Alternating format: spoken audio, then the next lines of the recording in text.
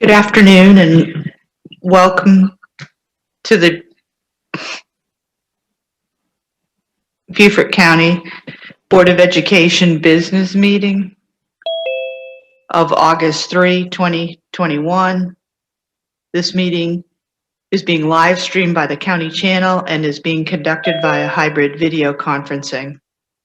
Capacity in the media center is limited to 60 individuals who must space at least 3 feet apart, and seating is on a first-come basis. Requests for public comments participation will be accepted between 5 and 5:30 this evening by sending an email with your name, phone number, and topic to Robin, and that's Robin with a Y, .cushingberry@beaufort.k12.sc.us. You'll receive a phone call during public comments where you'll be able to speak and address the board for a maximum of 3 minutes on issues within the board's domain, and the forum is limited to 30 minutes. If you are in person, you may address the board also for a maximum of 3 minutes on issues within the board's domain, and you must fill out a public comment card, which you can obtain from the board clerk. Requests for the second public comments will be accepted tonight between 7 and 7:30 in the same manner, and the second public comments will take place prior to adjournment and no later than 9 p.m., and the second forum is limited to 15 minutes. In the event the board has not finished addressing all items listed in the August 3, 2021 agenda, the board will reconvene at 6 p.m. tomorrow, August 4th, the next business day, to visit the agenda items. So we now need a motion to go into executive session, and whoever makes that motion, could they please read the bullet points? Madam Chair, Dr. Wisniewski. I move that we enter executive session to discuss the employment matter, personnel ratification report, and employment, appointment, promotion, compensation pursuant to South Carolina. We can't hear her. Section 3470A1. Discussion of negotiations incident to propose Robert Smalls International Academy School early. Madam Chair, we cannot hear her. Pursuant to South Carolina Code Section 3470A2.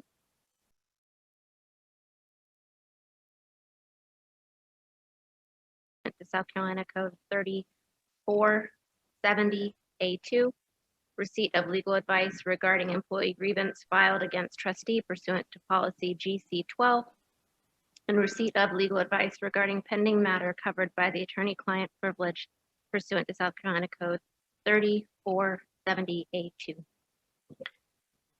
And do we have a second? A second. Okay, Ms. Robine. Mr. Smith?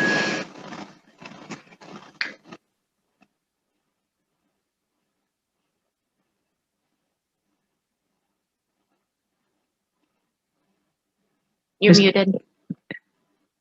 Oh, I said that we didn't hear anything that she said. So could you read it back for so the public can hear We what she can't said? hear you, sir. I said we could not hear what she was saying. So could you mute? So could you read back why we're going into executive session? Because we couldn't hear her. She was very low. We couldn't hear her. Can't hear what you're saying, but can you read it back? Why we're going into executive session? I think that's what he's looking for. Yes, that is what I said.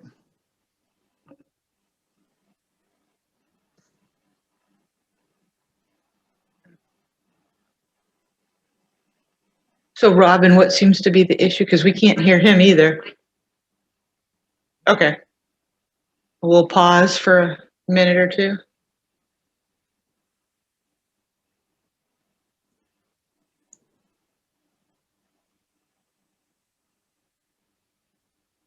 Robin? Robin, can you hear me?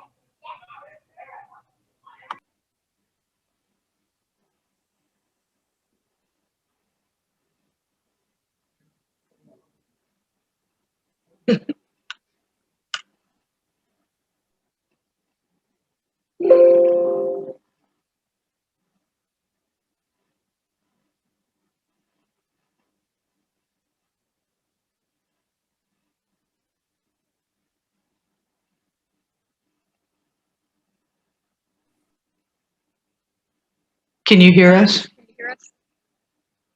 Yes, I can hear you. I can hear y'all now. I can hear you.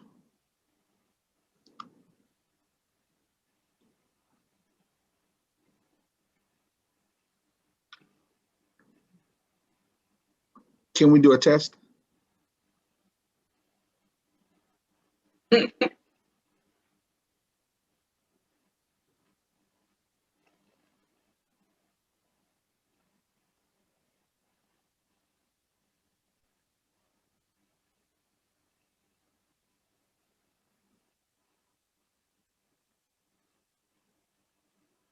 Yeah.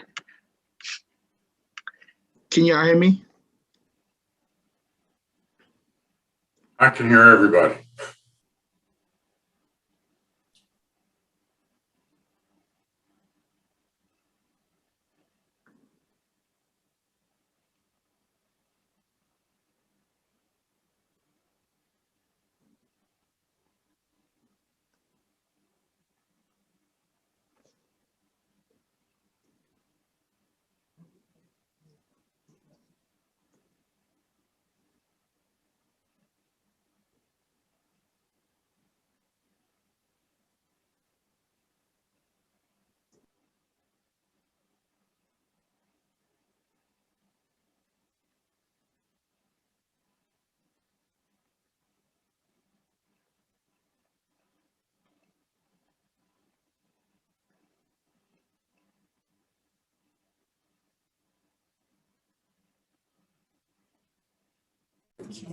Here, so for people.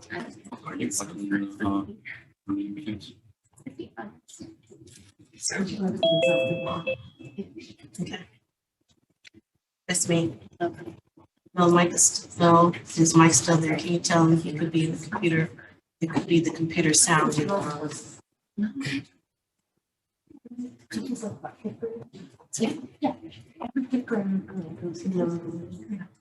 I didn't. I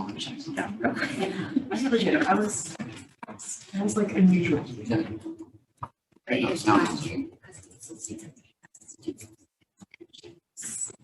There is a channel for computer sound. Can you hear me, Robin? Robin, can you hear me? I'm talking to you, Robin. Not well. Hang on. She would work hard. Well, I don't say what the headphones is checked on this box. Do you want me to uncheck it? Dom said headphones need to be checked. It does need to be checked? Okay. This is Wendy. So sorry.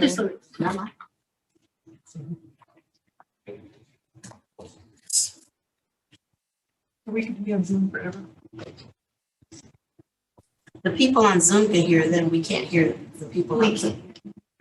Can you hear me? You get the back. Yeah. Or feedback, whatever. It's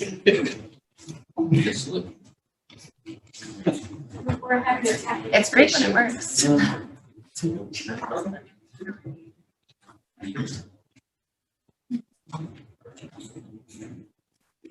At least it's a short agenda, so, you know.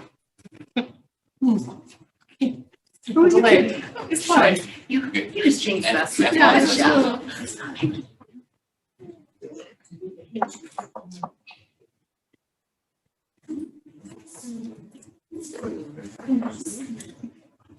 Can you hear me? A little better.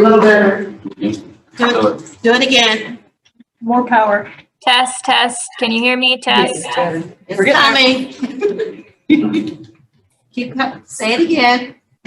Testing, testing. When we get the feedback, the hissing. Okay, that's gonna be there. Can we hear? Okay. Dom said that hiss in the background's always there. Okay. Okay. So what's the background noise now? It's always there. It's just because of the volume we're using. What I worry about is it's gonna fix and it's just gonna explode the speakers.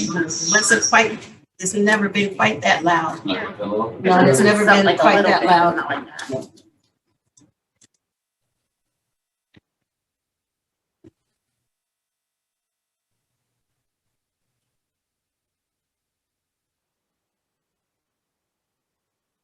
Went down a little bit. You want to do it down a little bit or PC volume all the way up? Can we hear?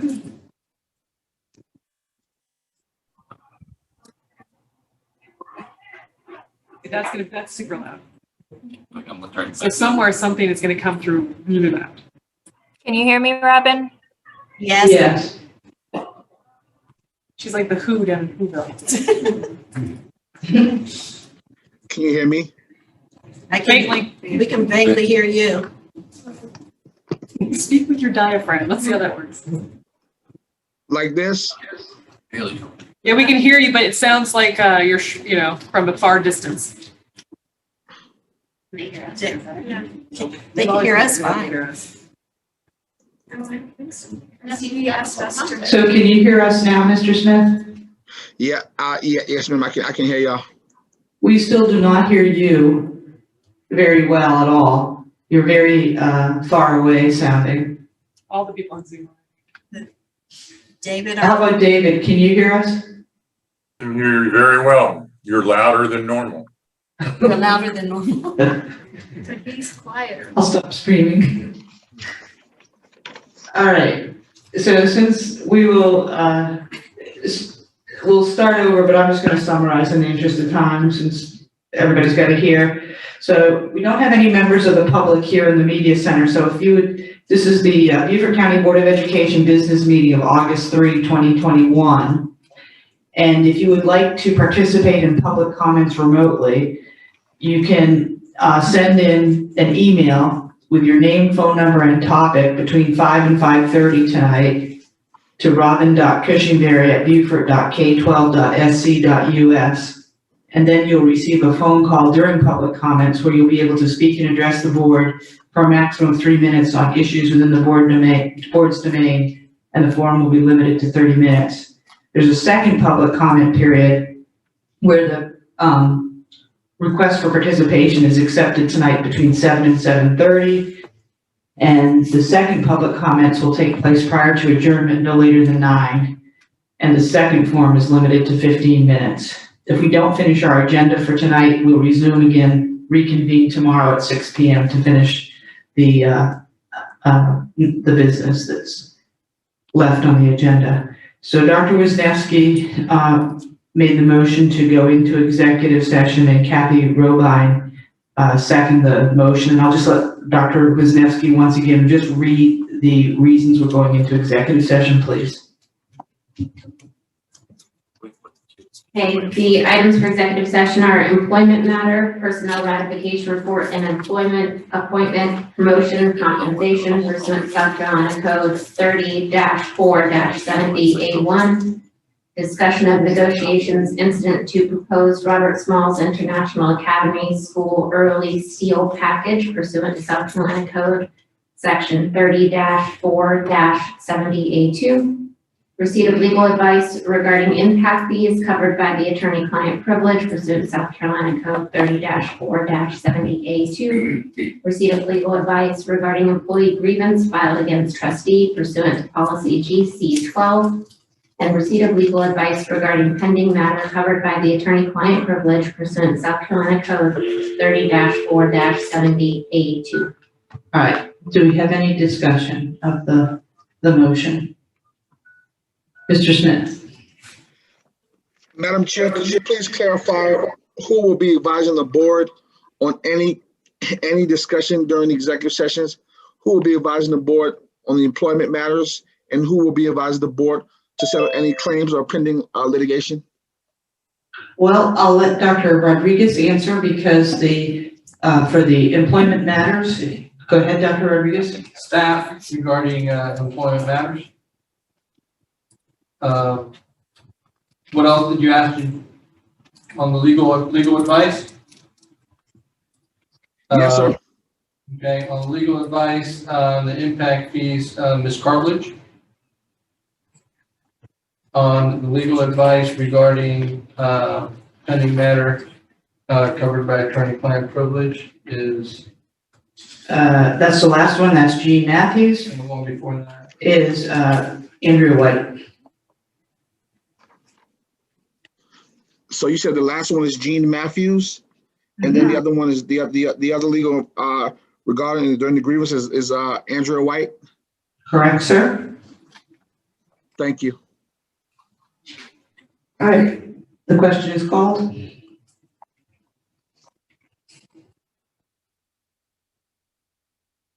Voting is open. I got kicked out, so me, yes. Yes. Yes. Oh, right, yes. Yes.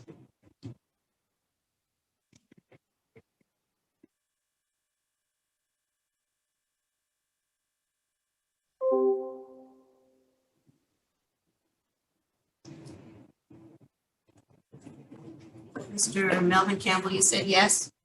Yes. Quartz, yes.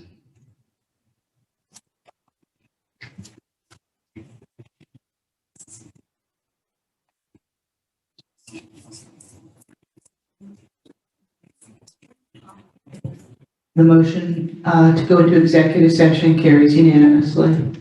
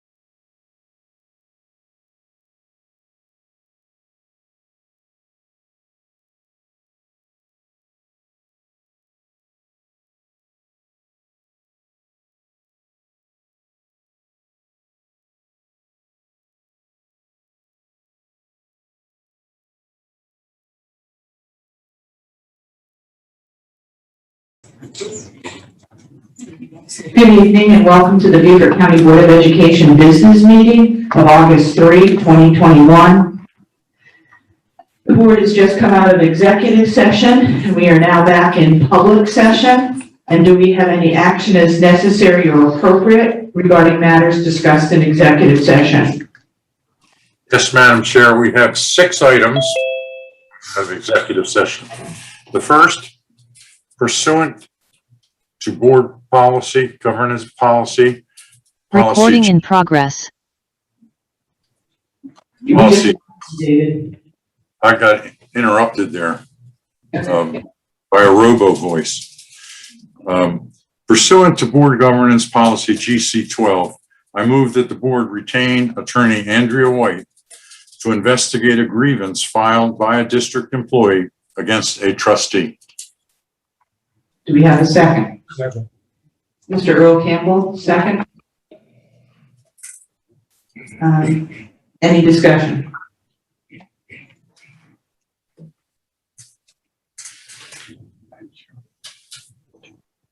Can you display it?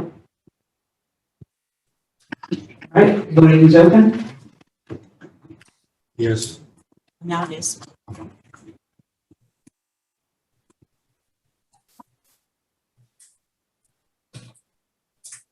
Middleton, yes. Now camera. Irvine, yes.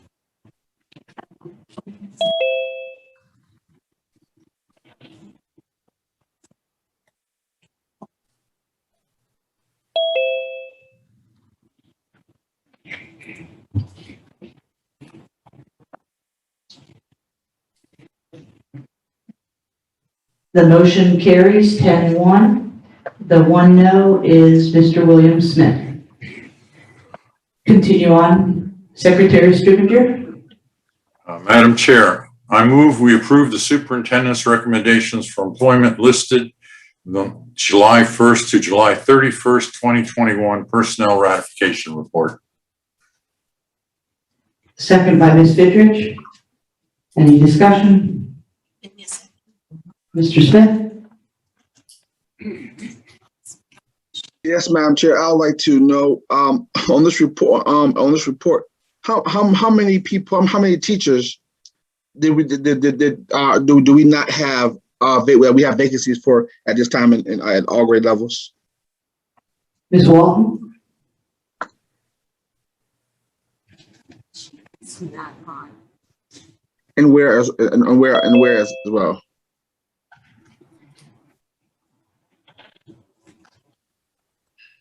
Mr. Smith, we don't have the executive session documents in front of us. I can't possibly answer it. Dr. Rodriguez?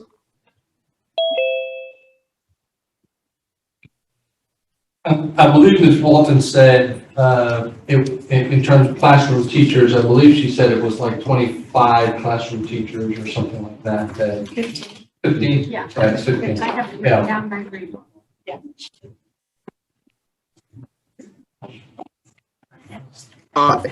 And I also asked for the location of the buildings.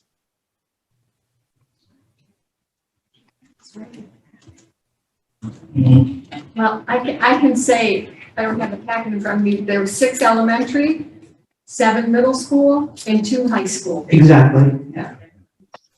But my question was, which schools are they? What locations are they at?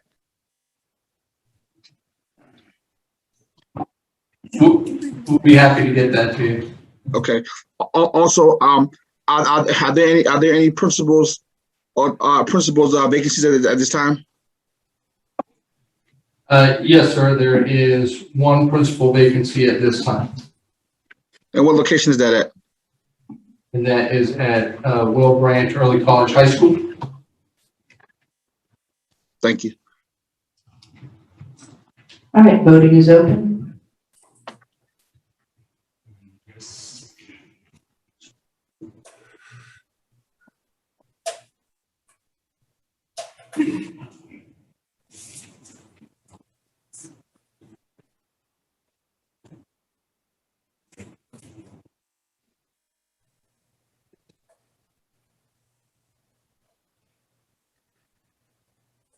Mr. Smith, kindly lower your hand. Thank you.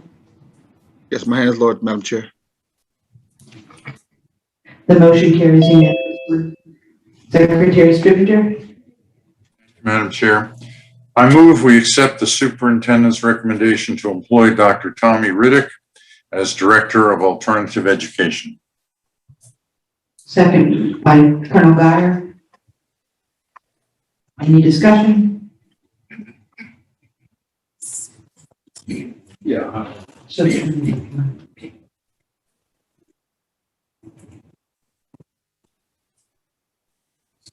Thank you.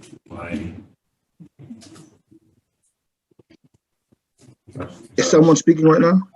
Yeah, I'm not able to support this recommendation tonight because of my question on the experience of this gentleman in terms of alternative education. I'd like to look further into his expertise in terms of the charge that he has in front of him. Right, the question is called. I concur with Mr. Campbell.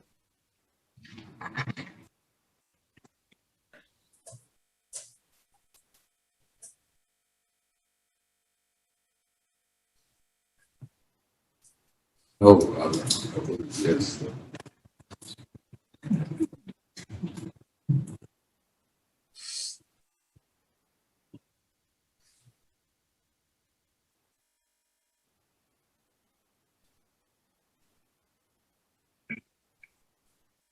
Want to let me change your vote? See, I'll close it and change it. I'll close it and change it. There, I changed it.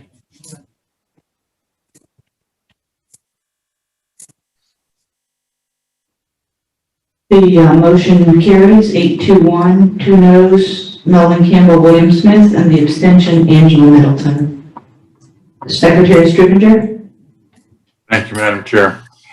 I move that the Board of Education approve amendment number 1 with J.E. Dunn Construction for an early steel package at Robert Smalls International Academy in the amount of $5,816,881 and no cents.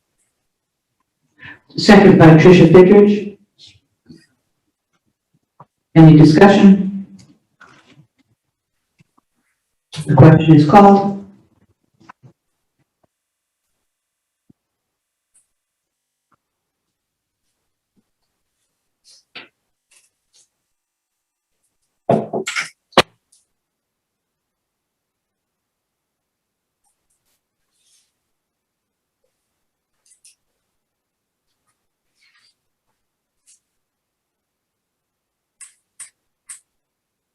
Yes.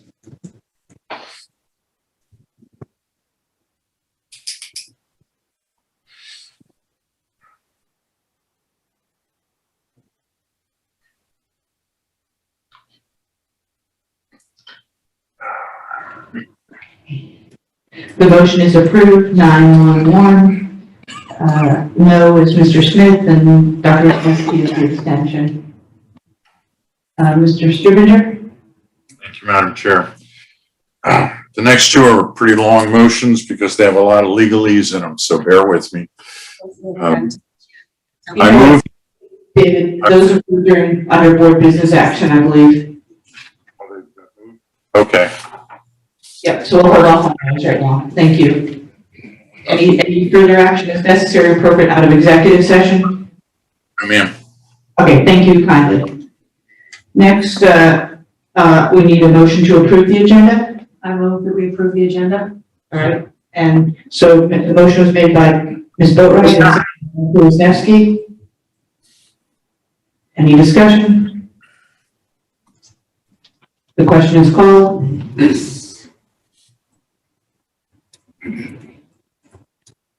Madam Chair, my hand is up. Your hand went up after the question was called, sir. No, it did not.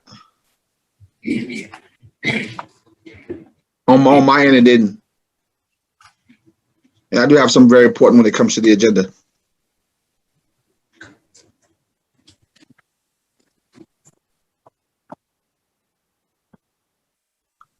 I would like to amend the motion.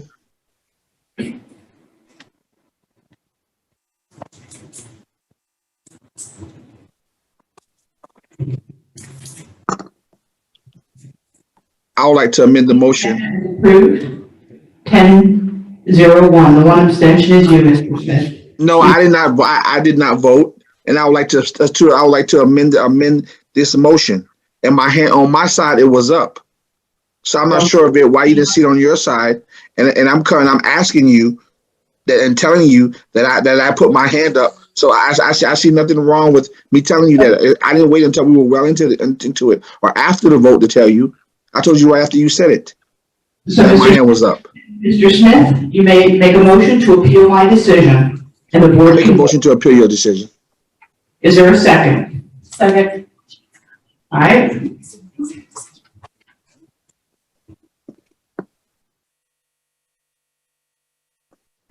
I think it can be taken by roll call, right?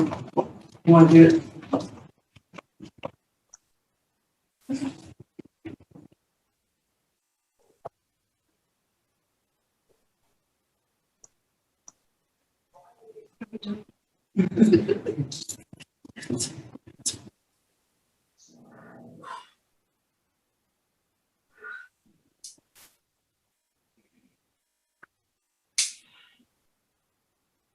So can you display the motion? So Mr. Smith made a motion to appeal my decision that voting was closed, but the question was called.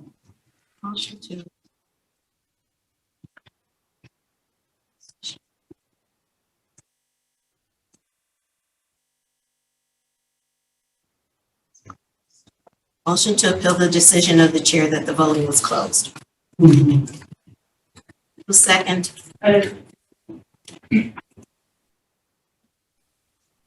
Okay, open it for voting now? Yes.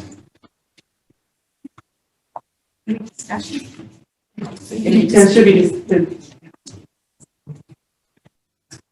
Chair, is there going to be discussion or? Well, I'm looking, it says it's variable as to whether it's debatable or not. And it's a majority of vote, but you can't amend this appeal. So.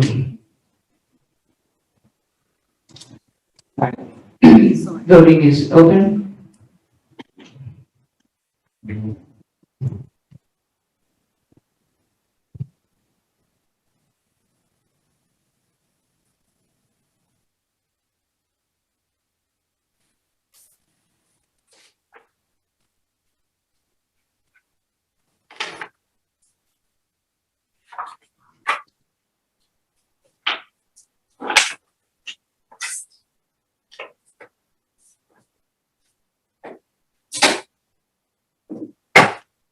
So the motion fails. Madam Chair, if I may, I just wanted to explain the abstention. Okay. I did not see the screen. I only heard you calling out I guess where we were in the process. So I can explain I couldn't feasibly vote, so that's why I abstained. All right, so the motion to appeal my decision failed. 3-6-2. The prevailing side is the noes. Guatz, Robine, Geyer, Middleton, Boatright, and Earl Campbell. So now we're ready to go on to the Pledge of Allegiance.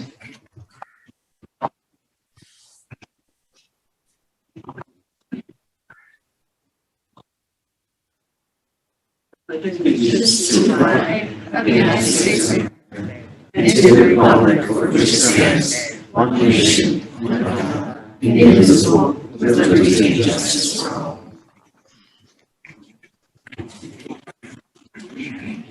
We'll have a moment of silence.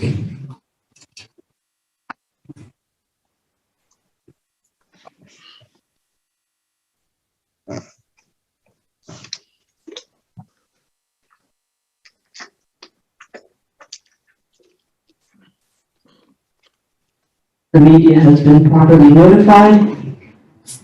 We are now down to the first public comments, and we have somebody who's going to comment first remotely. So Robin, I'll let you go ahead.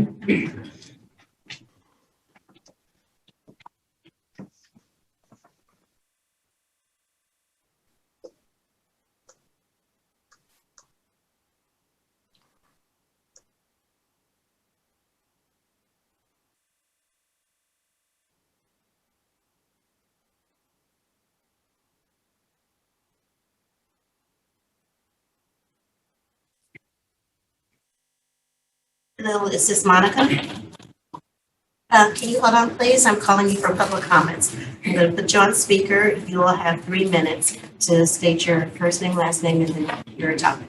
Okay? Go ahead, ma'am. Yes, I'm supervisor at Beaufort Elementary School.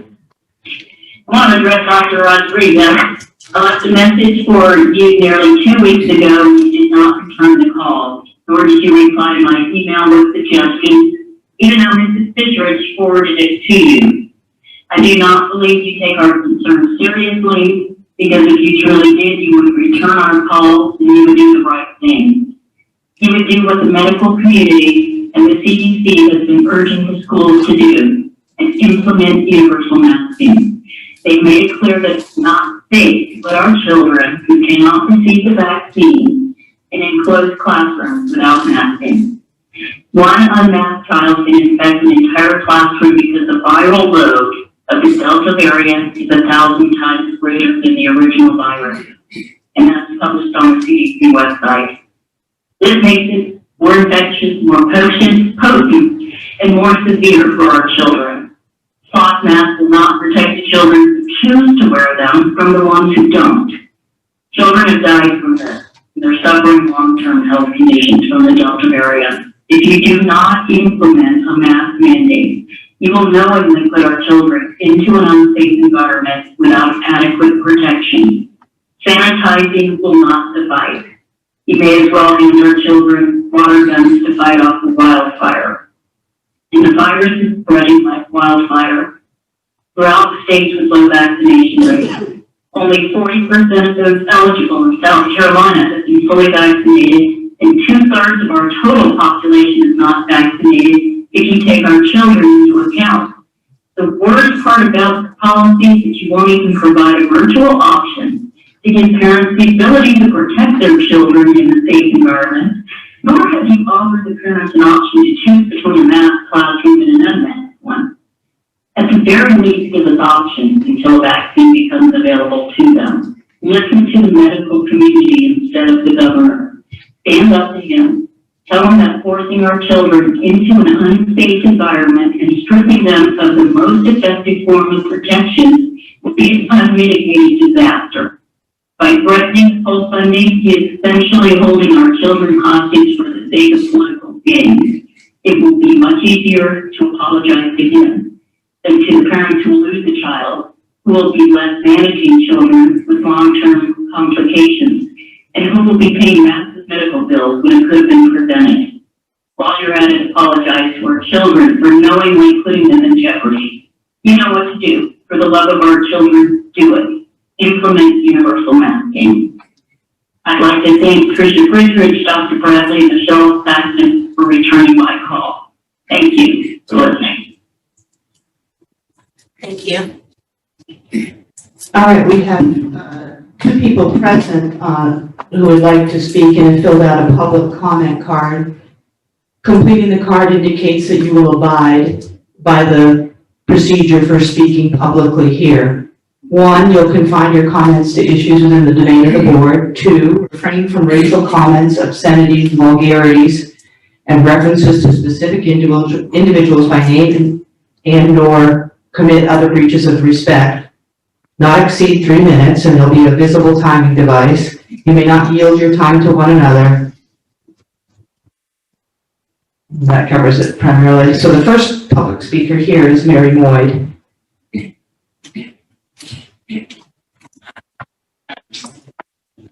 Good evening. Good evening. I am here, that statement that was read just now, that was not what was read to me, but I was here the first time, which was on the 13th of July, I think was the last meeting. The way it was read, what was read and the way it was read was very offensive to me. I did not attend any of these meetings for years because life was happening to me. But now that I'm here, and I felt when I heard that, as if there was something that I agreed with, it was, you better, this is how I took it. I perceived it that if there's something read, if I came up here and I got excited in my reading, you're telling me I know how to conduct myself, and I want to know, is that read at every meeting that you all have had? And if you did have that, when did you start reading that? Because that's not what was read. What was read today was not what was read the last time. And I wrote this that my opinion matters here. Like everyone else, and my voice will be heard, and if there's anyone here that feels threatened by my presence or anything that I may say, then being here is where I need to be. That statement needs to be concise, professionally written, and not be so hostile and threatening. It's situations like this when law enforcement is misappropriated and get half-assed justified for being here. We don't need law enforcement here. And I want to know how long that has been read, and is that read at every board meeting? And if you want to read that, it needs to be professionally written. Another thing, on the 27th of July, I was at the corner of Sam's Point Road and Seattle Parkway. I saw several Beaufort County School District cargo trucks traveling south on Highway 21, Seattle Parkway. I decided to follow them and went to St. Helena School. I parked in front of the school, and I met with the school rep that was standing outside, and I told her who I was, and I wanted to know what they were doing. And the gentleman, I walked up to the gentleman, they said they were delivering furniture from Beaufort Elementary to St. Helena Elementary School. And that really touched me because in 1970, when I was at Ladies Island Elementary School, there was some books that came from Beaufort L. And it just opened up a whole nother room because Beaufort L could have kept the furniture because it wasn't bad furniture. And those kids at St. Helena should have gotten the new furniture. If we're going to do things right, Beaufort County, we're going to do it the right way. If my kids can sit in a used desk, they can sit in a new one too. So we're going to have to do things a little bit better than that. Ms. Linda Lloyd Hills. Good evening. My name is Linda M. Lloyd Hills, and I'm here to discuss the sign that's still located on Ladies Island in District 2, but it's still in the community that I live in. I brought this to your attention back in July 13th. I just need to know, how long does it take for this sign to be removed? I'd like to know who put it there. Why was Beaufort County Schools name was listed to the bottom of it? And like I state, that's someone else's district, and I'm pretty sure we all know whose it is. This needs to be followed up on, and necessary measures need to be taken. I've taken 3 pictures of that sign since I left here. Please, in the name of Jesus, don't let me come back home. Thank you for listening to me. God bless you.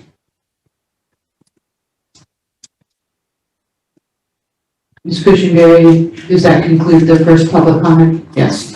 Excuse me, I know I didn't write my name down, but I just got here and I'd like to address the board if possible. You would need to fill out a card first. I know, I just got here from Beaufort High's open house, so I raced across town to fill one. And I still gotta go back to help clean up.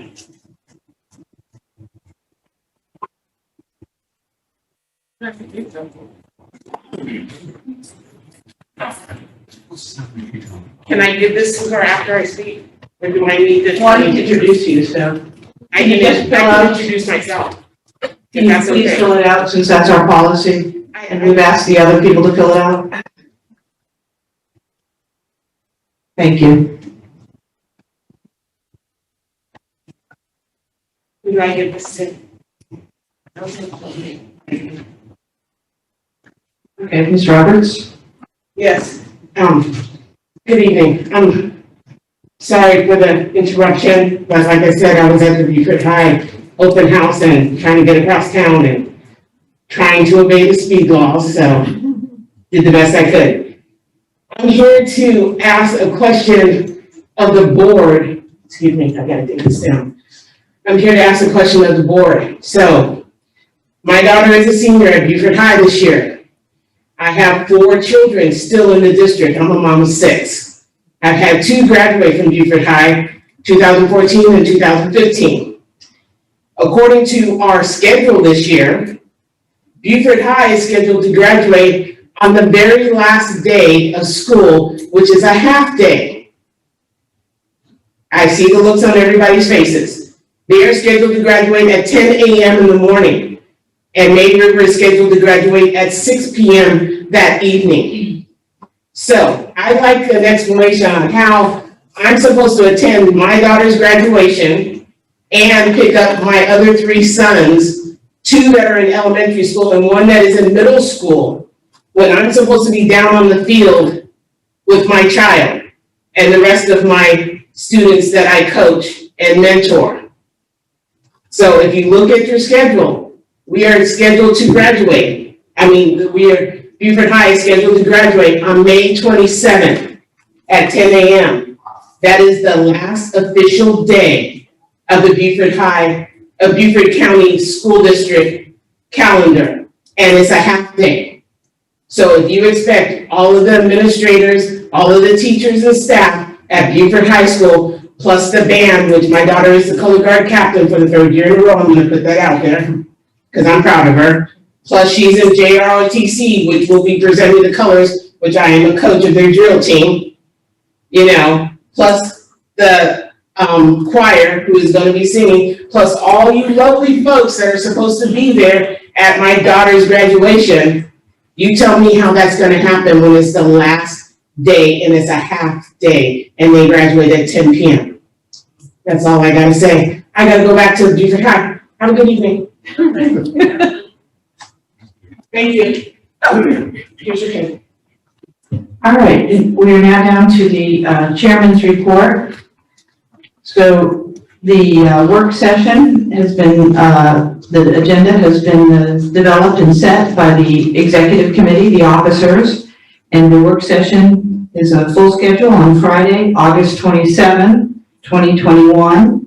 That is Friday. On Saturday and Sunday, a number of the board members are attending the South Carolina School Boards Association Law Conference.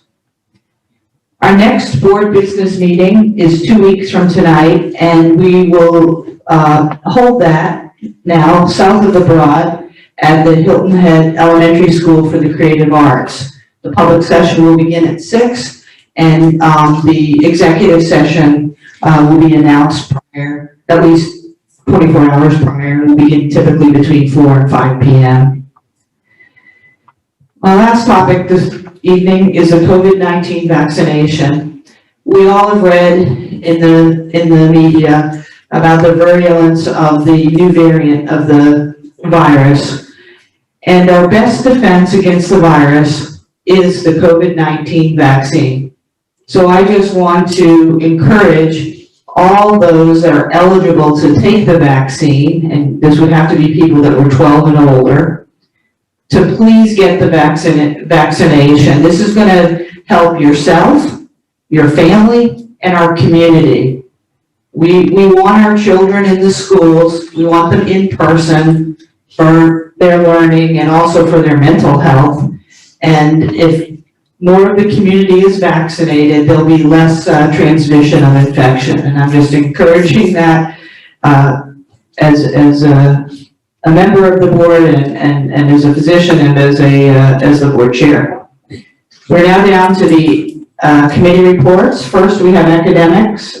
And Ms. Rula? Yes. At our last academics committee meeting, Dr. Mary Stratos presented the presentation that she will be giving under student achievement, diving into 2021. It's an explanation of components that are in the plans that are using the ESSA funding and the other federal funding. So it's a very comprehensive plan. I hope you had the opportunity to look at it in board docs. It's been there for a while. Thank you. Does that conclude your report? It does. Okay. No, it's not listed. All right. So SS3. Did we take it off? It's on that. It's not on this one. Right. Right. She just didn't take it out of board docs. Gotcha. I just want to make sure. Right, she just didn't take it out of board docs. It was not on the published agenda. Okay, I didn't think so. All right. Next, we have the ad hoc Boston committee reporting. Oh, Dr. Wisniewski.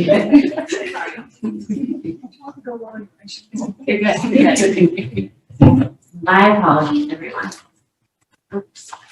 So, the ad hoc Boston committee met on July 22nd. The main highlights from the committee were that the Beaufort County Treasurer was present and she did a presentation to us. If you go to that meeting, you'll see the very long slideshow presentation that she did. Most of the takeaways are that real property accounts in the Bluffton area have had a sharp upward climb. I don't think that's a surprise to anybody. From 2015 to 2020, new construction obviously is up, and real property transfers, purchases of existing homes, also up as well in Bluffton and Hilton Head. So the trajectory on all of those is a steady, steep climb up. Vehicles also, registered vehicles in the county went up by over 50,000, and half of that is attributable to Bluffton. The most interesting data point, at least that I found, I'm sure Colonel Geyer has his own, was the data in regard to legal residents and non-residents. In 2011, it was a 60-40 split between legal residents and non-residents. In 2020, that shifted to 55-45, and the taxable values have basically flipped in Bluffton in approximately 2017 is when the shift occurred. So you've got, comparable to the rest of the county, it's disproportionate at best when you look at the trajectory, and there's obviously a concern with regard to the management of the growth and having that flip occur in 2017. We will have more info when the 45-day numbers come in from our enrollment, as well as the treasurer is going to provide us an update as she receives more updated information. And the committee will bring any recommendations coming out of committee after we see those numbers and have a clear picture. I don't know if Colonel Geyer wanted to add anything, but. Thank you, Madam Chair. There was one other interesting factoid that came up from that briefing, which, oh, by the way, was extremely well done. The number of cars registered on Hilton Head Island has gone up significantly. And people that have second homes don't register their cars in South Carolina normally. So that tells me that there's a lot more folks that are shifting from 6% to 4%. Now, there's a lag between the time they register the car and when they apply for resident status. But the trend tells me that the 60-40 split is probably going the other way. And that has an impact on our operations funds because that comes from the 6% taxpayers.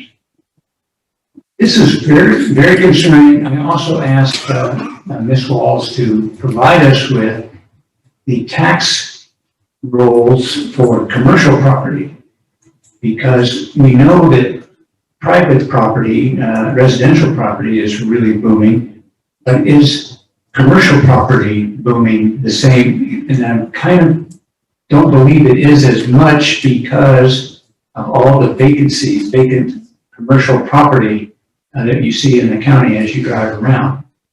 That also has an impact on the 6% taxpayers who pay our operational budget. At the work session in October, I believe, I think I would recommend that we ask Ms. Walls to come and give us an update to let us know, that'll give us a little more idea of what we need to do for future planning as far as schools and so that's something that we could look at when we start to plan for October work session. Thank you, Madam Chair. Thank you. That concludes your report.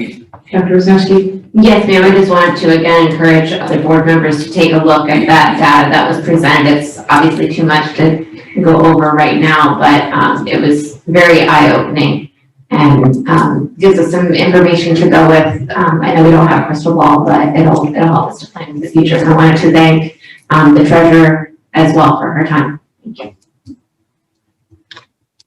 All right, next under committee reports, we have the ad hoc results.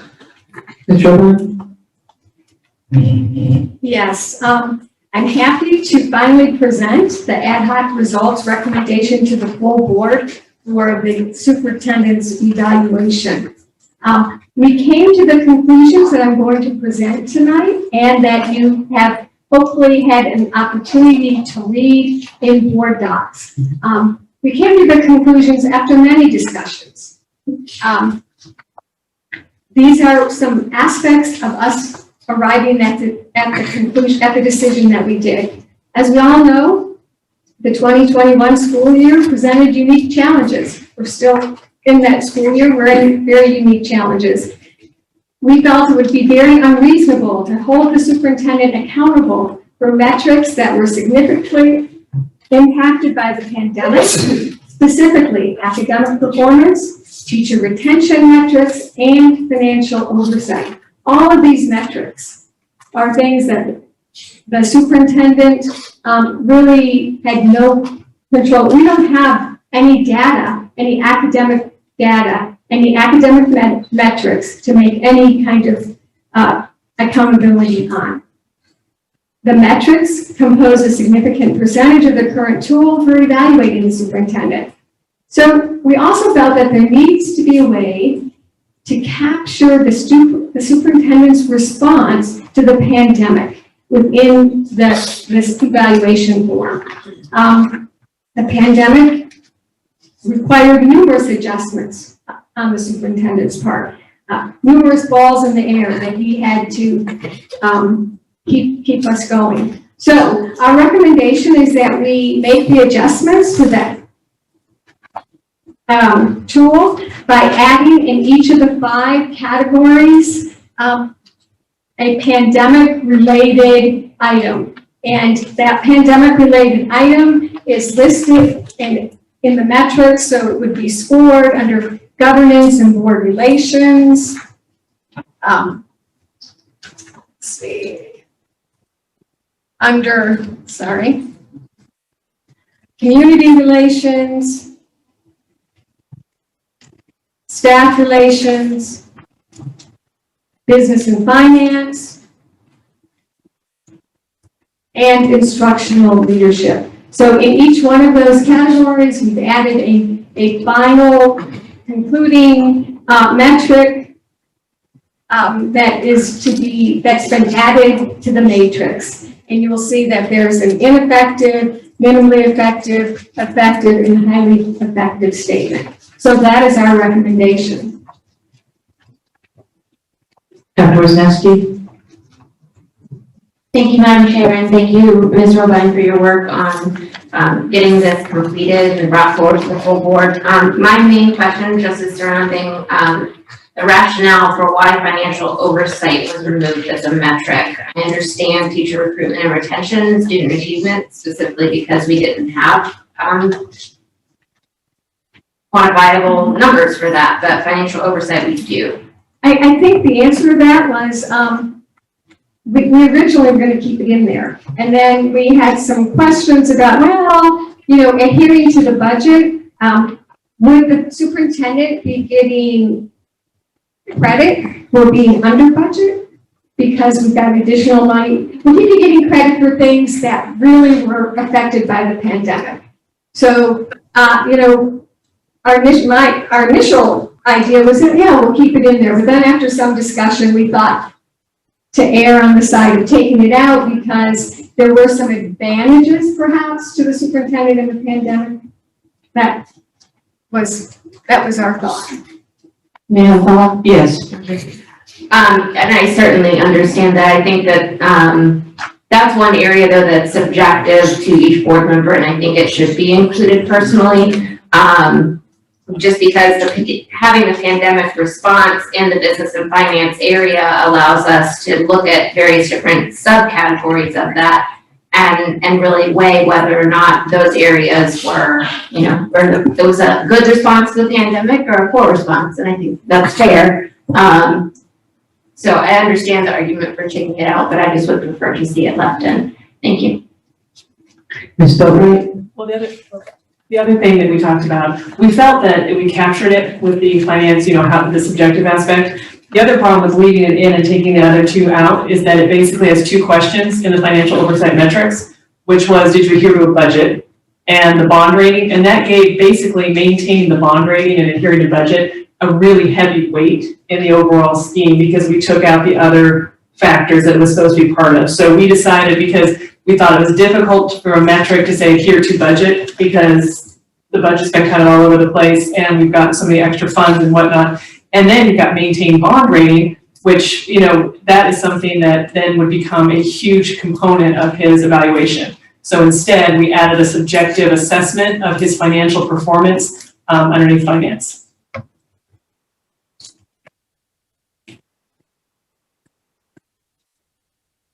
So Dr. Rodriguez, I have a question for you. Since you have to be amenable to this rubric, do you have any comments or? No, they've done a lot of work on it. There's been a lot of discussion around it, and I'm comfortable. How about, do you have any, the finance discussion, any comments that way? If it was in there, I could support it. So that's in that sense, I think it's up to you all if it was in there. Mr. Mel Campbell? I thought that sales committee. My question going forward though is when we get results, academic results, and hypothetically, they will have some kind of relationship to the other districts and national results. What will we do with those relative to where we stand as a district in terms of our performance, how we handle the pandemic? Am I clear or am I just? Ms. Robin? I think, Mr. Campbell, that's a question that the next ad hoc results committee will have to deal with in determining how we are going to use metrics for the next year's evaluation. It may be, that the metrics are some type of metrics are used to compare us to the national, or to how other people did during the pandemic. But I think that's for the future evaluation. Remember, this evaluation gets conducted in October of this year. I understand. Yeah, go ahead. I understand that. I'm just saying.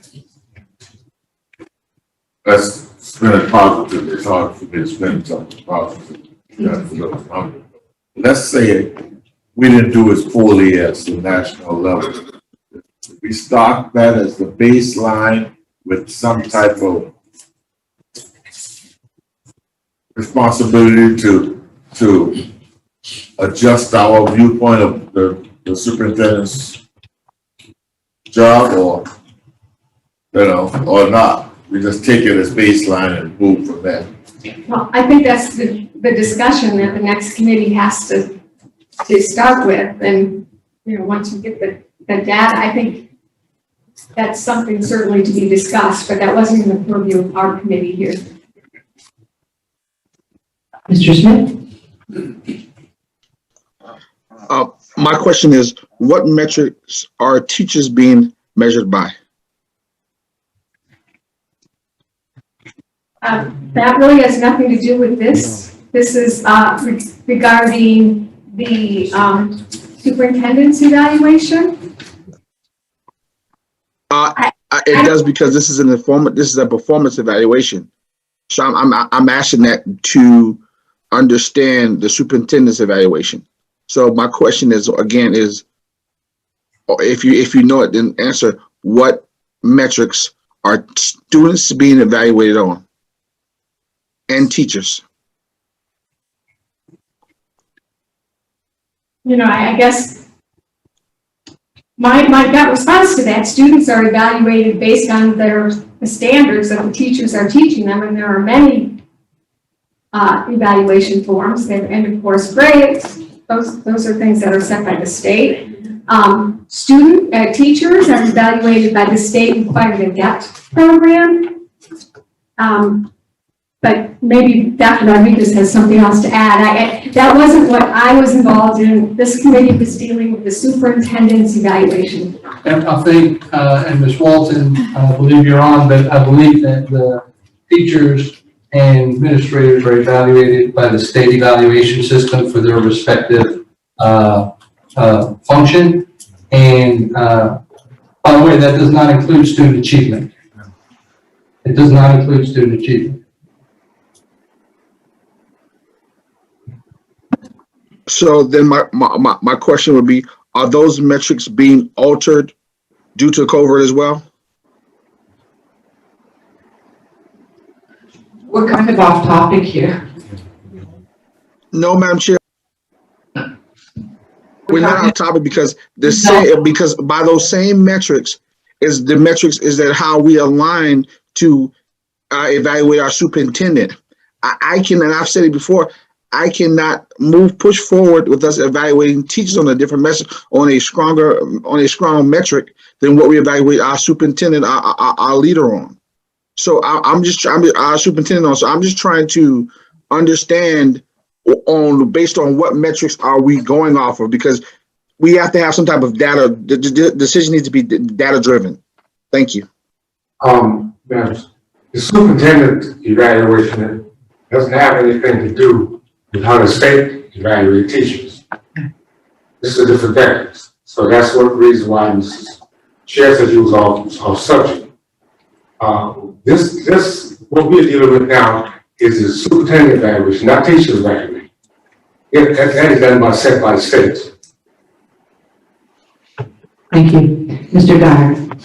Thank you, Madam Chair. To respond to Mr. Campbell's question, it's going to be very, very difficult to compare our performance in this last teaching year compared to other schools, because the amount of time we spent in virtual versus in class are going to be different throughout.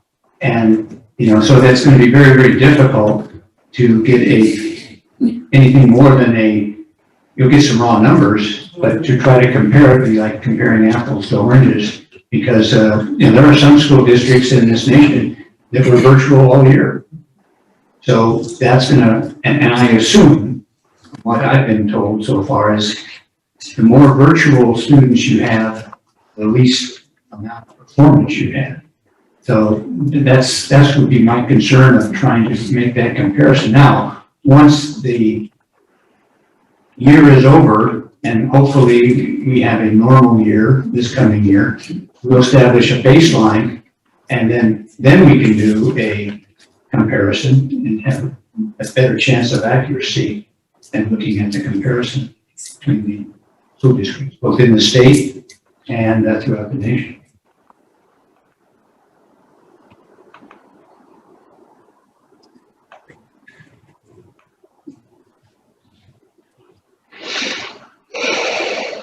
I just like to, I'm sorry, I couldn't raise my electronic hand. I'd just like to close with this.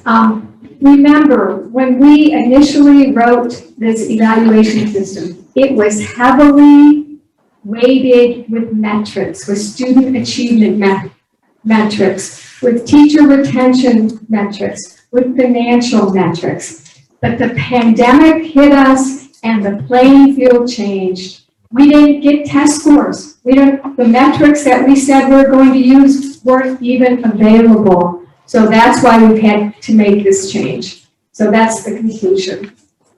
Ms. Boatright, With the chair's permission, I'd like to make a motion. go ahead. I would like to move that the board approve the revised superintendent evaluation tool for the 2020-2021 school year. Second. So you second the? Earl, okay.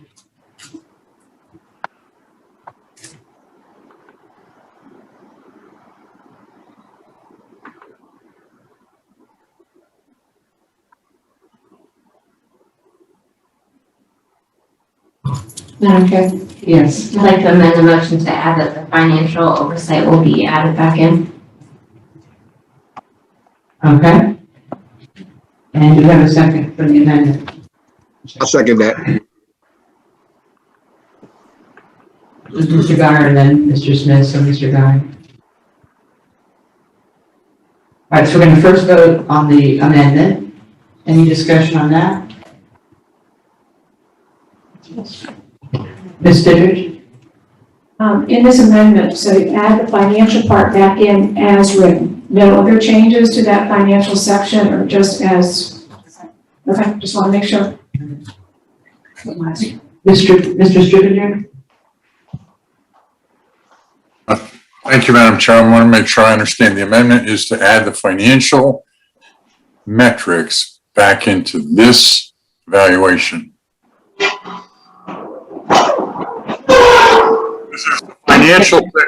There's the financial section up in the part that was kept. And then there's financial metrics down in the second part of the evaluation. So I want to make sure I know what this is aimed at. Right, it's my understanding that the financial oversight area that's weighted at 15% and has adhering to the budget and maintained bond rating is the area that was, is that incorrect, Kathy? No, that's correct. That's correct, okay, so that's what I'm trying to add. Okay.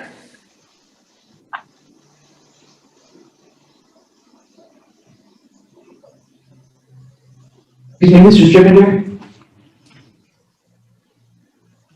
I just can't see how you can do that because there really are no metrics. I agree with the logic that adhering to budget was impossible because you had an unknown event, and I think it's all covered up in that first section. So I think this is a real misuse of metrics.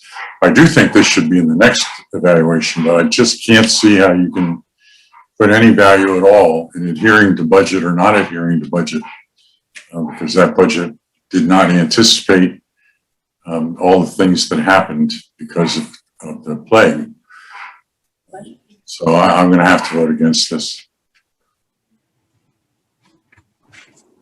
All right, the question is called, so we're voting just on the amendment.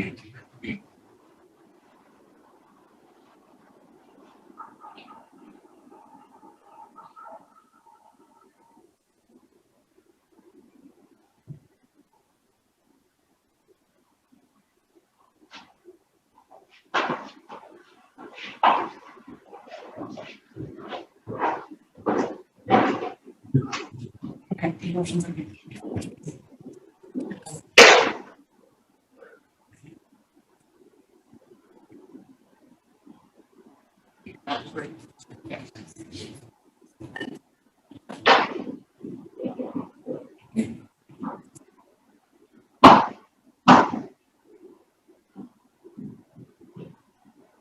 the amendment fails. The 8 noes were Earl Campbell, Christina Watts, David Stringer, Kathy Robine, Melvin Campbell, Tricia Fidrich, Angel Milton, and Ingrid Beaufort. So now we're going to go back to the original motion. Any discussion on the original motion? David, I don't think you lowered your hand. Mr. Smith? So, I have a question with basically what Mr. Scribner just stated. So there is basically what you just said was that there is no way that we can measure anything in regarding to finance to the superintendent. Is that what you're stating? I'm trying to clearly understand that. Understand this. You want me to respond, Madam Chair? It's totally up to you. No, that's not at all what I said. I said for last year, there were so many unforeseeable events that you can't have a financial metric. You couldn't possibly have budgeted for the things that happened last year. So adhering to the budget was also impossible. So the superintendent, there's no way the superintendent could influence whether we had a deficit or a surplus compared to the budget, because basically it was out of his hands. Next year, there are legitimate financial metrics we can use, but not for last year.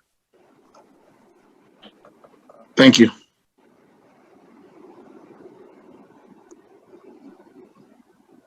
All right, but Mr. Smith, could you lower your electronic hand? Thank you.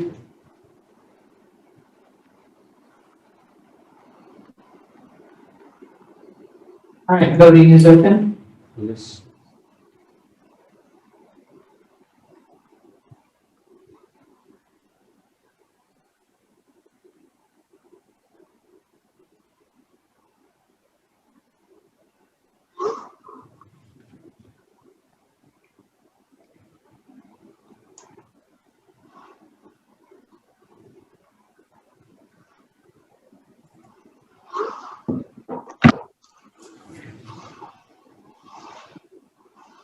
The motion carries 10-1. Mr. Smith is the one no. All right, next we're on to the Operations Committee. Ms. Fidrich. Thank you, Madam Chair. And as seems to be our practice, we have several things to bring forward to the board this evening. I want everyone to know that we did have 2 meetings this month, so what you see tonight is only a portion of that which we discussed in our 2 meetings. So stay tuned for next meeting as well. Just want to share with the board that, we vetted every single one of these things are being brought forward to you tonight. Again, some things we asked not to bring forward tonight because they needed some further development. So this evening, we're going to start out with our construction update, which we know we do, every month, but it's important. It's in our policies. We have a $344 million bond referendum that is in its full flurry, so it's very important that we do this. So Mr. Otting. Mr. Corbin is with us on Zoom. Okay, Mr. Corbin, please. Thank you. Good evening, and thank you for the opportunity to provide the June 2020 construction update. This is the June update, and it's taking place tonight because of summer schedules. I will be returning in 2 weeks to provide the July update, but similar to the update that I presented at the July 14th Operation Committee, I'll follow that same type of format where I'll go over highlights from the presentation materials. If we could go forward to slides 3 and 4, which are for Beaufort Elementary. The slide there shows some progress pictures from June and the financial recap. But on slide 4, if we could advance to it, it shows some of the work that has been completed as well as some of the target dates. Before we move on, I do want to pause here and share some additional details with the board and citizens that are tuning in this evening. The month of July brought some challenges to this project, and for the July update, we will be reporting yellow traffic lights associated with the schedule. The yellow traffic lights are associated with the work not going to be ready for teachers when they return on August 9th. What occurred was the electrical work fell behind schedule in July, and HG Reynolds acted quickly and brought in a significant number of additional electricians to supplement the workforce. That's helped immensely, and the OSF inspections that you see there on that slide at the bottom, the original overhead inspection schedule for July 23rd was rescheduled for today. That inspection took place this morning, and I'm pleased to report that we passed the inspection. There are some punch list items that need to be corrected and cleared, and that's already been rescheduled to be re-inspected for this Thursday at 4 p.m. The OSF final inspection likewise was rescheduled from August 3rd to August 11th. And the plans for teachers next week will be to report to Beaufort Middle School on Monday and Tuesday, and then they will work remote on Wednesday.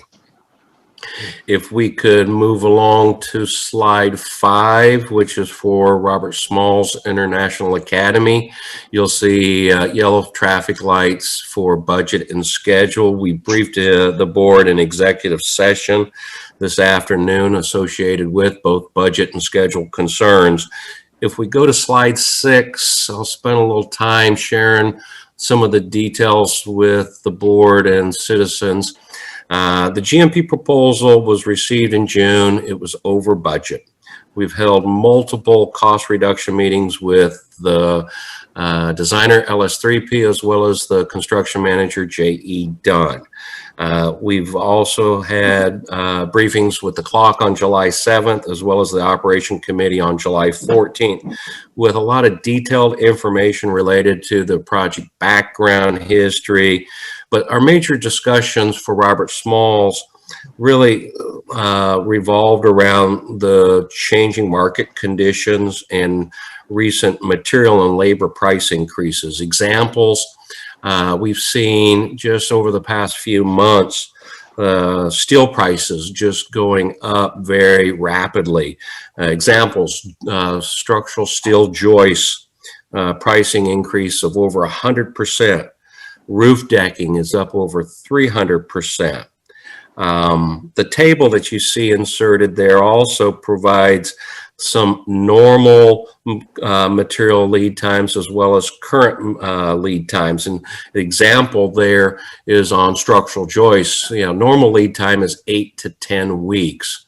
What is occurring right now is such the demand for structural steel across the United States that lead time now is 10 to 11 months. So we're no longer talking weeks, we're talking months. We have explored options that had been discussed with the clock to go out of the United States up into Canada, see if steel availability and or pricing was any better there, and it's not. But what we've done is we've identified over 200 potential cost reduction items. And what our goal is with that is to, find out where we can make changes, but not make changes that would include educational program changes or major plan revision changes. Current plan moving forward included the action that the board took earlier this evening, which was the approval of the early steel package. That approval allowed us to not only lock in the price for the steel tonnage going forward, but it puts us in line for the production so that we can receive the steel just as soon as possible. Last thing that I want to mention is that with this information I just shared, the schedule is being impacted. the schedule had originally showed the project starting in July. But when we return in 2 weeks with our goal of bringing to the board the full GMP package for Robert Smalls International Academy, we'll also be bringing the schedule update, and we'll be sharing that information as well. If we can go on to slide 7 real quick, that project is off to an excellent start. All green lights. There's 3 renderings that have been provided there at the bottom that the architect has furnished to help demonstrate some of the new appearance that campus will have upon completion of this scope of work. Slides 9, 10, and 13 just once again are for Hilton Head Island School of Creative Arts, Bluffton Elementary, and H.E. McCracken. They do have yellow traffic lights. They've been previously reported. This is associated with the portions of the technology and infrastructure that's being rescheduled to occur after the summer. Moving along to slide 14, talk briefly about Hilton Head Island High School, addressing specifically the yellow traffic light schedule that you see there. That traffic light schedule was associated with the permitting for the turf field. The permit has been reviewed and obtained. So for the July update, you'll see that this yellow traffic light has been returned to a green status. Site activities for the turf field began this week with the delivery of 2 Connex boxes. We're working with HG Rentals right now to accelerate additional activities prior to what their schedule currently reflects, which is more robust activities commencing August 16th. The reason why we're working with them, the first home football game at Hilton Head Island High School is scheduled now for October 8th. Following the schedule shows completion of the turf field occurring on October 2nd. Just because that's so close, we're going to try everything within everyone's power to improve on that completion date so that we have a soft landing and can still host that football game on October 8th. The track resurfacing portion of that athletic work, it is included in the executed amendment, but that work's going to take place after the turf field has been completed. That way there we don't do any damage to that new track surface, and we will be coordinating very closely with the school and the athletic director to make sure that we avoid any conflicts with the home football games moving forward. Slide 15 for Bluffton High School, very similar update associated with their new track, with their new turf field. We do have the permit in hand, but the July report will still show a yellow traffic light as we still continue to work through the schedule on that project. Earlier this year, before we had the issue with the permit arise, we had subcontractors aligned to commence that work, but because of the permitting needed, we had those subs were released, and we've now got subs aligned back to do the work. But for Bluffton High School, the soonest that a sub that we've identified so far can start the work is the end of August. We're still looking to see if there's somebody else out there that could commence sooner. The concern there is that the turf field will take roughly about 8 weeks to complete. And if we start at the end of August, say August 30th, that means that we've got a target completion date of roughly October 22nd.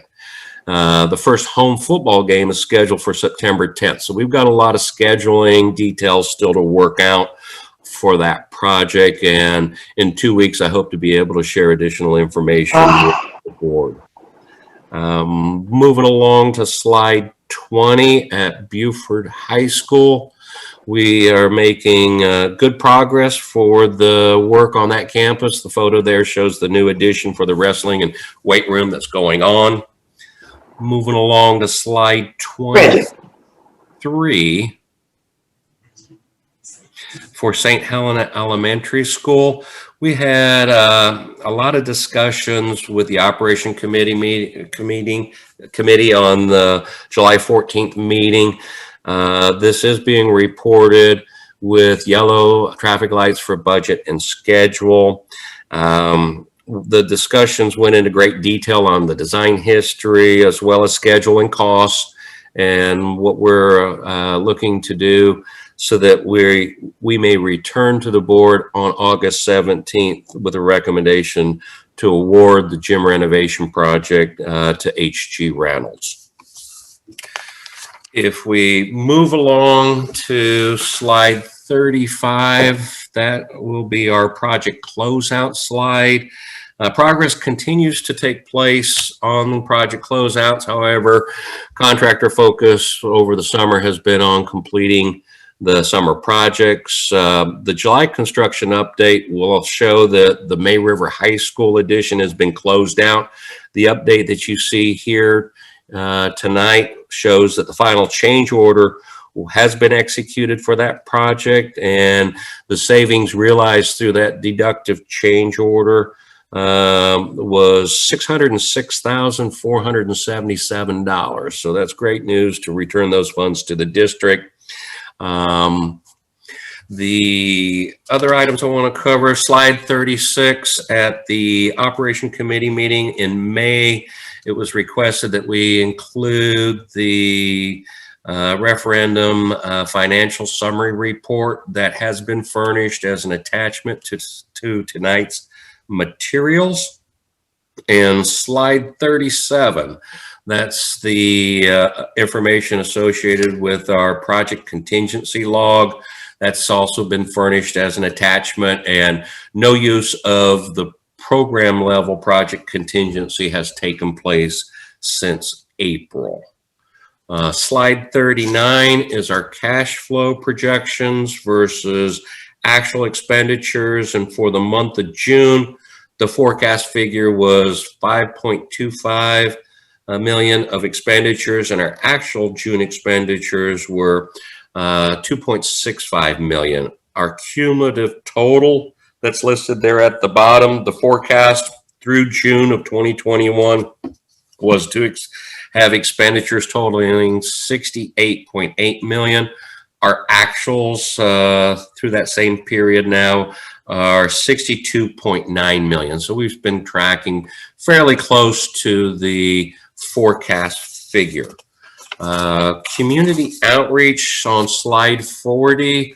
Over at Robert Smalls International Academy, we will be coordinating a community outreach meeting, but we want to do that following the resolution of our budget and schedule concerns, which we'll brief the board on first and receive direction on how to proceed. And once we have approval, then we'll coordinate that meeting so that the community can be fully briefed on the changes that may have occurred through the cost reduction exercise, as well as schedule update information.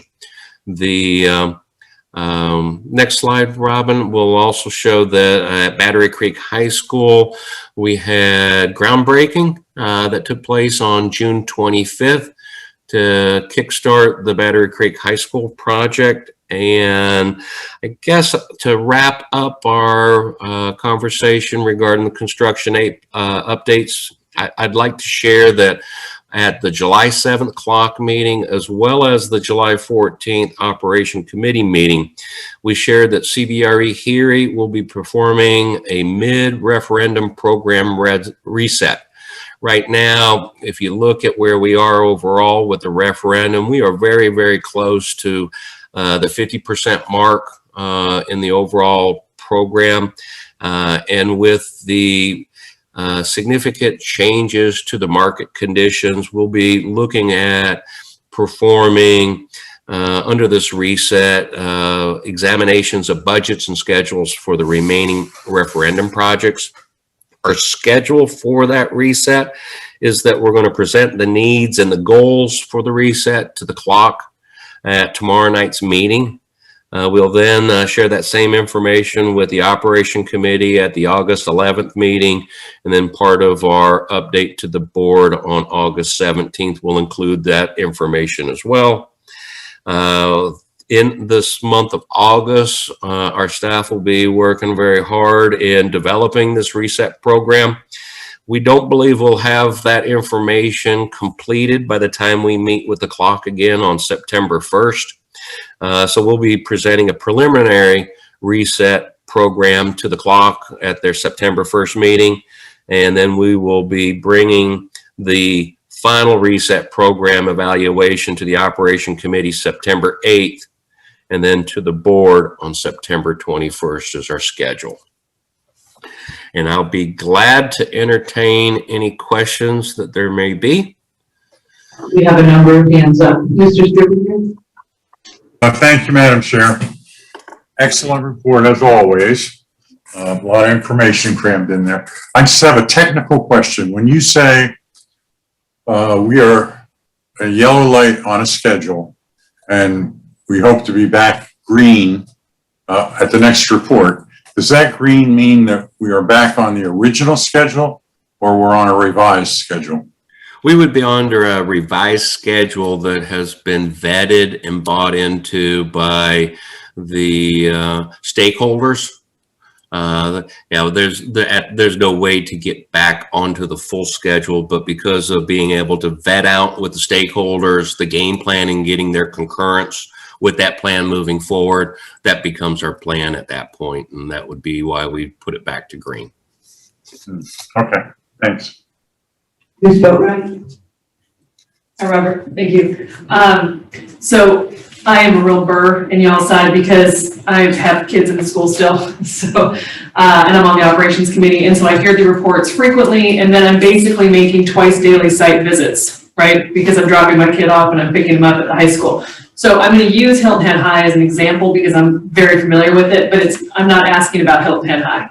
I have two questions. One, similar to Mr. Stribinger's, I have some concerns because we talk about schedule, we're on schedule, off schedule, and there's a lot of green lights. What I'm finding on the ground is not necessarily the people at the school aren't necessarily thinking we're on schedule. And I know from having operations committee meetings that you guys have, like, there's an envelope of time, right, that you can kind of work with. So I don't know what the criteria is when we kind of notify the board or the clock that we are behind schedule. And the example I'll give is safety and security. I mean, we know the Hilton Head High's turf field got off schedule, but there was, and I know why the safety and security had some supply chain issues, but it's still showing a green light for on schedule. And it was supposed to be done starting Q 2020, the end of the second quarter, 2021, so like June timeframe, and nothing's been done. So to me, that should be a yellow light. So I guess I'd like to have a little bit of discussion on when you make the decision to notify the board and the clock that something is off schedule. So that'd be question number one. And the other question is, does the clock committee still make site visits, and with what kind of frequency? Yeah, thank you very much for the questions, Ms. Boatright. And as we discussed at the last Operation Committee meeting, I think the goal would be to try to bring forward any yellow light conditions sooner. And we would support that fully.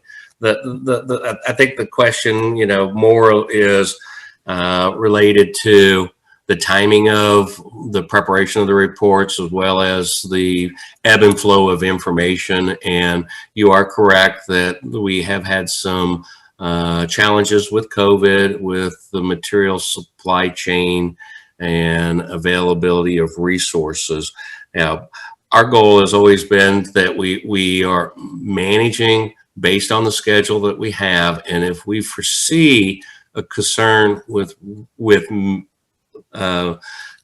maintaining that schedule, that's when we want to bring forward a yellow light concern, so that everyone knows that it's occurring, and then we can speak specifically to the steps that we're taking to correct that situation. So I appreciate your points that you're making.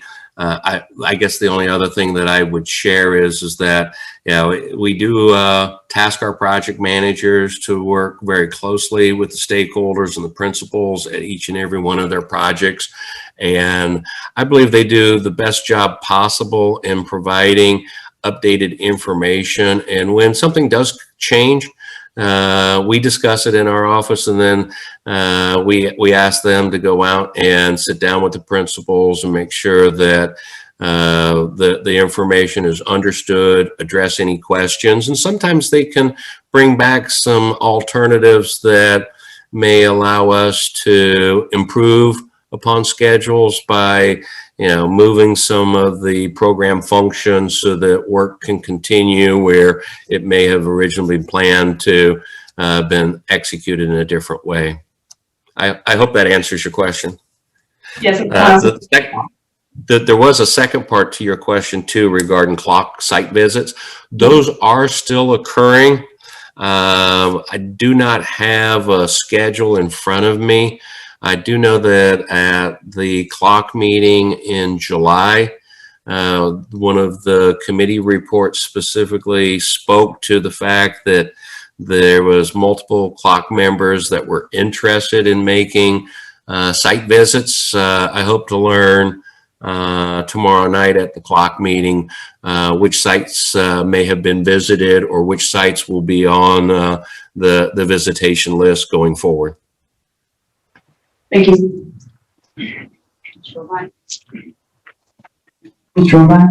Thank you. Similar to Ms. Boatright, I have a question regarding the green lights on your schedule. When there's a green light there, do we have a schedule? Have we as board members, forgive me if I should have seen this and should know this, but I don't know. So when we say the safety and security at Hilton Head High School are on schedule, well, what is that schedule? Was it supposed to be done? Is it supposed to be done in December of 21? Is there a schedule?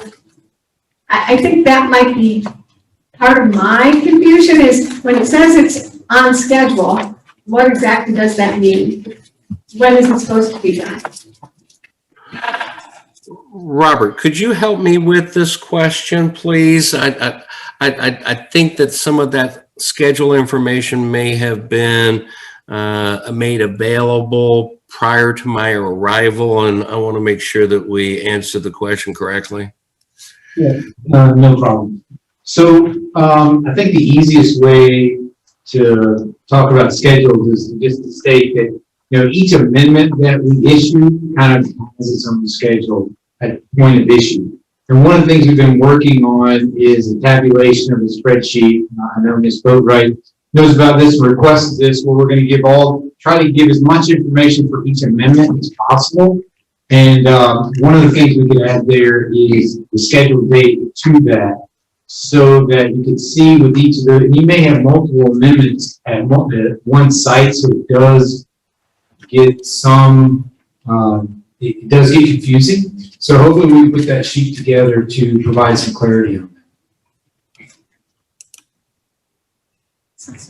Dr. Wisniewski? Thank you, Madam Chair. My apologies if I'm not interpreting things right, but my question stems from slide 39. It's the cash flow projection versus actual expenditures. And I'm looking at pretty much like the last four lines where we have subtotal. There's a blank descriptor there, and then there is some numbers though throughout. So I wanted to first ask what that represents, like the 12.75 that's under March. My apologies, this has already been asked and answered before.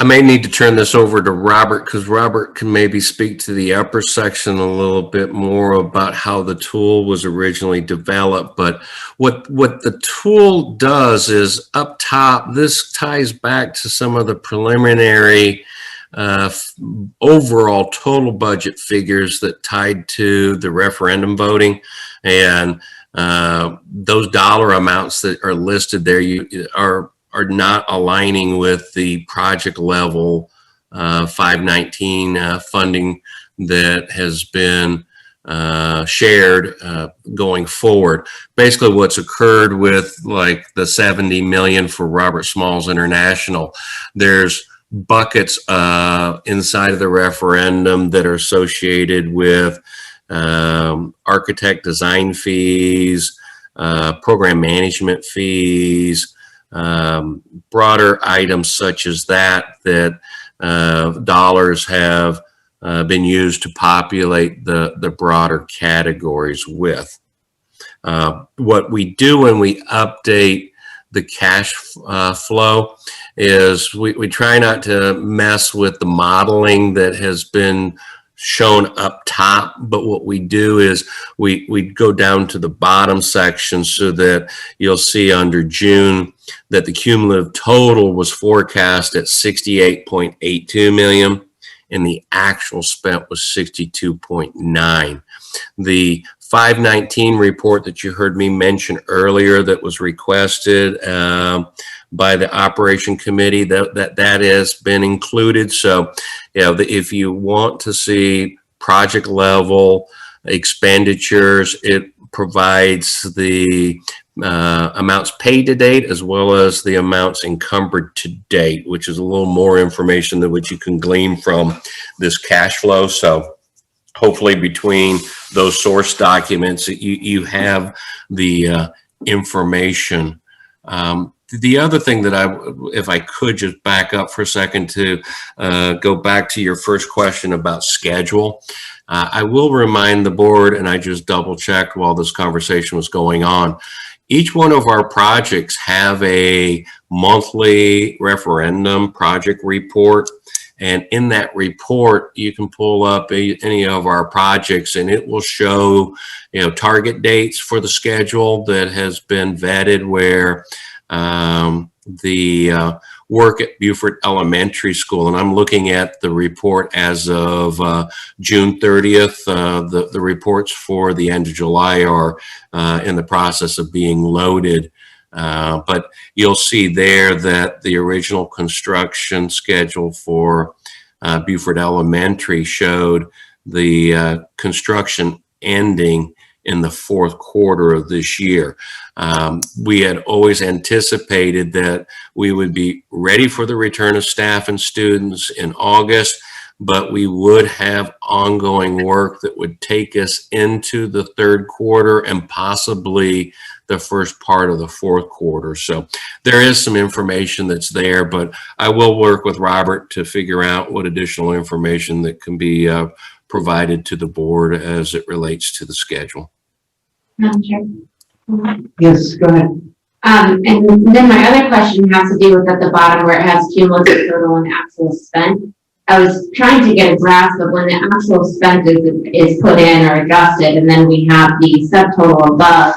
I'm just not clear on how things are flowing. And then also across, you have the percent of projected budget in subtotal line, but I think it would be beneficial for us to see the actual. And I'm not clear on if the, for example, actual spent in April, and then you add in the subtotal of 4 in May, that would be the cumulative total, but that doesn't look to be the case. So for May. So I don't know if somebody could clarify that or maybe tell me how that formula works or. Robert, would you like to try to see if you could do better justice to that top section?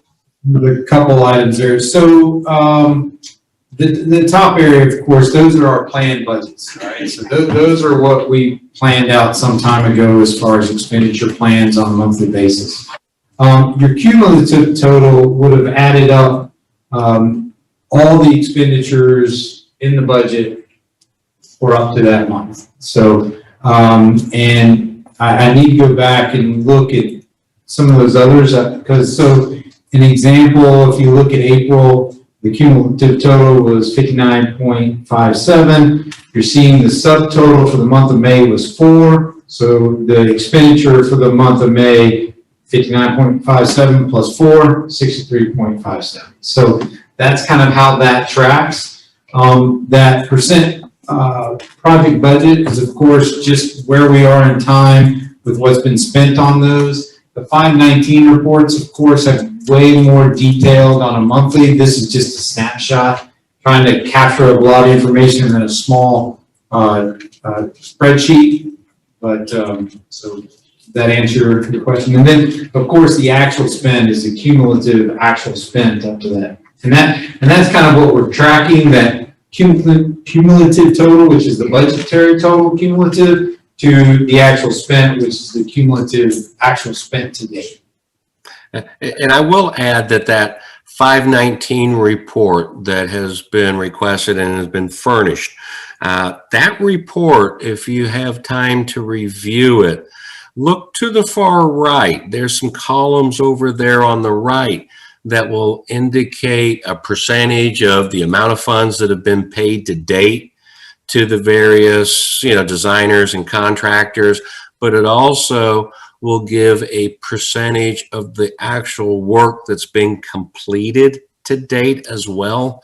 So that, I think, will be some additional data points that would perhaps aid you in determining now how much of a project's funds have been paid to date, how much has been encumbered to date, and how much of the work has been put in place to date. So like I said, I'll be glad to work with Robert to refine any material that needs to be tweaked so that we can better align with the board and operation committee's expectations. Thank you. Mr. Smith? Thank you, Madam Chair. In terms of the St. Helena, when did the St. Helena gym, when did the St. Helena gym project get so late? Well, if we go back and go into the details that we shared at the operation committee, we talked about the design history, and McMillan Paz & Smith began the design in December of 2020. We had community outreach meetings to review the plans in January. The May CD estimate that we received from the construction manager or general contractor, if you will, indicated that we had a major bust as far as the budget. So we worked with the designer, worked with the contractor, and came up with acceptable revisions that would allow us to capitalize on cost reductions. Examples were that, we were seeing some clear story windows that were being added to the existing facade. Would it have been nice to have put those in there? Sure, it would. It would change and update the appearance of the exterior, but in reality, that was never a portion of scope that was required. And because of the budget concerns, it was an item that we removed. By the middle of June, a revised set of CDs were provided. But when our staff reviewed those CDs, those are the construction documents, we realized that McMillan Paz & Smith had not captured all of the cost reduction items that we had discussed. So they needed a little more time to revise the drawings, to capture those. And June 28th is when the final gym bid documents were distributed for pricing. So that's sort of the history that led us to the point where we are today, where, like I said earlier, our goal, we're very, very close. We've got the new proposal in. My project manager is reviewing it. He met briefly with me today to go over that. He's got some follow-up to still perform with the contractor, but I think we're in good shape to be able to bring a recommendation to the board in 2 weeks from tonight, so that the amendment may be reviewed and approved, and then we can go ahead and get that work commenced. When was the board? When did the board approve the change? Was the change? When was the board? When did the board approve the change? Do you know? The change was not brought to the board because the estimate had indicated such a budget bust, and that operation staff took the charge over it and determined what modifications we wanted to have made. And by looking at the magnitude of those changes, it helped to reduce the cost considerably. But it did not come to the board. Can you tell me with a 5-month delay why it did not come to the board? I'm not sure if I follow your question. Yeah, the project updates, monthly updates have been coming to the board on a regular monthly not basis. that. When the change was made, why wasn't that brought to the board? Because it was not approved with the 5 months time in there. Within the 5 months, a 5 month window. So Mr. Smith, the proposal had not been acceptable to staff to bring to the board. At the next board meeting, we anticipate to have a proposal that we feel is ready and available for the board to review. Right, but my point is that the board prior to that had already approved the plan. The plan just had to be put in motion, is my understanding. No, sir. There has not been a plan approved by the board as of today. When we bring it to the next board meeting, that will be the first opportunity for the board to approve a proposal on the plan.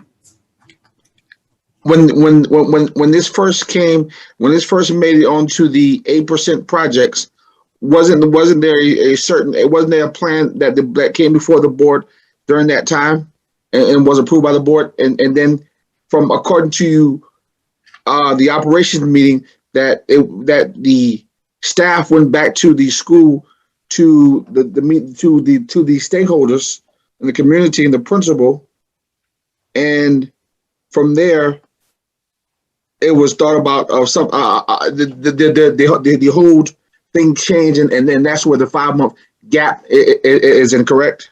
Is that what was told us at the operations committee? The board approved the budget originally. I don't know the date that the board approved the budget. That was on a brief description of renovation of the building. We have not been able to get a project acceptable condition to bring back to the board that's close enough to that budget, and we will do that at the next board meeting.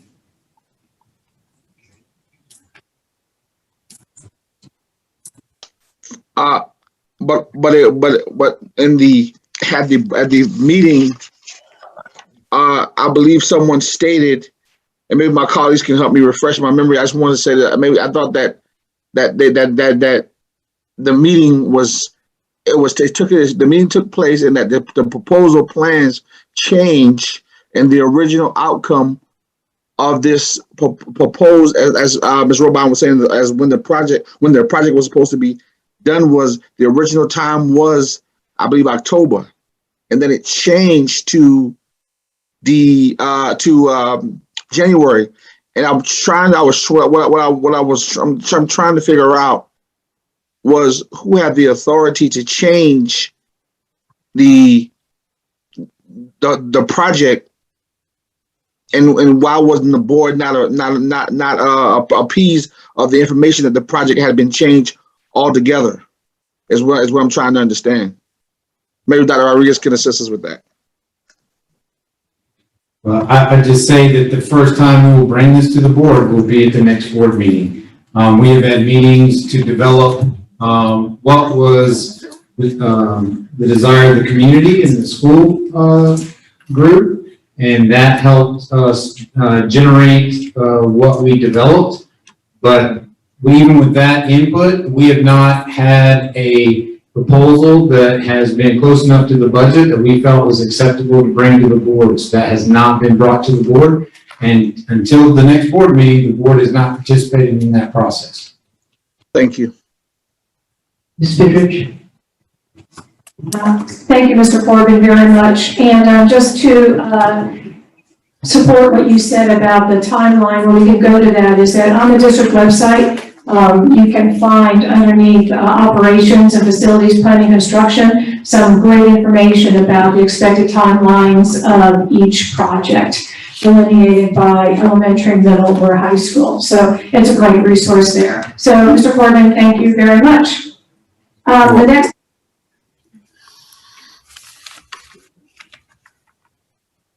Chair, I believe we have one more question for the construction update. Dr. Wisniewski? Thank you, Madam Chair. I was looking at the 519 and I was trying to find I see under May River High School, the Kate expansion allocation. And I believe there was one also at Battery Creek. Is the FF&E Kate expansion? I didn't see it under Battery Creek High School, so I was trying to find that. Repeat that question. Under May River High School, there's the Kate expansion line item. Okay. I don't see one for Battery Creek, so I was trying to determine is the FF&E the Kate expansion No. or? So the Cave expansion at May River is a standalone project that's an addition on to the existing Cave building. The Cave expansion at Battery Creek was part of the overall renovation of that entire project. So anything involved in that Cave expansion is in that renovation budget. Thank you so much. Sure. Mr. Smith?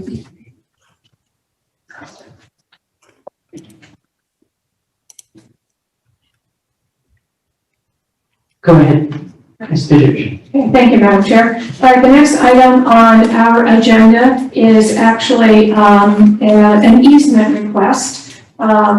There is construction that has to get done at Battery Creek High School, and this easement request is so that Beaufort Water Jasper Sewer Authority can go in and help take care of water and sewer concerns that have to be done for the construction. So the the Operations Committee unanimously agreed that this should be something that we would support and bring it to the full board. Any other specific questions? Mr. Audie, you want to say anything about it? Anybody? So do we need a motion?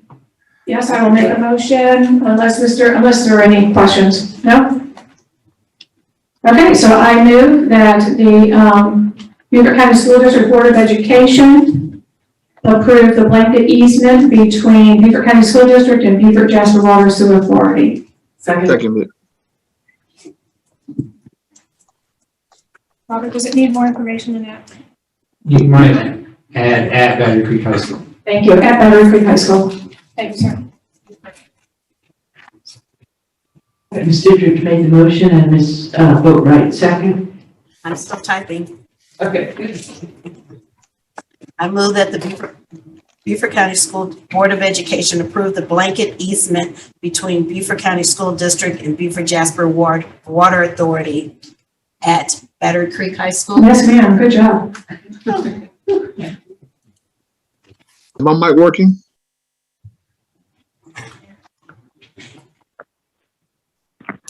Can anyone hear me? Yeah, we can hear you, Mr. Smith.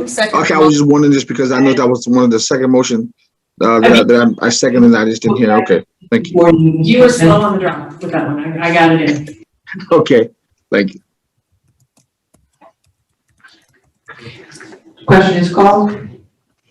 Yes.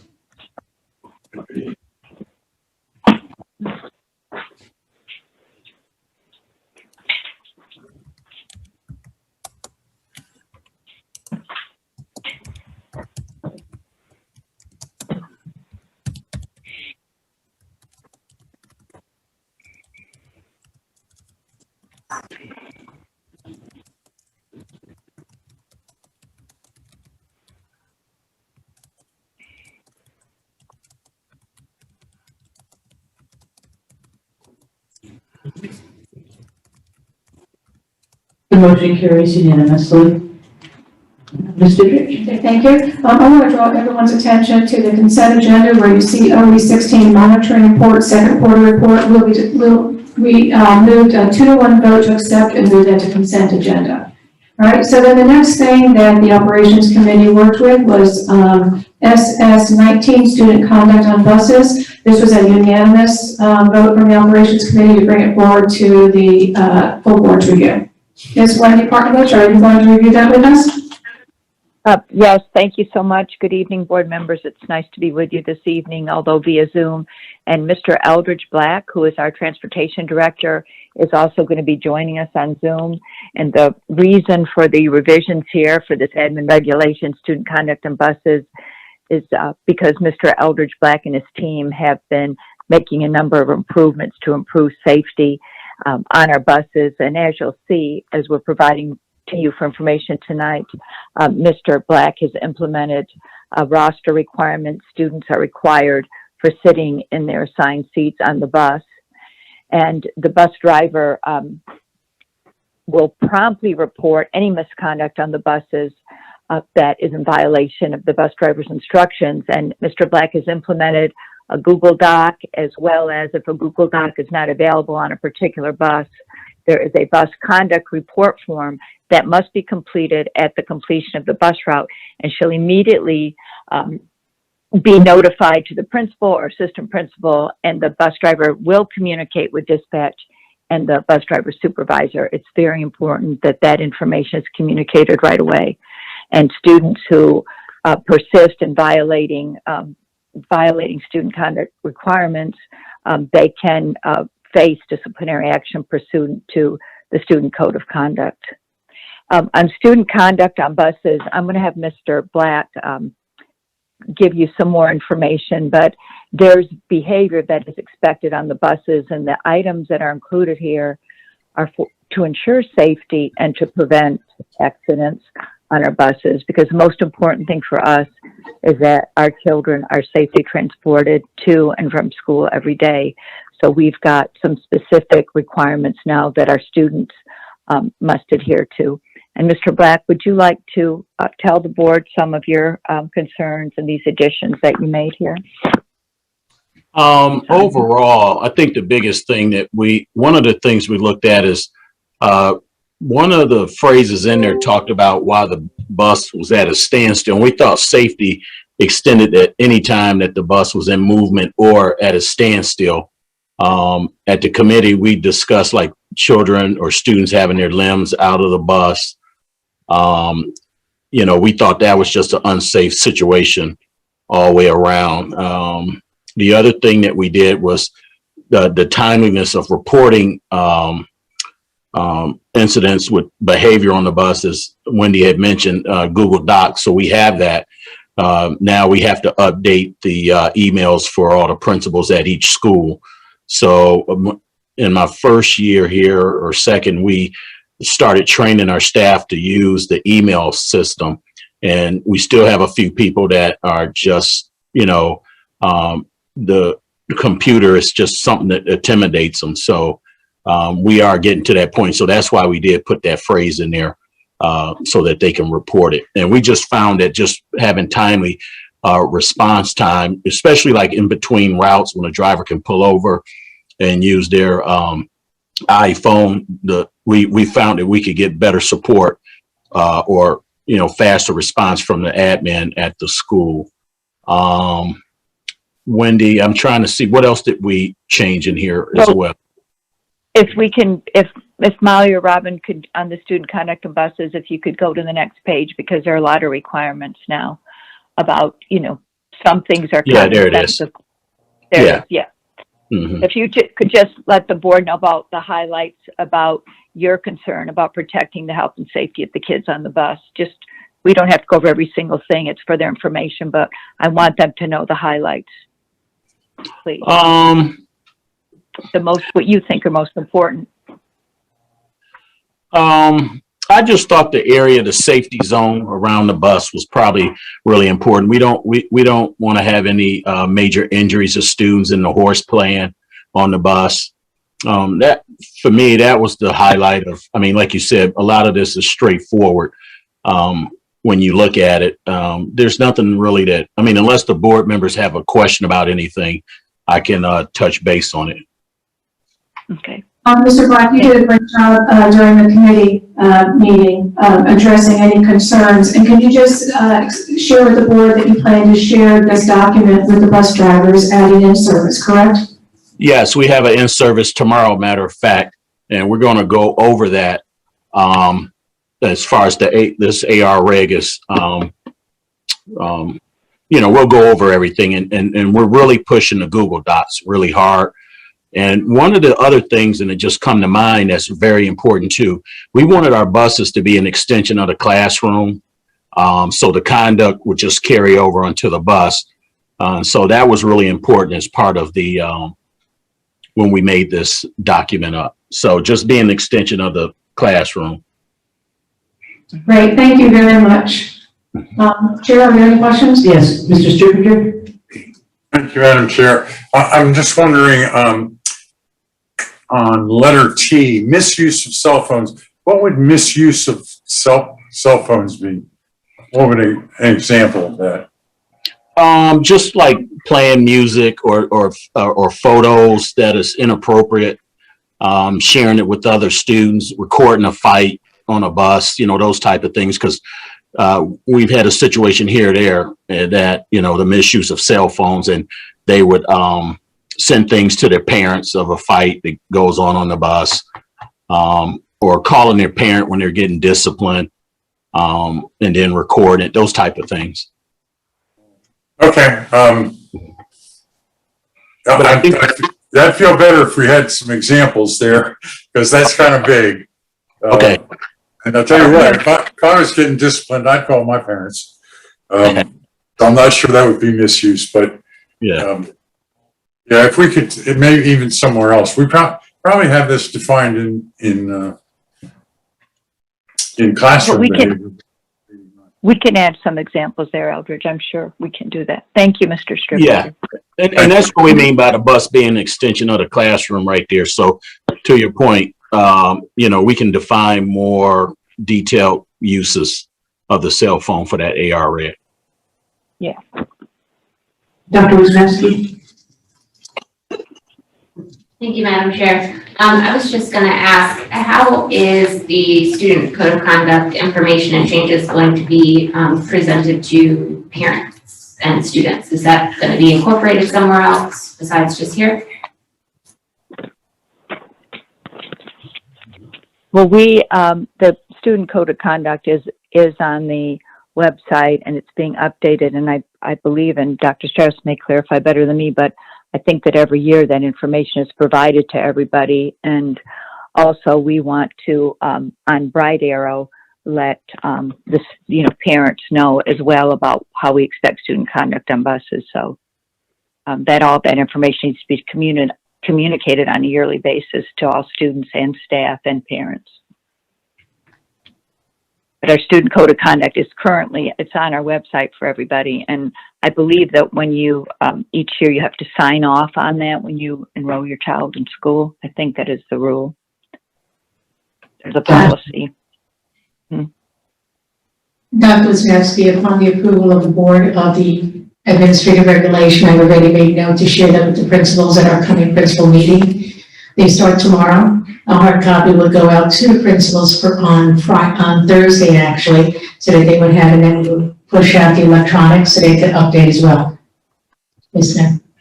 But the board doesn't need to approve the AR. We just give our input. You've received input. Now it's your decision as to, for Dr. Ars to modify or leave alone or whatever you want to do. Thank you, Dr. Stratus. Yeah. Mr. Campbell. What about mask wearing for the bus? Asking. So can you hear me? Yes. Okay. So in the regulations from the State Department of Education, this is interesting to me because this is, you have state buses and you have district buses, right? So on district buses, right, you would be able to require it, but on state buses, you cannot require it.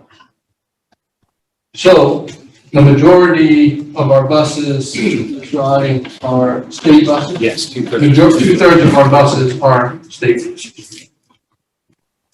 Well, and actually, federal law is not that you're able to, you are required. We can't hear what you just said, Mr. Audi. No. Very good law. It just stated the federal law says they're required to wear masks. It's not that you can, it's that they are required. So wait, you just confused me. So there's a federal law that can require masks on buses. Okay, but there is a state proviso that that doesn't allow you to require masks on buses. Okay, so this is one of those issues. Yes, thank you, Mr. Campbell. That's exactly right. It's one of those issues where, you know, we're caught in that spot, right? So we're trying to work with the State Department on that piece to see, and I believe, you know, I believe hopefully we'll get clarification on that for the end of the week. I'm completely confused, but I'm concerned with what we're gonna send to the students and the parents. The message that they're gonna have coming into the school. I mean, typically on Hilton Head, students might come to school with their parents and then go back on the bus. A lot of those students are already opted out of wearing a mask in the classroom. But if the classroom is, the bus is an extension of that classroom activity, then. Yeah, so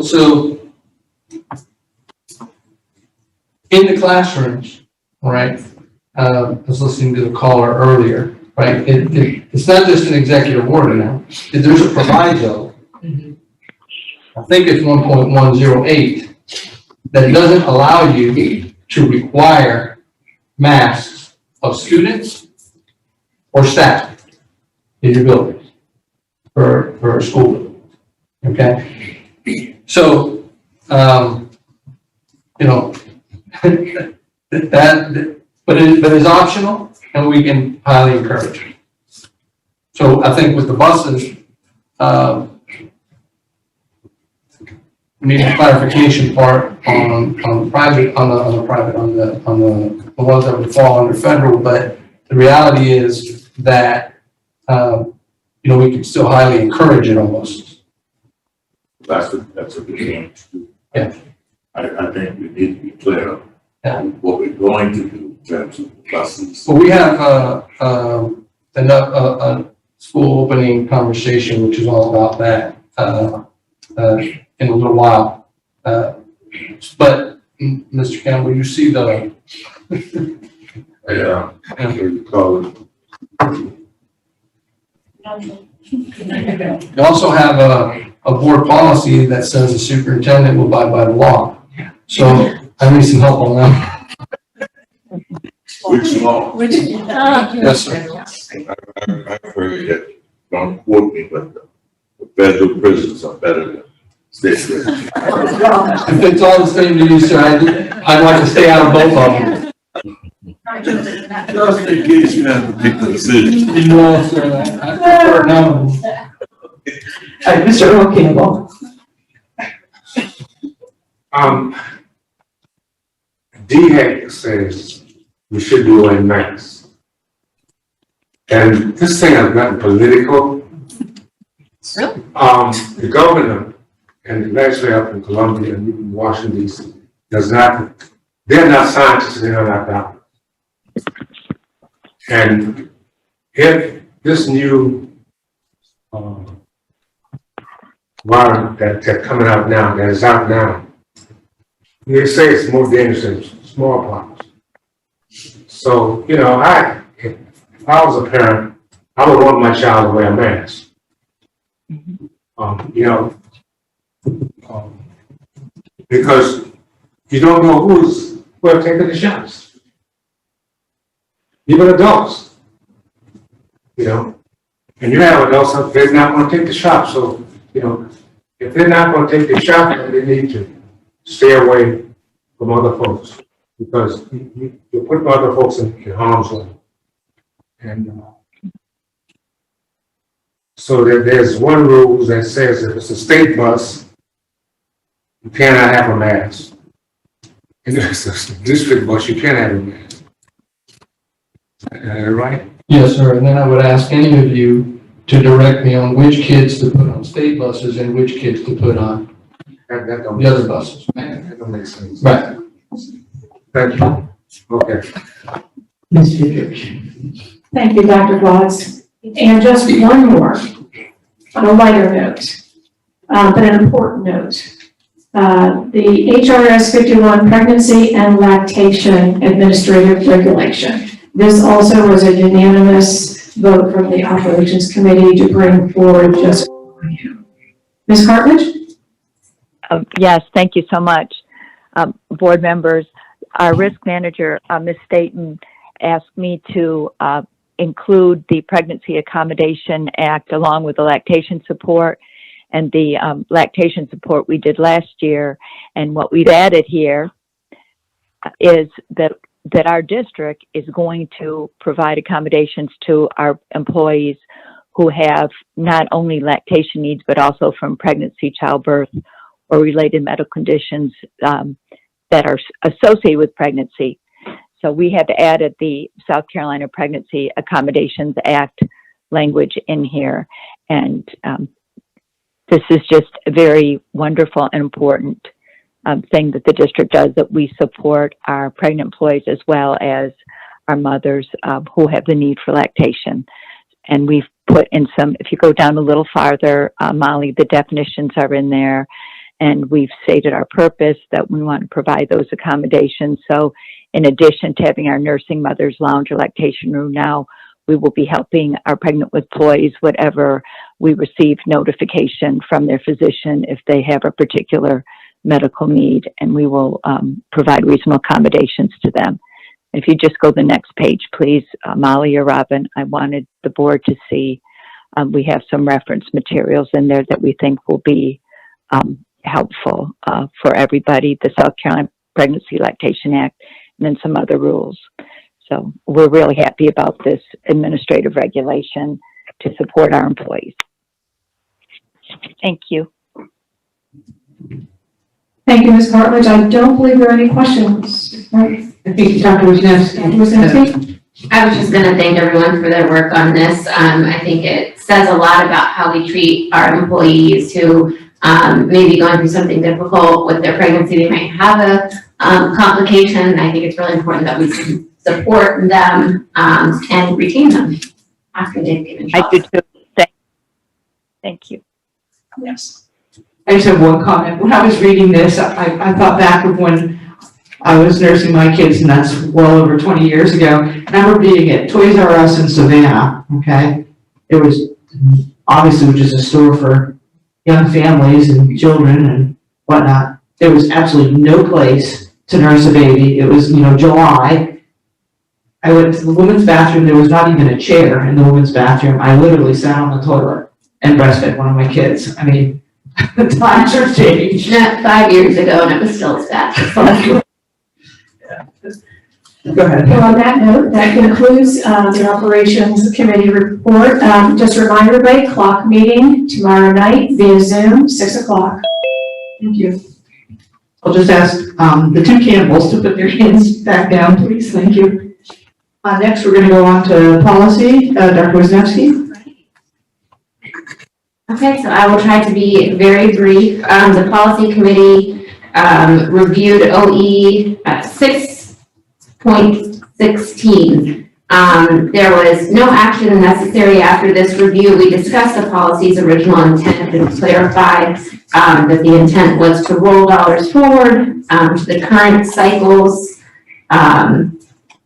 That was intended as a financial discipline, but there was discussion that perhaps it is necessary to increase the $20 million or 8% borrowing.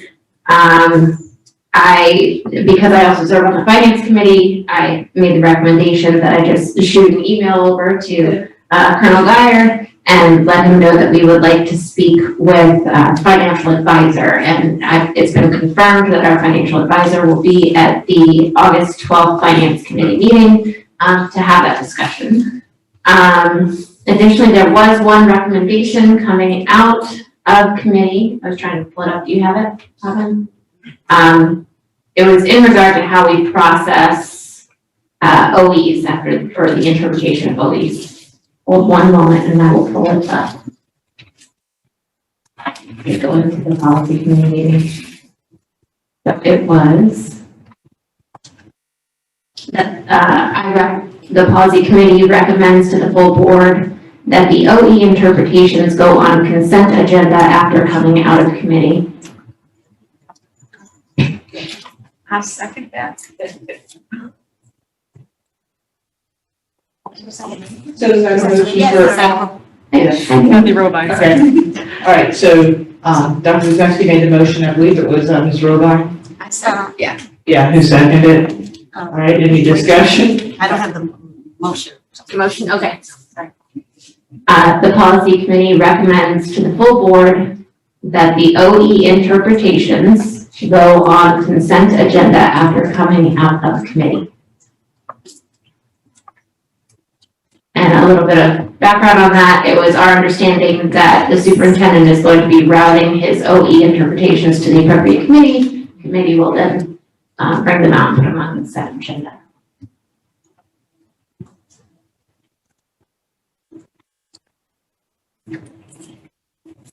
All right, the question is called.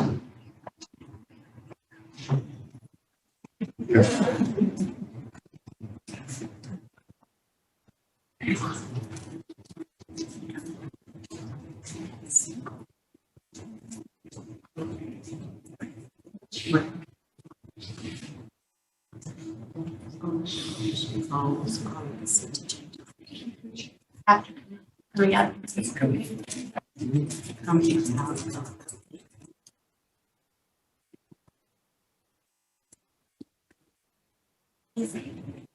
that it? Goes on to the CJ coming up. Yes.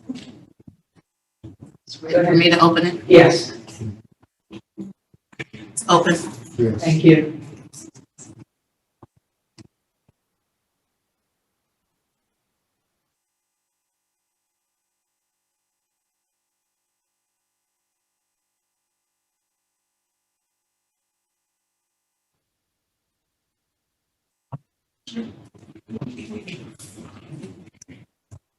Mr. Smith, how are you voting?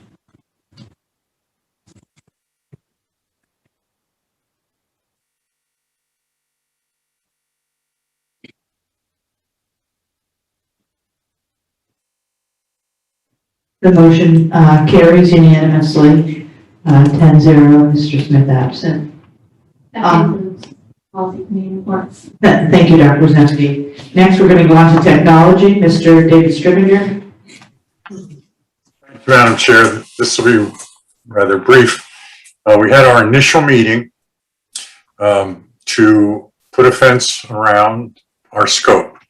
And we didn't come to any firm conclusion, and we don't have anything to present to the board tonight, but by the next board meeting, we will have a polished scope with the things that we decided on, I believe, where we were going to anchor in OE 17, which is administrative technology. And we're using that as a base. We went through and reviewed all the aspects of that. And there might be some other things that we want to add on to that. We may want to have an overall evaluation done of where we are and where we need to be in the next few years. But we haven't solidified any of that yet. Mr. or Ms. Boatwright or Colonel Guy, or either one of you can certainly fill in the big blanks I left there. I think we left the big blanks here on purpose. We're meeting again pretty soon. Yeah, they were left on purpose for reflection. All right, that's it. Thank you, Mr. Stribinger and your committee. All right, next, Point of order, Madam Chair. state your problem with the process. On that last vote, actually, I did vote, and I voted no.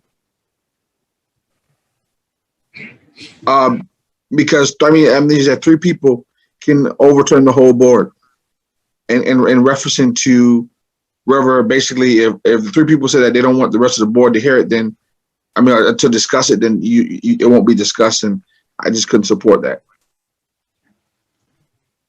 I'm not sure what you're talking about, so just. The last motion, the last vote that we took, I voted no. You said Okay. Mrs. Smith was absent. I was not absent. Sir, I do not get the votes individually. It's Ms. Cushing-Berry. So Ms. Cushing-Berry, could you please correct Mr. Smith's vote?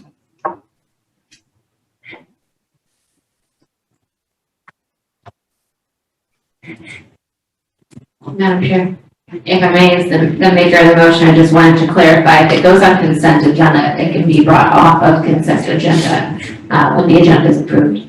Thank you. Okay, so the motion is approved, 10-1. All right, next we are on to the superintendent's report. Thank you, Dr. Watts. This evening, under student achievement in the superintendent's report, Dr. Stratos is going to talk a bit about our work driving into 2021. Good evening, board members and Madam Chair. This evening, I have two presentations to share with you. The first focuses on a 3 to 5 year approach to a variety of instructional themes for our schools and learners. The second document provides you background information from a prior board presentation regarding instructional services initiatives, support for the coming school year, and research for the ESSER 3 requests from the Instructional Services Division. What is common within both of these presentations is an alignment with research work that you may be familiar with, of high reliable schools. This model builds on 5 steps: safe, supportive, and collaborative cultures, effective teaching in every classroom, guaranteed viable curriculum, standards reference reporting, competency-based education. And they are surrounded in the practices of rigor, high-quality instruction, grade-level appropriate assignments, high expectations, deep engagement. And at times I refer to these items just as a quick note to our principals and educators as the 3 T's: text, talk, and task having to be aligned. So at this time, Mrs. Cushing-Berry, may we proceed with the presentation, and thank you for the opportunity to share the work of our Instructional Services Division. The slide that you have in front of you, ladies and gentlemen, you may be familiar with from a prior presentation from Ashley Hutchinson, our Director of Early Childhood. I wanted to build on this going forward from K through 12, so we could see familiarity at our practice, but also in our philosophy and being within our division. So this is just a quick reminder for you. The next slide talks about the themes. So what we have within the sector I've identified as the learner. The learner is not only the child, the learner is the adult. We have to recognize that as a school organization, a learning organization, we teach not only children, but adults. And we look at the 12 o'clock point, theme is fine and performing arts. The narrative right next to it is just a brief description. If you look at the 3 o'clock, it is literacy, math, science, technology.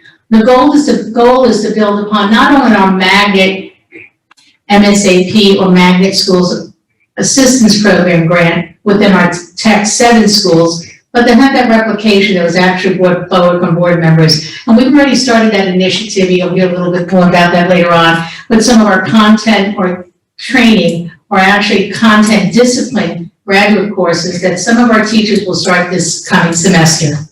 If you look at 6 o'clock, it points to a global society, having our students understand, and actually our educators, where we are within the world, what we have within our world, but also in our impact around us. I know it's kind of IB-ish in language, but it actually is a very good understanding for us to know where we are and the impact, but also the impact of others upon us as we learn. And at 9 o'clock is mind and body. As we're educating our children, are we not only building them academically, but we've taken the opportunity of providing opportunities for kids after school, or are we looking at having maybe a sports medicine model happening at some of our high schools? Next slide, please. This slide is actually a reflection again, as I shared with you in the slide number 1. It keeps to the same pattern as Ashley Hutchinson has shared with you.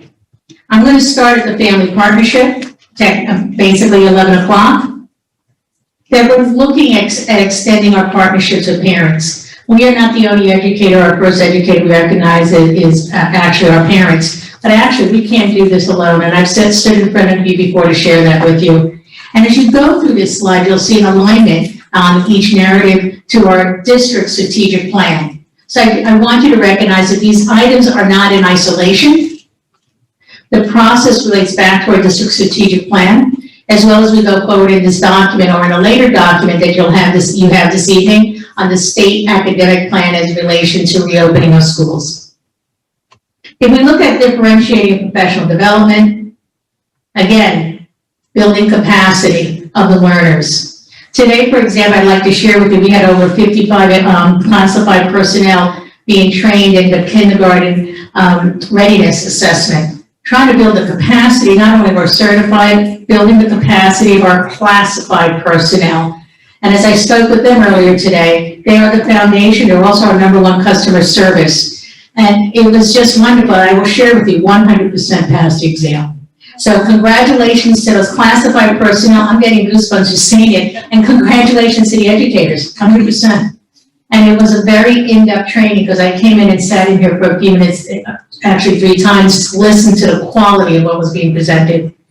Dr. Stratos. Yes, sir. To highlight the differentiation in professional development as well. Today at Bluffton High School, we had training going on for our behavior specialists and Social workers. we had social workers as part of that team too, for the training. And they received, in fact, one of our board members attended that today and received they received an outstanding training today.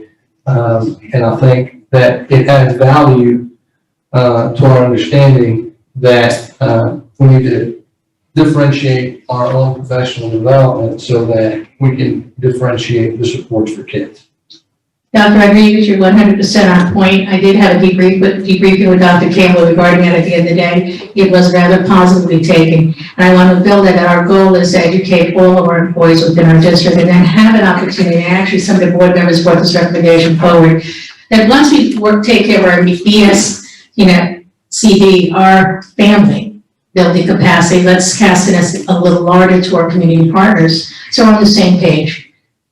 And that falls right into strong community partnership. There was strong recommendation from academic committee during this presentation. What are we doing beyond? And that was taken very strongly. Some initiatives we've actually already have in place, and this Tanya Cross will speak a little bit more to that on ESSER. Again, and you're familiar with the remaining of this, standard-based curriculum, data-driven practices with performance matters, diversity and inclusion. And I want to build on that to say differentiation for all. If we differentiate our delivery of instruction, we will meet the needs of our learners. Again, PD as well as our student learners. And then, as I started, the family partnerships. Mrs. Cushenberry, you can go on to the next presentation.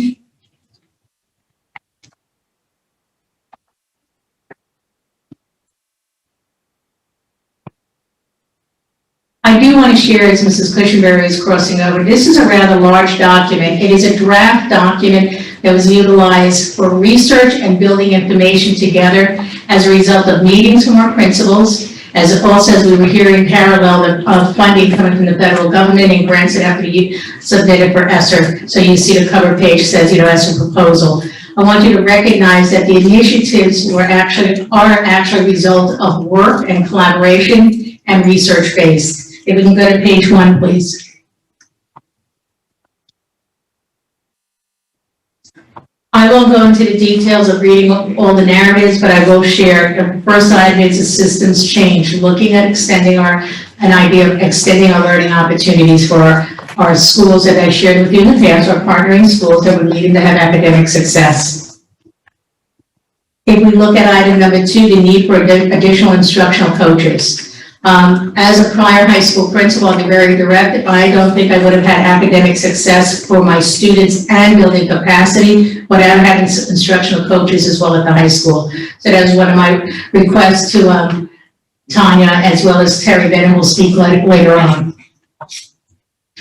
If we go to the next page, it just gives a quick briefing. And during the upcoming weeks, you'll hear a little more regarding the coaches model. We're just completing now a coaches manual that are giving some guidelines as well as expectations for our coaches, as well as our school leaders. If I'm a coach, I'm building capacity. And we want to be able to have our instructional coaches have the same amount of time making contact with other educators, but also that same amount of time that maybe that math teacher may have duty. We recognize it should be the same amount. I shouldn't have maybe a little more because I don't have a class, so I'm not a teacher of record. Well, technically, I am a teacher of record as an instructional coach because I'm teaching the teachers.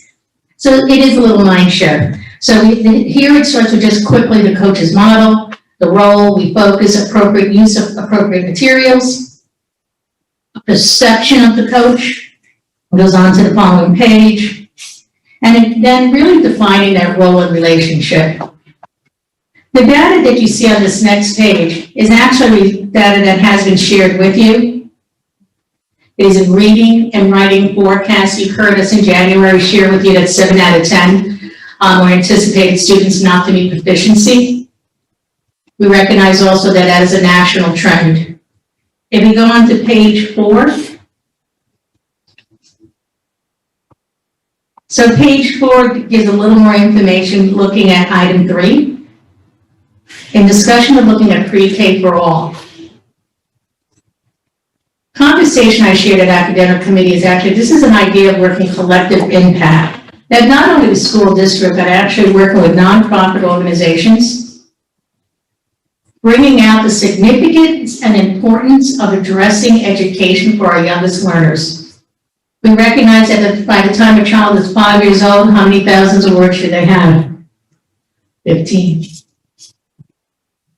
That is a result of being in a rich environment, and that is a collective impact model of community, not only us as the educators, but bringing in nonprofits to work with to actually get that message out, and also help our parents understand and giving them the tools and the resources. If you can go actually on the bottom, looking at curricular instructional models. I've spoken to this to you in the past, and it actually is redundant in the sense of sharing with, professional learning communities. And it was commentary shared with me, how do we know that PLCs or coaches are actually effective? So one of the items we are utilizing is a Richard DeForest rubric or progression of professional learning community survey. That first survey will go out this Thursday at the end of the day to our principals. And then that survey will also be shared with our instructional coaches and then our teachers. We want to get your perception now, go through a year of increasing capacity of our instructional coaches, and then revisit that survey at the end of the year. We're very familiar with a pre and post model. If we look at page 5, conversation with regarding realigning math standards to bring in algebraic thinking earlier in the early grades. But I wasn't able to get that completed this summer, but what I was able to complete this summer is having a partnership with the USCB, with algebraic skills and algebraic application PD courses that have been made available for our teachers. USCB has given us a very effective course price of $4,000 for 20 to 23 student educators, I'm calling them students, comes down to about $246 a teacher to take a graduate level course. We are offering 10 for our first pilot. We will cycle that opportunity again second semester, and we're addressing schools north and south abroad. Item 3 on this page, curriculum writing plans is a recommendation.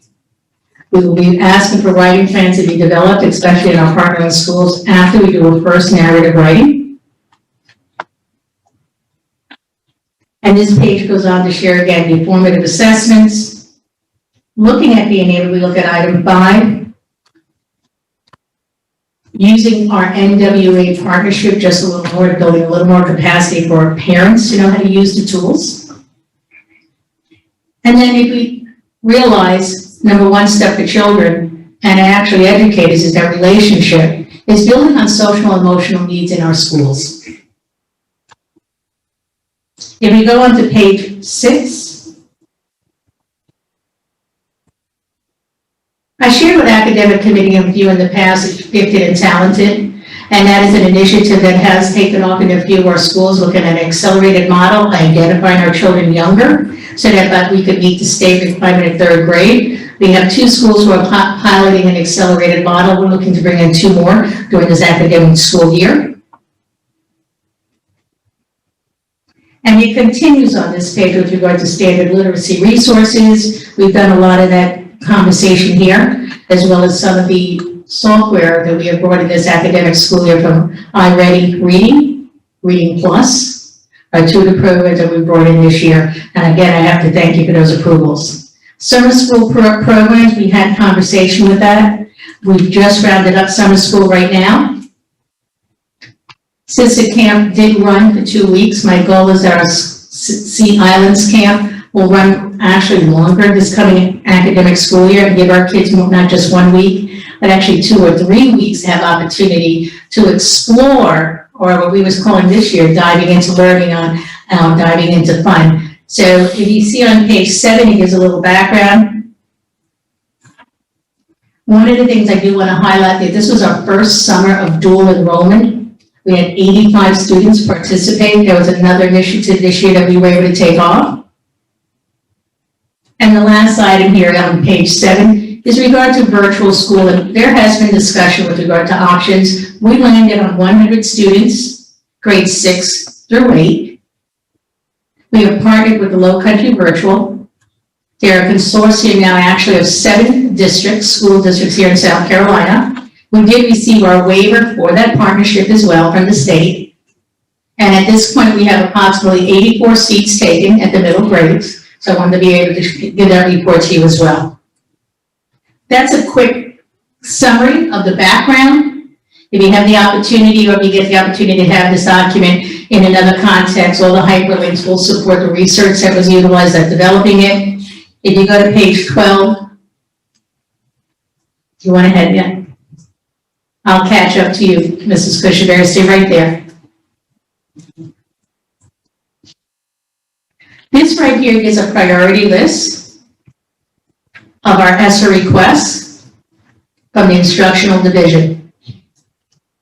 I did realign it in priority so you can see from item 1 to the end. And it goes from the scope of loss of learning, social emotional, and there were some ideas with regard to facilities extending out for ease in our building and actually in our schools.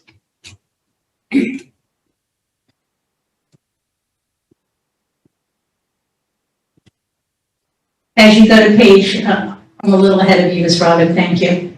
That's okay. Keep going.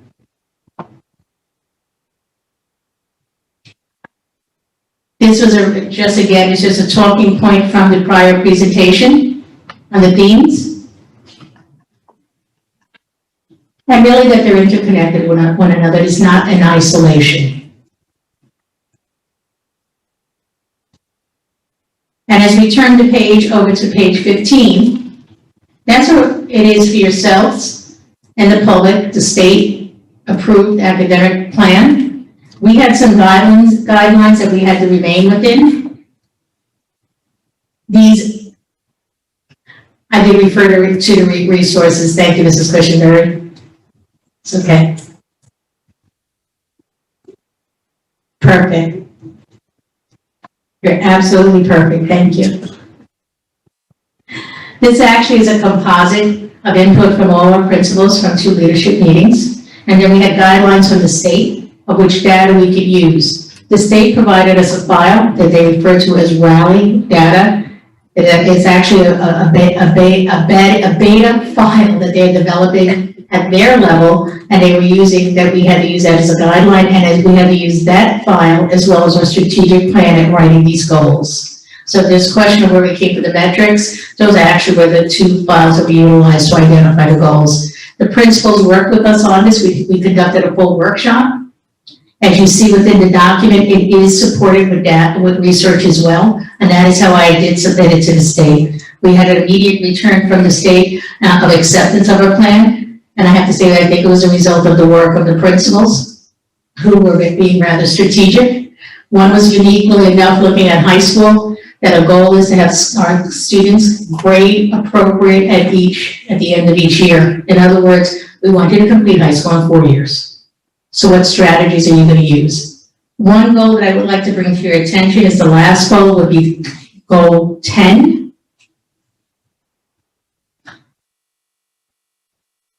It is lengthy, Mrs. Cushenberry, I do apologize. Goal 10 is on page 28.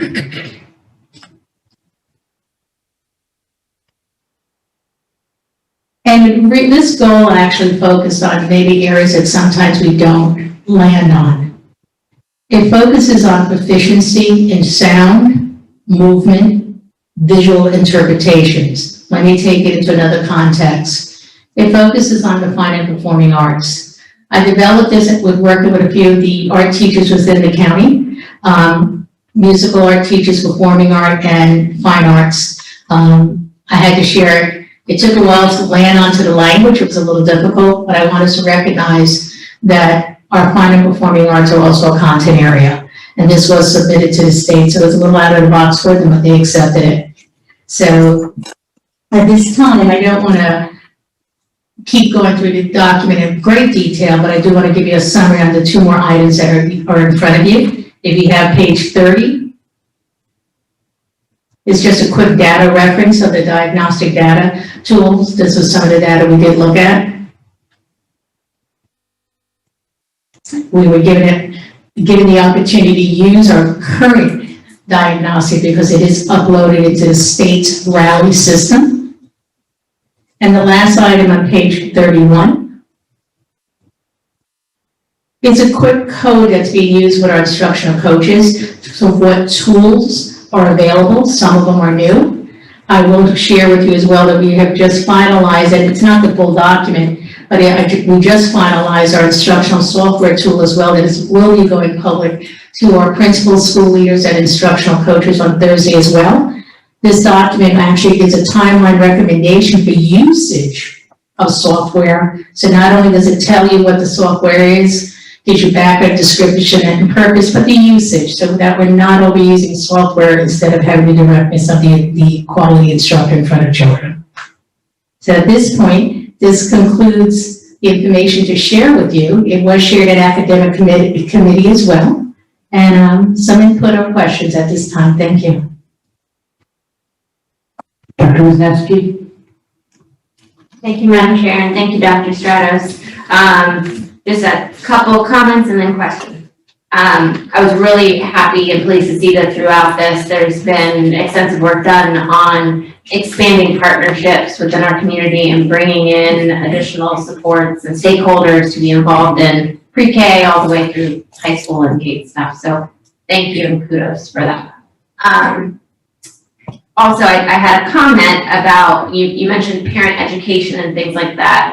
I recently learned of some other school districts who were doing pilot projects where they were bringing in parents, where the parents were, so that the parents could help the students, basically helping the parent to be a tutor to their student at home. And it kind of derived and came to a head, I think, because of all of the at-home learning that was going on during the pandemic. So I don't know if we're doing anything like that, but I just wanted to put the bug in your ear about it. And I can give you more info on that later too. Yes, ma'am. So I read through all of this pretty clearly, and I did have one question that popped up through the document. It was on page 5.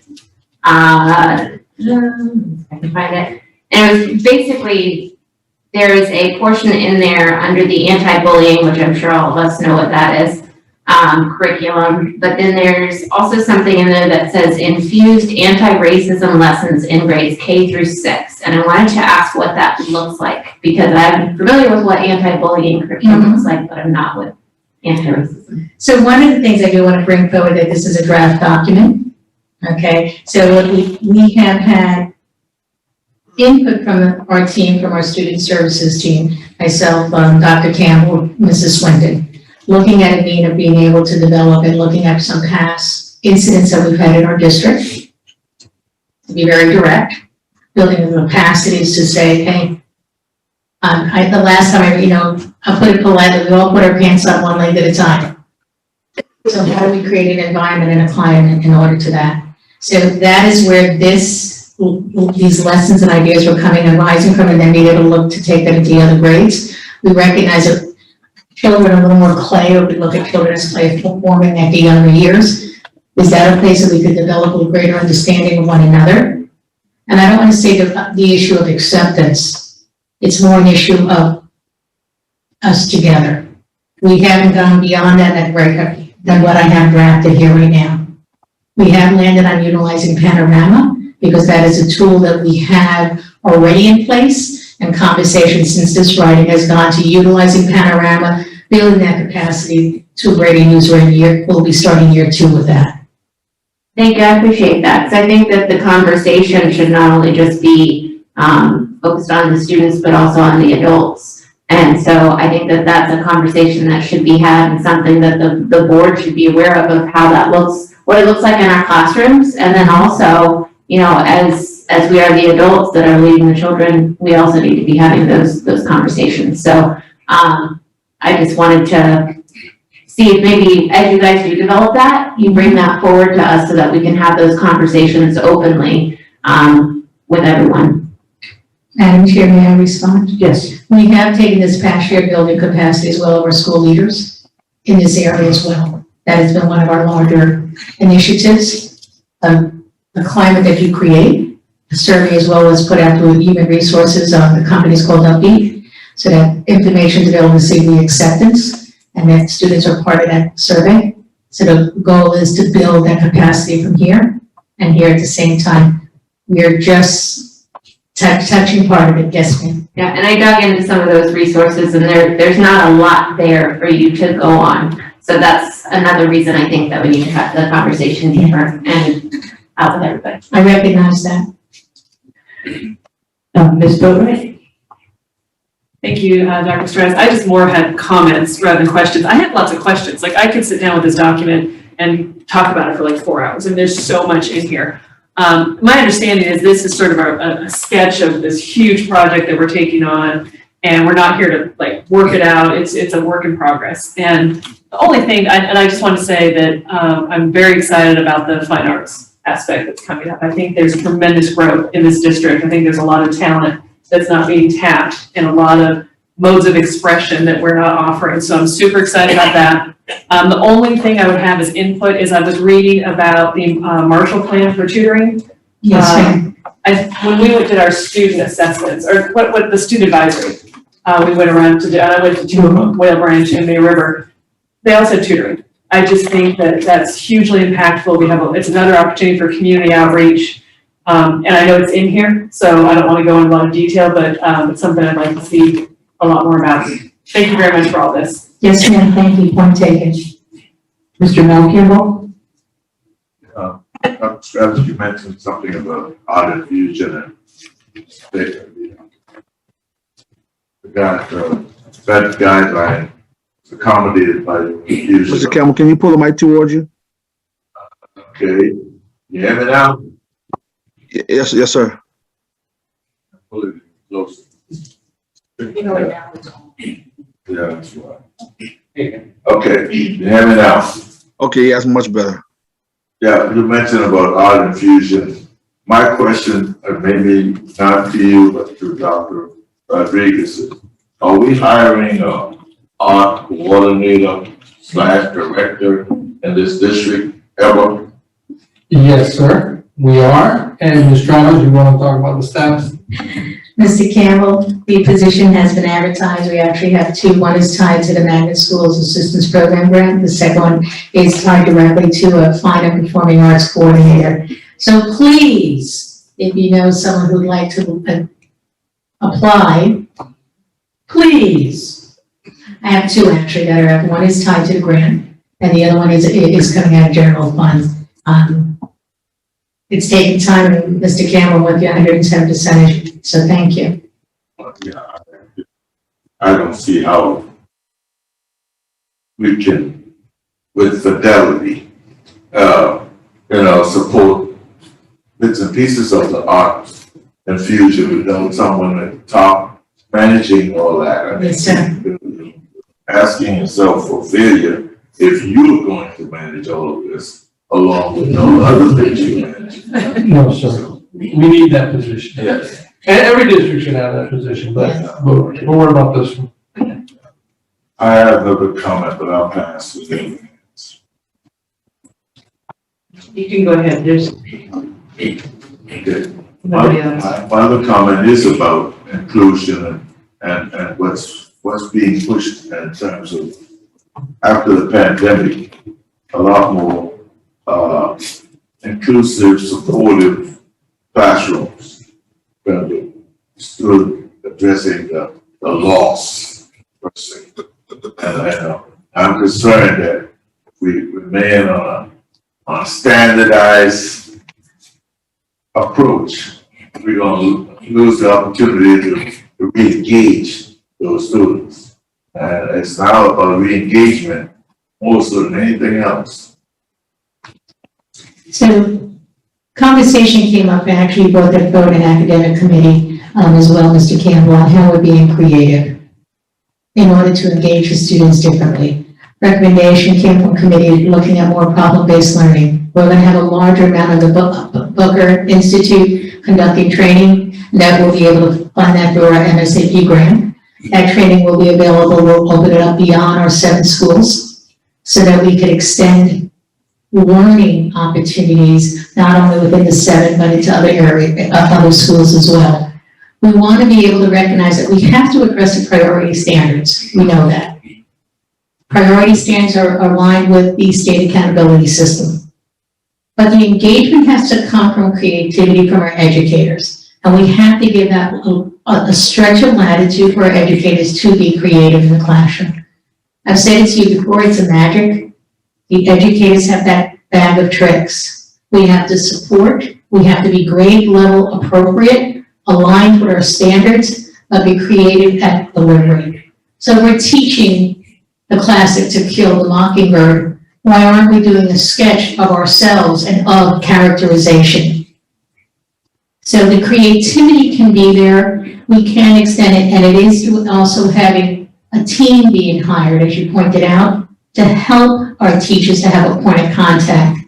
We're getting our team being developed. We just added on another director in teaching and learning. His specialty is from elementary up through the mid-years of middle school. His first day was yesterday, and he landed hard because today he took training to train the trainer in Performance Matters.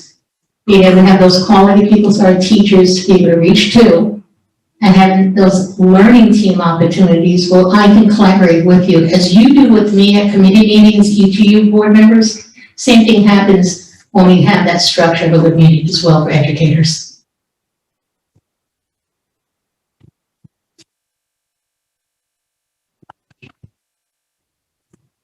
I hear that, but I wanted to piggyback a little bit more on what Dr. Snavsky said about community partnerships, how that also will generate more engagement.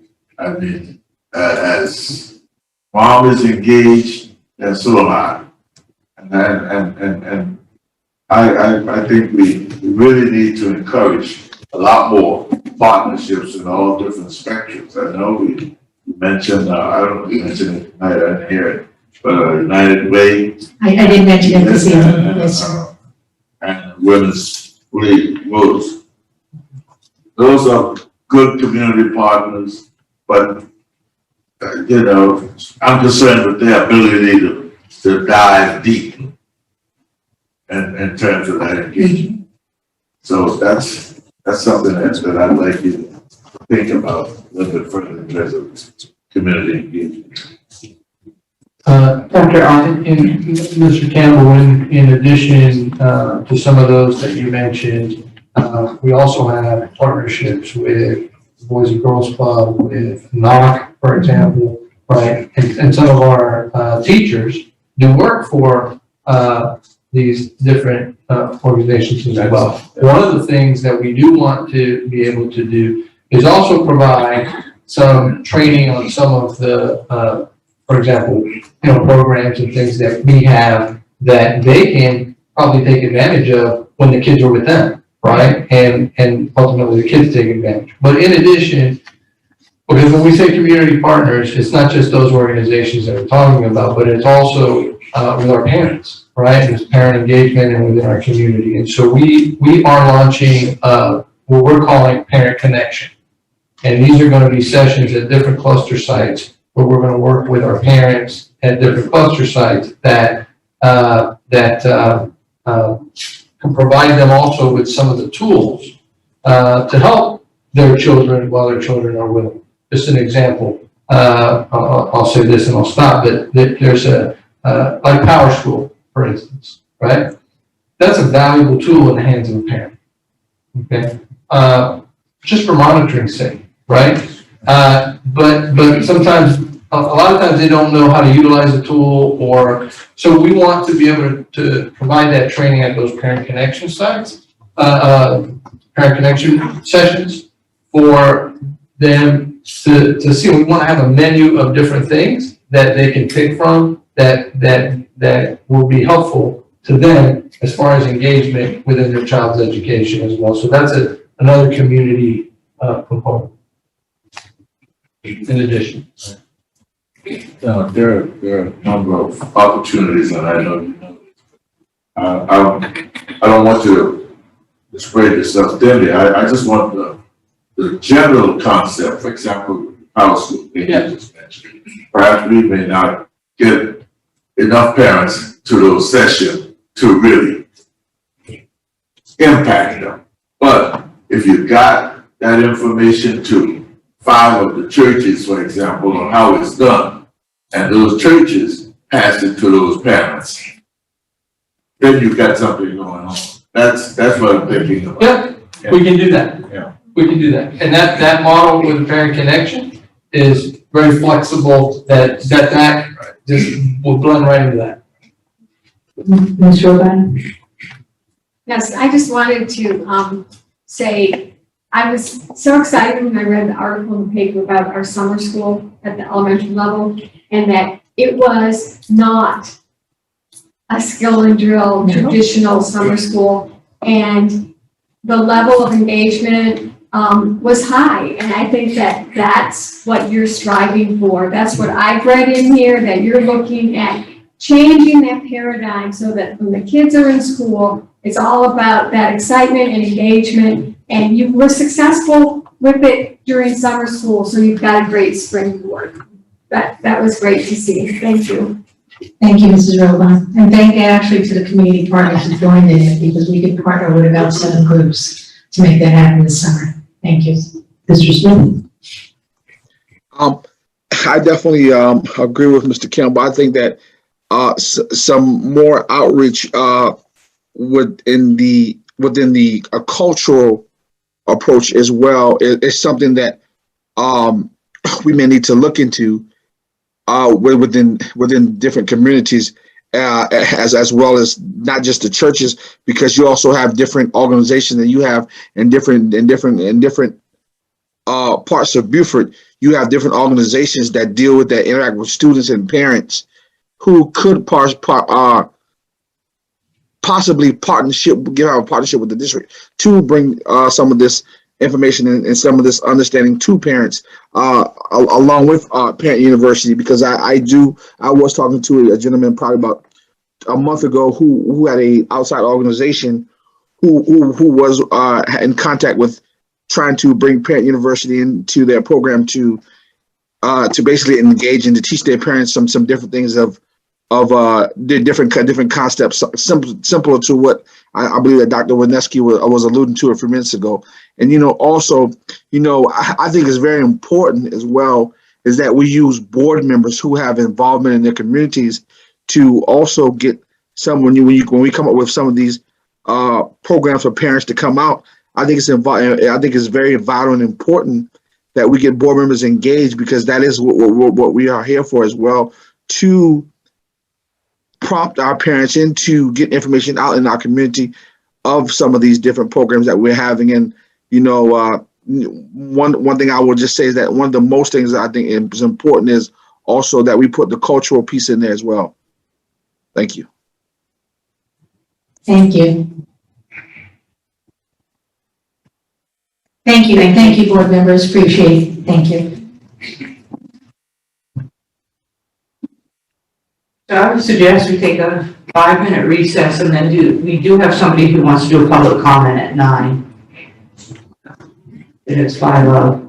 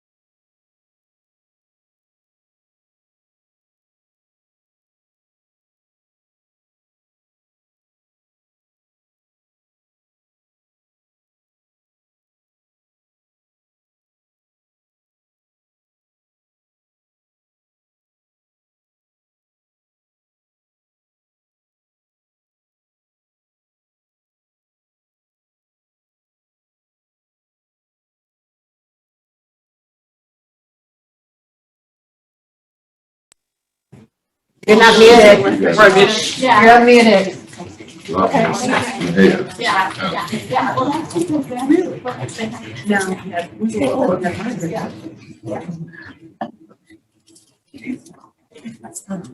Are we ready?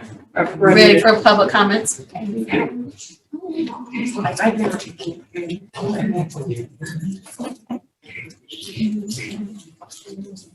If you're going to be taking a seat, you're ready for the public comment.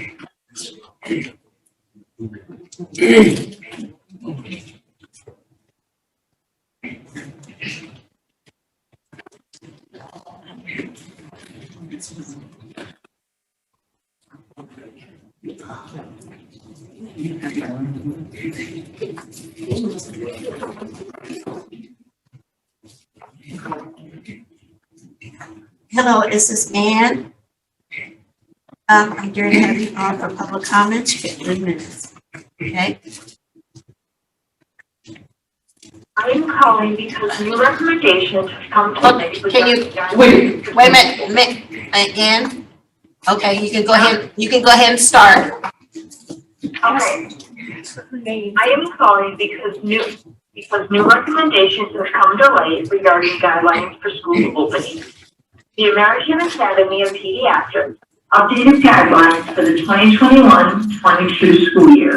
They strongly recommended facilitating in-person learning by adjusting school policies to align with new information about the pandemic.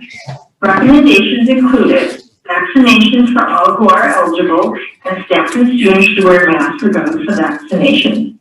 The AAP also stressed students are not only affected academically by the pandemic without in-school learning, but their mental, emotional, and physical health are at risk.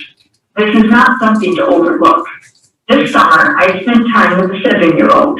He was angry whenever COVID was mentioned. He was not able to tell me anything besides he hates it. His demeanor and tone changed. It was upsetting to see a child who was close to my heart in such a negative state of mind. It is essential for us to do all we can to stay safe and keep schools open. It is well documented that masking is proven to reduce transmission of the virus and to protect those who are not vaccinated. Our job is to protect and educate the children of Beaufort County here in South Carolina.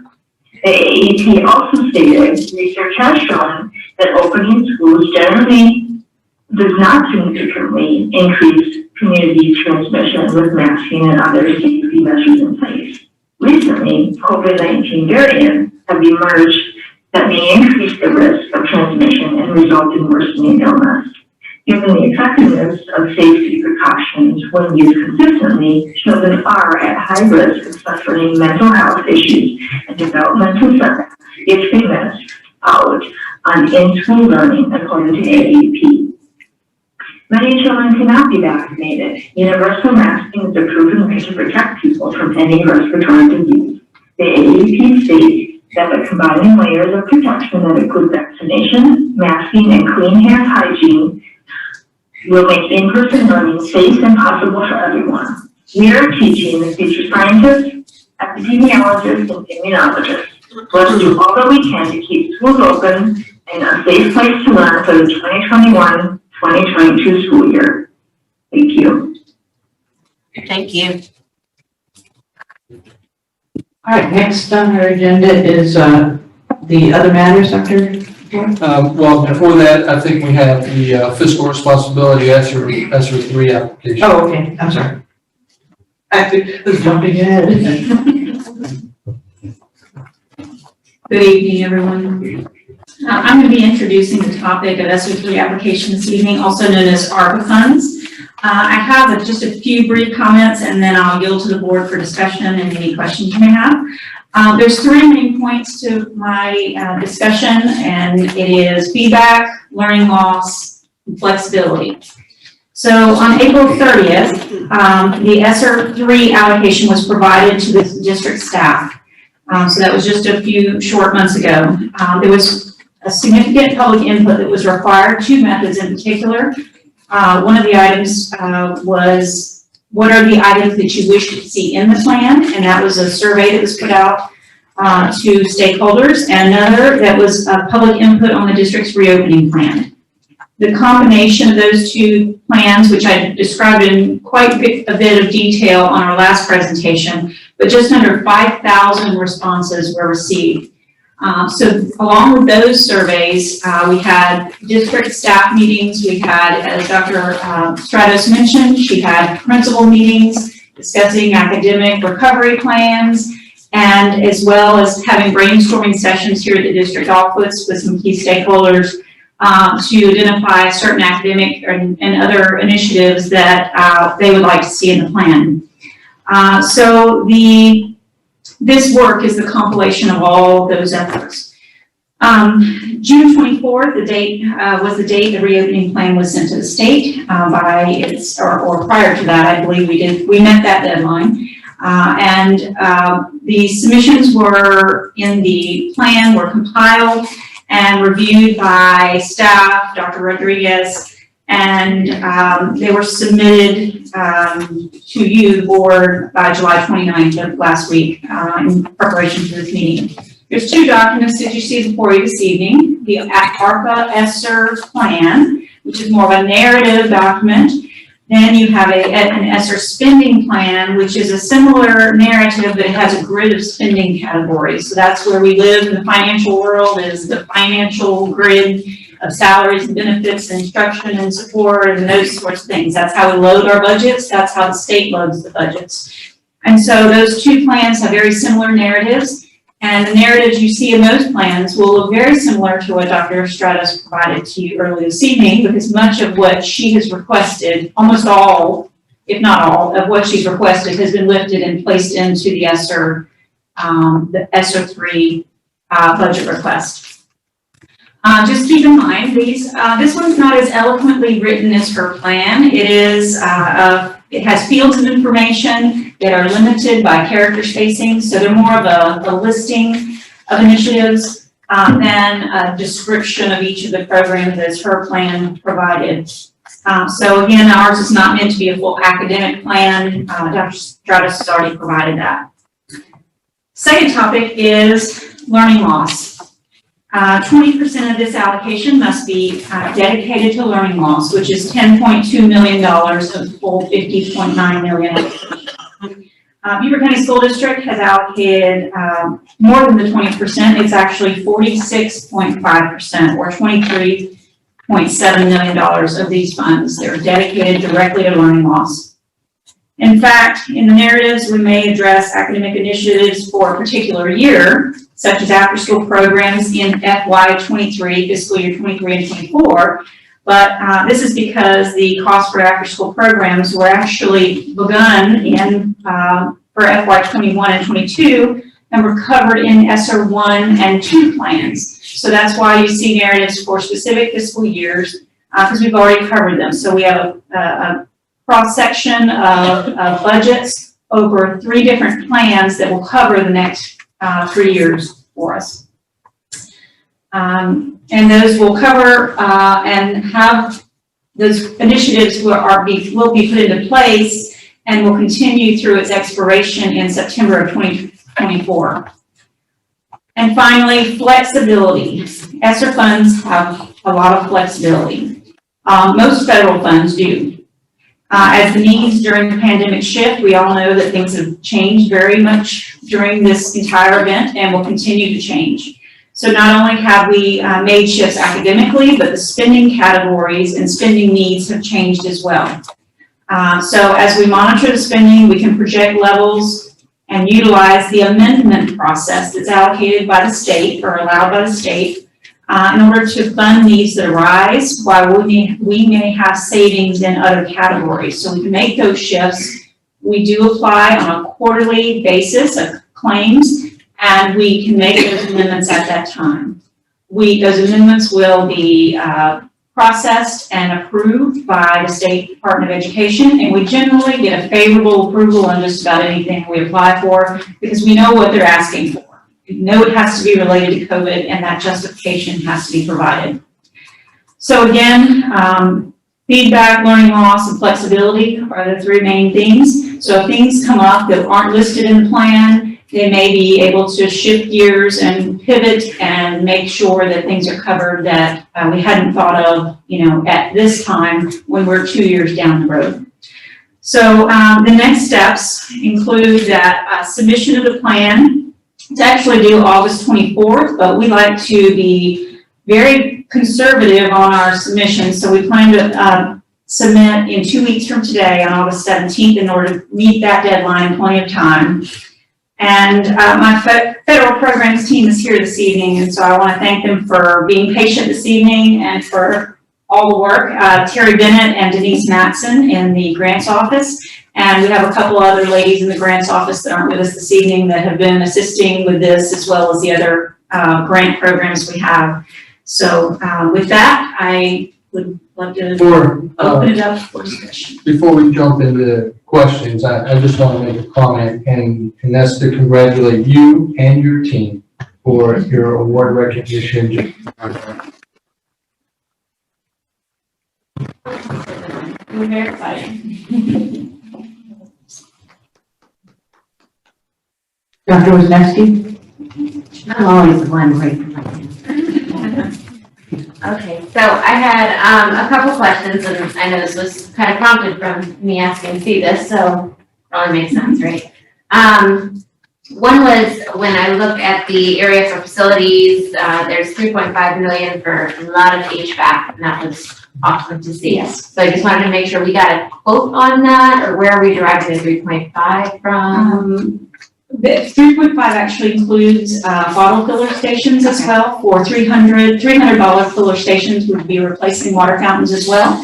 So there are specific line items and specific schools that will be budgeted, and I'm going to turn that one over to Mr. Otting to address how the numbers were derived for the HVAC systems at those particular schools. Okay, yes, thank you. So in order to come up with those numbers, we actually did an assessment of kind of a priority list, 1 through 3 priority of all the HVAC systems in the district. We put our list together of all the units along with their sizes, all that information. Then we sent that to Heary, who used their cost estimators to come back with the prices. So we do not have an official quote. We won't do that until we're ready to do the work. But we did go out to Heary's cost estimators to put the cost estimates together. Thank you, that's awesome. And then my other question has to do with basically just the makeup of things, because I actually had to punch things out and put it into my own little Word document. So tell me if I'm wrong on my numbers, but it looks like there's approximately 14 million in new salary and benefits coming out of this package. I haven't added the specific salary and benefit amounts. I got like 8.5 from the approximately 10 to 12 teachers to reduce class sizes. 4 high school instructional coaches. There's 20, 24. There's more or less 25 or so new positions is what it's looking like, and I'm just trying to get a grasp of, we've been told consistently these are non-recurring funds, and I assume these are not non-recurring positions. So I want to know what that's going to look like and how that's going to affect us when these funds do expire. Right. And that's obviously a big human capital investment. So first of all, some of the salaries and benefits you see in here today include tutoring and after-school programs. So those are timesheet paid people, existing staff members who have full-time jobs, and some retirees or other community members who are coming in and working on a part-time basis, basically by the hour. So that's a lot of the salaries and benefits that you'll see before you. There are a number of new positions. For example, the 4 high school coaches that will be 2 of our high schools already have academic instructional coaches. So that would be including the remaining 4. You have an education technology coach, parent liaison, social workers, a director of after school and community involvement to facilitate partnerships with the community. So there are a number of positions, lead mentors, nurses, and the idea, yes, they are recurring funds, and it is been made very clear through a documentation process that any employees who are hired with ESSER funds, that the funding will expire in September of 2024. So that's one thing, and our desire and intent is to be able to continue these positions either through their existing other resources or through attrition in teaching positions and other positions throughout the district. I just wanted to make sure that that was something that was clear to everybody. I know it's likely clear to you, and I'm definitely not disputing the need for these positions, because I know that some of them were on our wish list back last budget cycle. But the ones that, ESSER grants accountant, ESSER coordinator, those types, obviously that's a specific job title, and I would want to make sure that those people knew in advance. Yes, That it was is made very clear that these funds will expire in 2024. okay, and that we have a plan for all the others. All of the others, yes, we will develop that plan as the time goes on, as the positions are hired, and then we'll, there could be extensions of these funds at some point as well. So there's always that possibility. But we do have alternative special revenue funding that might be a possibility. So we have other resources available to us, and we'll exhaust every possible avenue to keep on the talent that we are going to hire. Additionally, we have grant writer, and where we see a really great return on investment on any of these, we may try to align with possible grants that are out there to continue that work. Yeah, thank you. I don't want us to end up in a sticky situation like I've seen some others. Yes. All right, it's 9:15, so we need a motion to either adjourn or continue, or whatever the board's will is. Madam Chair, I'd like to make a motion to extend. I second. So could everyone put their hands down so we can then have a discussion if anybody wants to about the motion on the floor? Madam Chair, I had my hand up. I thought that's how you want us to make make that motion.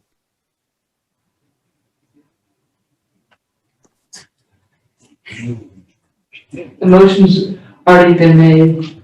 I know, but normally you would say that you would want someone hands up and you would go to them by the next person that's called to make the motion. And so that's why I put my hand up so that I could make a motion. I was just obeying what you said, being respectfully, trying to be a good board member. Oh, well, thank you. Thank you, sir. So Ms. Boatright. I can withdraw my motion if he can make his motion. I don't have a problem with that.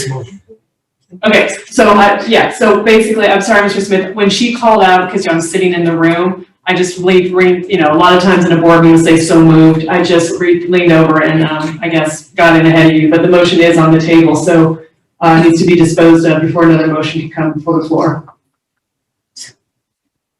So do you have a comment, Mr. Smith? Your hand is still up? Yeah, so my question would be, well, how long of an extension? Until the completion of the agenda.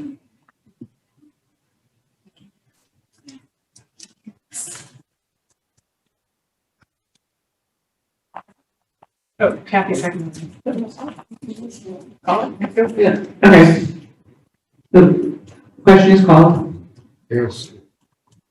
That's right.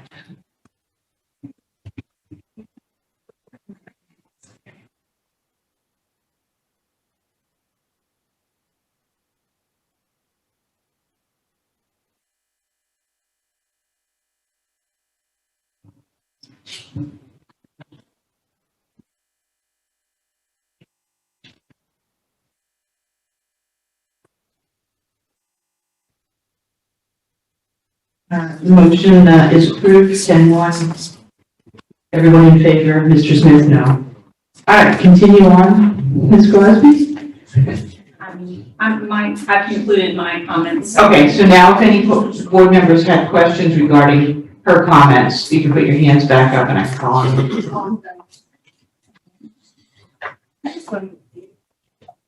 Okay, there are no hands up. Thank you very much. Thank you, Ms. Crosby, and thank you to your team. Appreciate all of your hard work. The next item is the superintendent's report is other matters, and it's school openings. And so before I turn school openings over to Dr. Bradley, I just want to make the following statement as we move through. One of the things that's obviously, as I already highlighted for you, is the issue that we deal with as we have to abide by state law, and we have to abide by rules and regulations, right?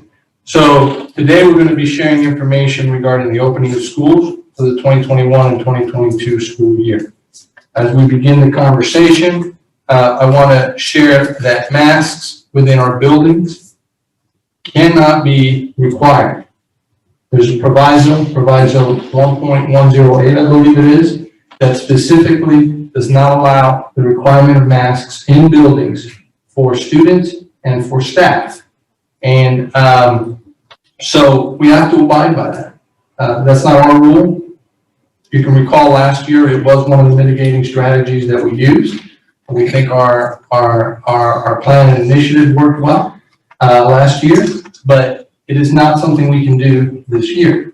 And so I begin with that statement to say that masks within our buildings are optional as required by that state proviso. However, we will encourage people to wear masks for sure, right? If they want to, they can wear them. It's optional, but we certainly encourage that to be the case. So with that in mind, I'm going to have Dr. Bradley begin and take us through the opening.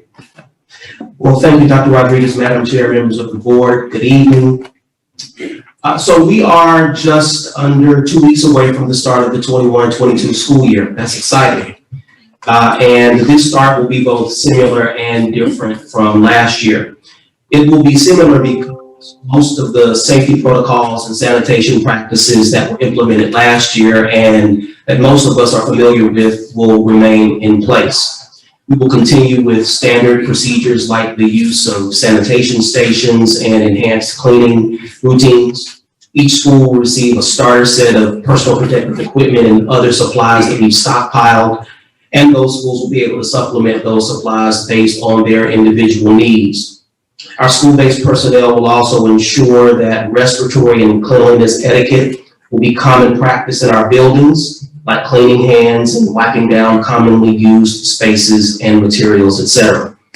We will also be adhering to the practice of social distancing at 3 feet or to the extent possible. And plastic or plexiglass barriers will be available upon parent requests. Buses will run and seating charts will be utilized to mark student placements. Additionally, our cafeterias will once again be operational and available for full use. Much of what I'm referring to this evening was included in our district's full reopening plan, which was sent to the State Department of Education several weeks ago. The state provided a template with a number of reopening categories that all districts statewide were expected to address. The spirit of the plan is to make every effort to fully reopen and return to normal operations. Fortunately, we've been operating in that mode since January of last year. Our plan was authored with feedback and input from every major district division, including finance, operations, transportation, communications, and instructional services. So its development was the result of a fully cooperative and collaborative effort. The district's teacher forum and select principals also provided input, and which was included in our plan. It's also worth noting that parent feedback was solicited through the district's website. Before I close, it's important to note that our plan is not static. The state has required that we engage in a process of periodic review every 6 months until the spring of 2023. So every March and every September, we will assemble our team to review our practices and determine whether material changes are necessary. Otherwise, we believe to be in good shape heading into the first day of school on Monday, August 16th. Ms. Bowley?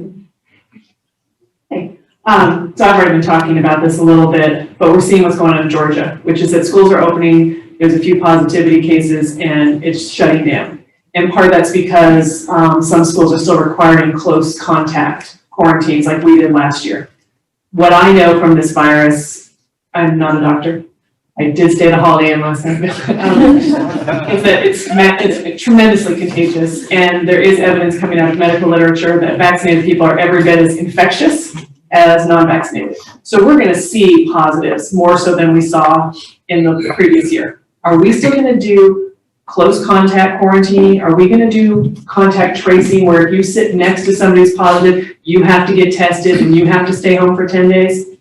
I believe, Ms. Staton, are you on the line? Yes. Yeah, we followed the DHEC guidelines. They have reduced who's a close contact for students down to 3 feet.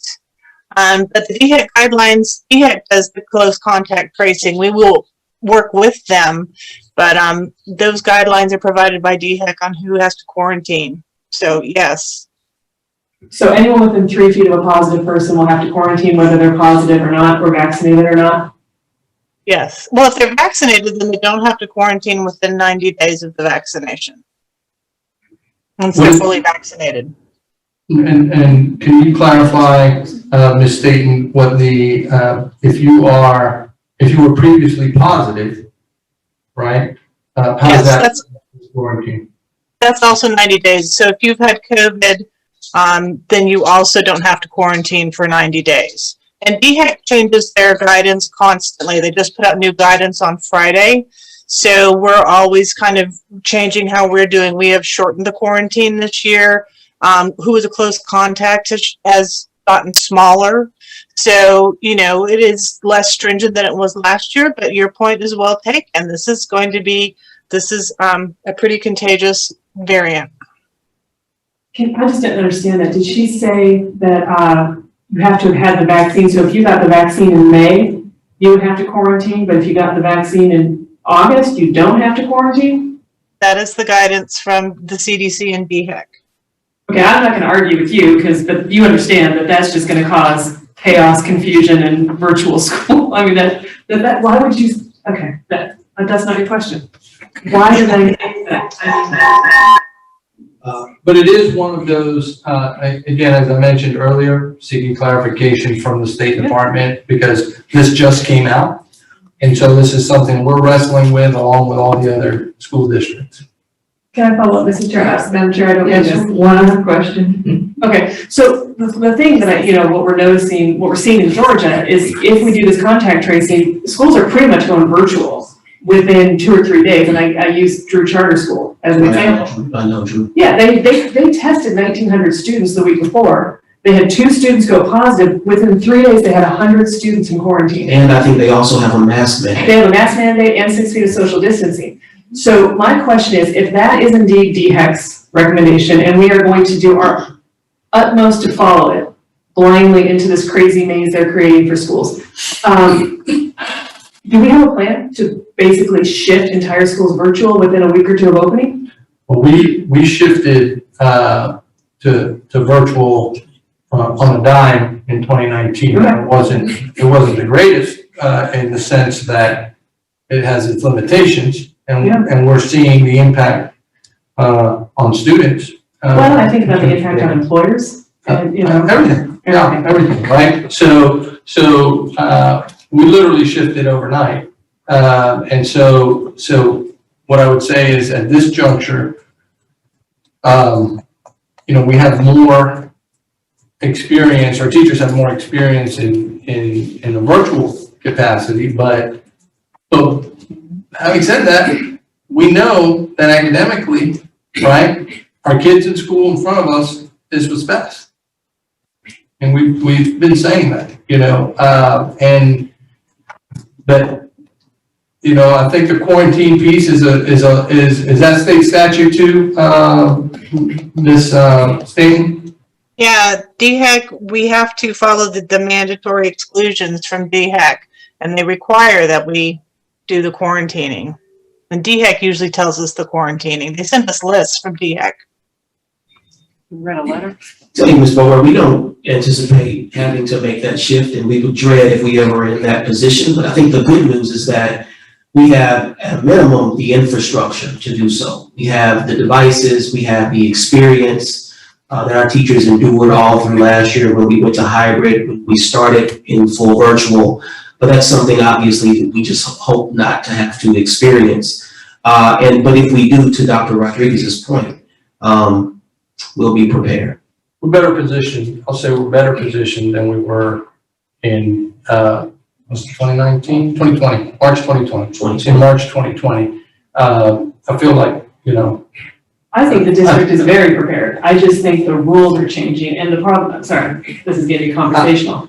I feel like my, got a superintendency of COVID, right? I mean, since I've been here just about, I mean, this is what we've been grappling with, you know? But, so I think we're in a better place than we were back then. We have more devices for connectivity to support students. I'm not talking about laptops now, I'm talking about connectivity for students who are in areas where broadband still isn't available to them. And increased scale and efficacy of our teachers to be able to deliver virtual instruction. Oh, I agree. I'm not, this is not your fight. Yeah. Mr. Smith? Thank you, Madam Chair. First for the public, can we identify who Mrs. Jean is and what's her position? So that the people who are listening, they will know exactly who we're hearing from. Oh, are you talking about Ms. Staten? Yes, sir. She's our risk management, director of risk management. Okay, she's the risk management, director of risk management. Thank you. I was wondering who she was myself, and that kind of figured out. But I know the general public may not know, if people who are tuned in. One of my questions is as well as, do the elementary school right now, how they? Because I have several parents that have asked me, do they have the right to virtual school right now? Virtual school right now is not an option for our elementary students. We have limited our virtual plan just for select middle school students on recommendation, or quite frankly, a variety of factors that would come primarily from our principal's review of student performance, how they actually performed during virtual instruction last year. But again, I think the impetus for our reopening plan, which has come from the direction of which has come from the state, which is to really fully return to normal operations. So we're not really encouraging a wide, comprehensive virtual program, but just for a select number of students in a small grade span, which is for our middle school students. And what grade levels are those? 6th, 7th, and 8th. So in all high school kids can go virtual? High school students can take some classes through SD virtual, but it's courses. It's not necessarily a complete school experience. Right. Well, well, I've had several parents who have reached out and have asked me that with deep concerns of their kids going to school with them, and that they have parents have underlying condition, as well as the kids have an underlying condition. So I'm sure that this will be something I think the district will. I'll be looking forward to a plan which will help, which will cater to those people who have underlying issues. But yeah, let me ask this question: do we have a backup plan for teachers and students who have doctor's note and they say that they cannot go in elementary schools as well? Ms. Walton, are you on the line? I am.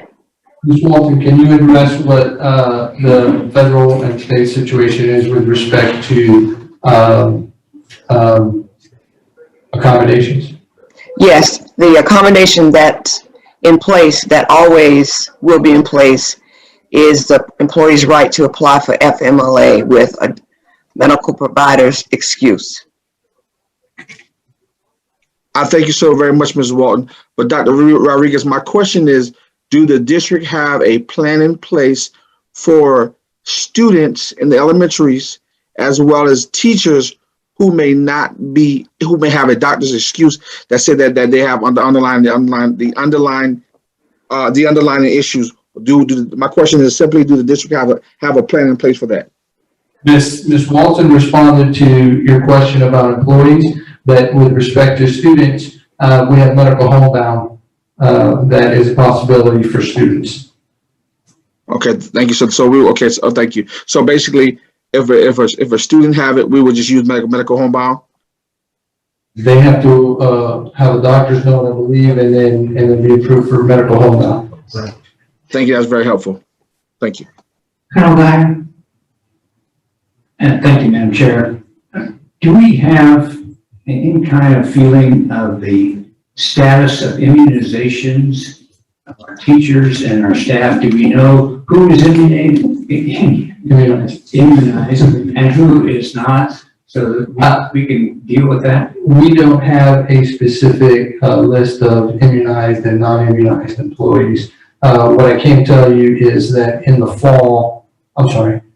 spring of last year, when we had a vaccine clinic, we had, I believe it was close to 800 employees that got vaccinated. Those are the ones that got vaccinated at our vaccine clinics, right? Many others, had gone and got vaccinated on their own, right? Didn't have to do it through us.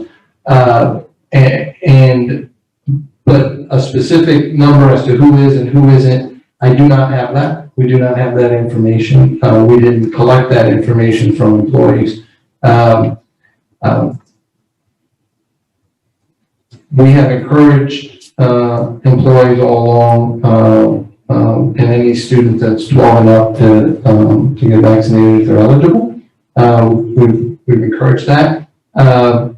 I have spoken with Beaufort Memorial Hospital just on Friday last week, and my understanding is that they're currently seeing an uptick in vaccinations. That for a while there it had just dipped and plateaued, but they are seeing in the community an increase in vaccination. We are looking at trying to host another vaccine clinic for 12 and up. For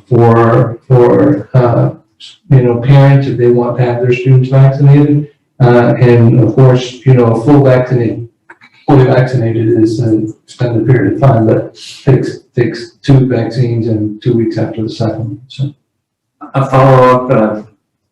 I hope that our football teams and other athletic teams are strongly encouraging the vaccination so that they can play their sports. And that should be a great incentive to get vaccinated. Because one of the members of the teams come down, there's nobody going to be on the field on Saturday. I had the good fortune of speaking at the coaches' convocation last week, and there was really good energy around that, notwithstanding the success of many of our athletic teams last year. I think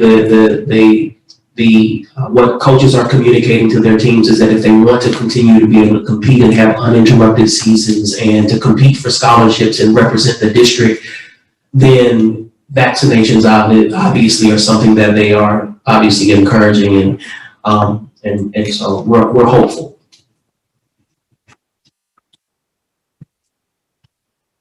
Ms. Fidrich?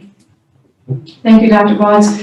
This question is for Ms. Staton. Could I just ask you to repeat that one more time, what you said about the 90 days? So am I understanding correctly that if a student was vaccinated over 90 days ago and has been told that they have come in close contact with someone with COVID, then they have to quarantine? Yes. Mm-hmm. So another question, if a student has not been vaccinated but can prove an antibody test, does the same thing hold true for that student, that if it was within 90 days, then they would not have to quarantine? If they show proof that they had COVID, yeah, within 90 days, then they don't have to quarantine, correct? Okay, thank you so much. I didn't mean to go over, but I just want to make sure I understood it correctly. Thank you. I have the same question as you, and I can't find, Ms. Staton, where are you getting that information? I cannot find that, because the CDC, for those people that are vaccinated, if they're exposed, they don't have to quarantine. That's what I see as of yesterday. I can't find anything that says that changed today. We follow the DHEC guidelines. I can send you the link. Yeah, that makes no sense though, because they're saying that they're specifically saying after you don't have to get a booster vaccine now.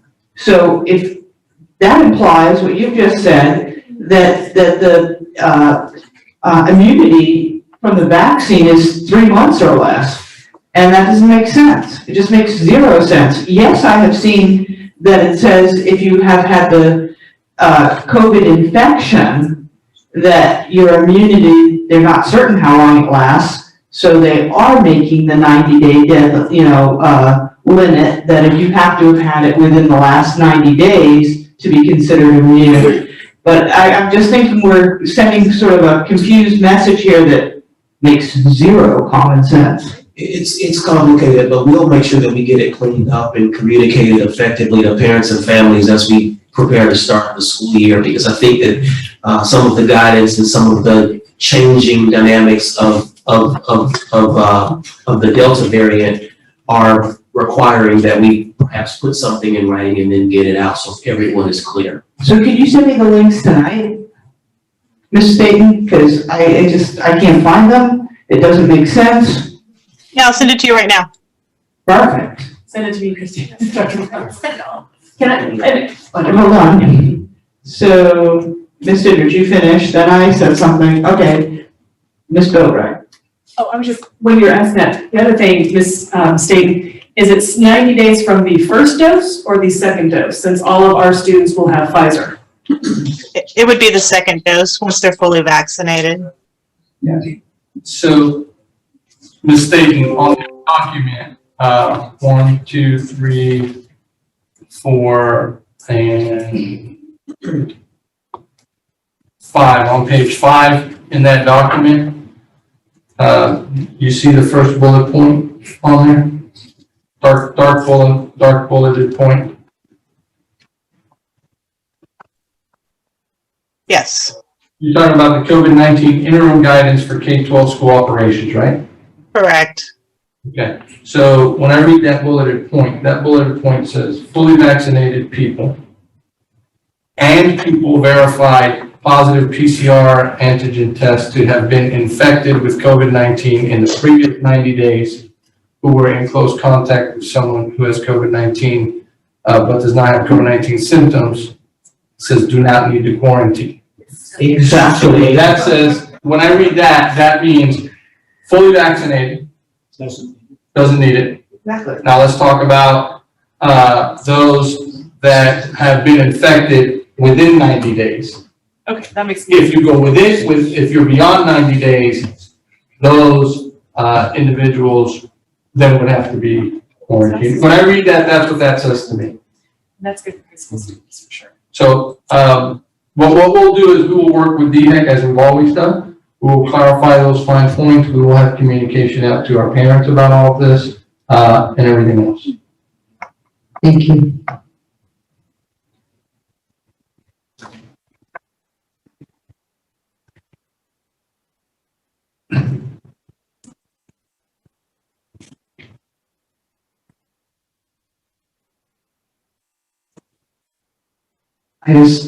I think took myself out of the meeting. Can you let me back in? Okay, go ahead, Mr. Campbell. I'm concerned with the general trend of the numbers and when we're gonna react to it. If you say there's a plan, but I mean, I need something in place. I mean, when we started, I guess, the current plan, I'm assuming, we started a current plan 2-3 months ago of opening school year, not anticipating this variant to be so extensive. But now it's clear that South Carolina's numbers have shifted dramatically. When are we prepared to react to that? Or are we prepared to just go into quick shutdown mode? That's what we're saying? But if we had to adjust into a virtual format, then we would shift to a virtual format. Yeah, my question primarily is there incremental adjustments? Example, you're gonna have selected parents go to virtual and teachers, or you're gonna go full-fledged virtual, everybody to bang at a certain number. That's usually what. Mr. Campbell, I mean, I think what I would just say is you have, specific knowledge of this because you've been in high school, right, in the school setting, and students have schedules with multiple classes, right? When we shifted to hybrid mode, right, that was master schedule overhaul. When we shifted to full face-to-face option, that was master schedule overhaul, right? I mean, those things don't happen like this. Those take a few weeks to lay out so that you can transition into that. If you'd like, Well, there's more reason for my question. well, I understand your question, but do you have can you provide me with a thought or a solution on how you? My thing was what the numbers need to be before you say something like, I'm gonna make it optional for people to go virtual. I think what we would have to do is, but again, that's not just you know. I know there's not a clear cut number, but that thought, from what I'm listening to, that's not a thought right now. No, it's not, it's, we've weighed, you know, do we do virtual instruction? I sit here, every month and I hear from all of you every month about improving achievement and improving achievement and improving achievement. We've shown that improving achievement with just virtual programming doesn't happen either, right? And so we tried to devise a plan that would work with getting our students back in school. Given the shift and the change that we're seeing, I think the challenge that lies there is you can shift to an all virtual mode, right? Or if you're going to shift to a hybrid mode, that's going to take you 2 weeks to shift into a hybrid mode, maybe longer, because guidance counselors have to fix schedules. You have to identify which kids can want to go virtual. Then you have to determine whether you have classes, then do those classes match the current classes that they have, and is it possible to continue on that path with that schedule? I mean, that's. I understand all of that, Frank, and Dr. Bridges. I'm concerned with us being flat-footed, and we have to make an emergency change, and that's gonna look a lot more, you know, unprepared than if we were preparing for some change that we don't have to use. I mean, I understand the nobility of trying to keep them face to face and keep everybody on the school side. I applaud that effort. But at the same time, these numbers are no joke.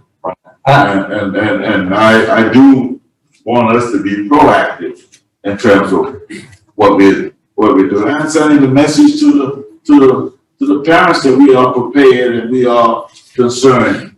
We're not locked down into a situation as if nothing may happen. I mean, some people anticipate that we're all going to get this virus at the pace it's going. Yeah.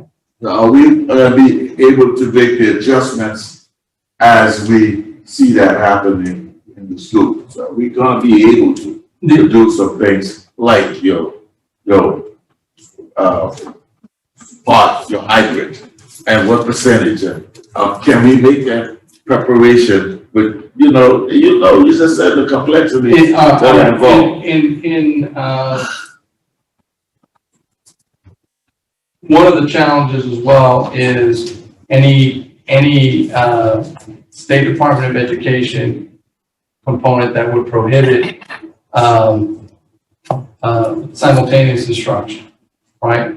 So we have to look at that too. But the piece to share with you, Mr. Campbell, is that in an elementary school, if you had to shift to a hybrid model with simultaneous instruction, right?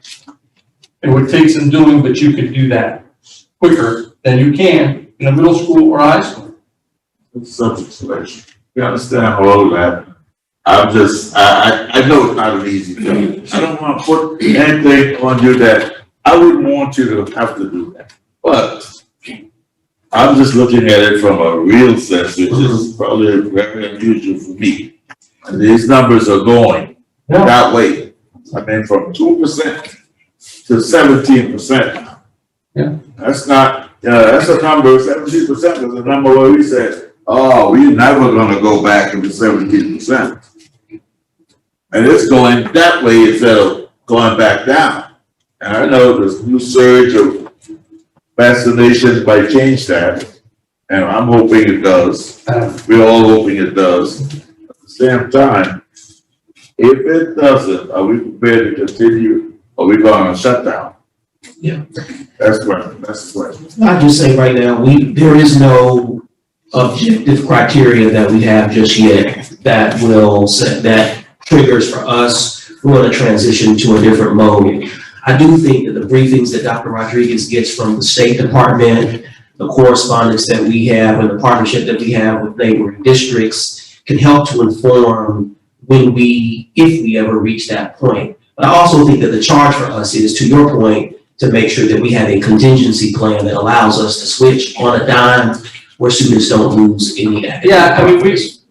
to be honest, it would probably have to be a switch to a virtual component.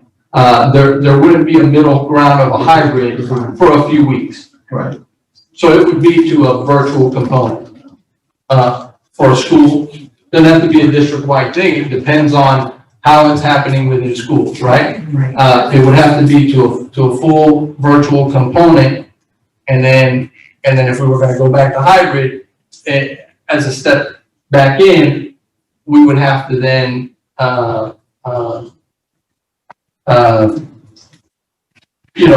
it would take a few weeks for people to change schedules and all that sort of thing to make that work. You can't have a temporary. I agree with all that. But I'm just saying, as a principal, I'd want to know what kind of preparation would be in place, and I'm sure you'd want to know what you're going to tell the principal. So the more things we got in place, the easier it is to make that immediate transition. Yeah, and in the next 2 days, we're with our principals, and that's how those meetings are scheduled. So that is our time to effectively communicate any of those potential transition pieces, right? But it would be, as we're trying to move into this, with a face-to-face 5 days a week piece to meet that intent and that desire. At the same time, if we switch, we would switch to virtual, because there is no way to do a middle ground like that. I think they need to know that too. Yeah.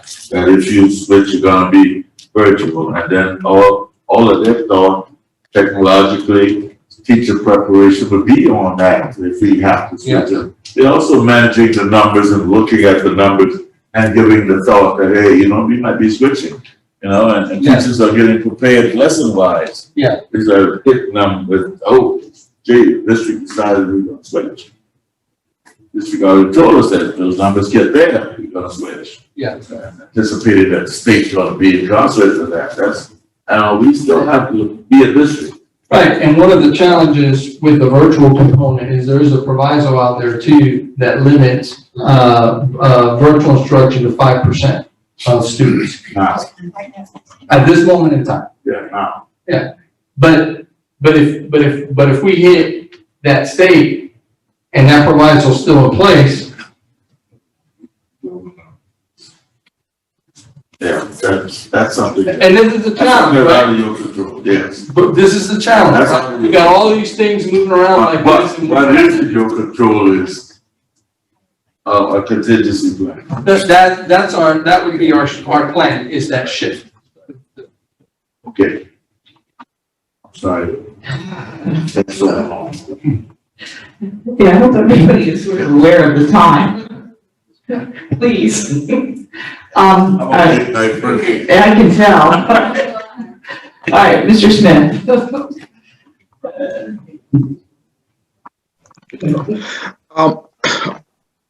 I'm definitely right in line with Mr. Kim, because I definitely have a lot of people that ask me those questions. And I just want to piggyback. At what point, if we would go to a virtual, what would be the turning point, or what would be the factor to make that decision? Again, I'll go back to how we discussed this last year, and I'm not going to give you a definitive number, right? I have to work with DHEC, and our team to get to to get to that as we see those things happen, right? DHEC, we worked with constantly last year on the go to make the decisions that we had to make, along the way. So it's not a, here's the spot, here's the number, right? I mean, it varies. So what you're saying is that you will let DHEC guide you on when to shut down? Is that what you're saying? What I'm saying is we will work with DHEC. Thank you. Also, just to move on, because I guess it's heated. What is the criteria for middle school students to go virtual? Dr. Stroud?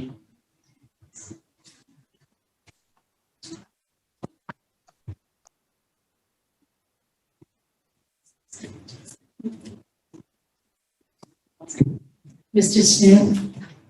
Yes, ma'am. Hi, good evening. It is a GPA of 2.75 that is being calculated at the district level. Good attendance, good grades in prior virtual experiences, recommendation from their principal, as well as their school counselor.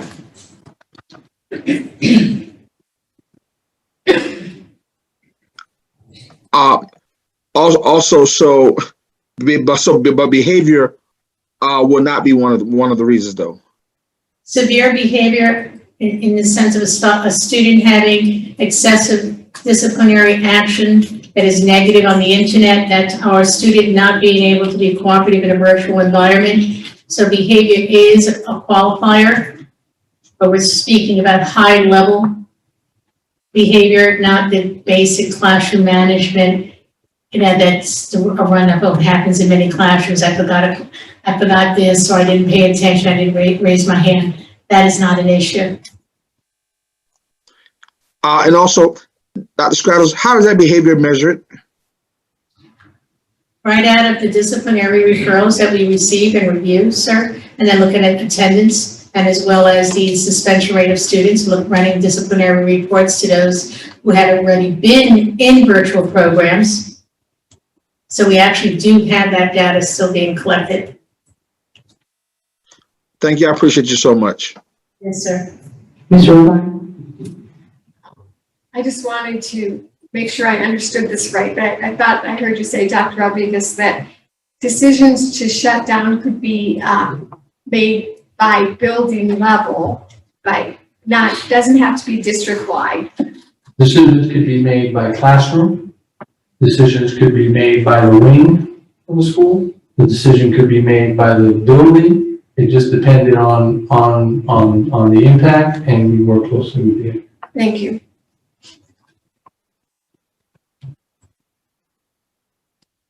All right, I think we're ready to move on. First day of school, August 16th, Monday, we'll be ready. Thank you. Thank you. Mr. Rowley, update on educational land control.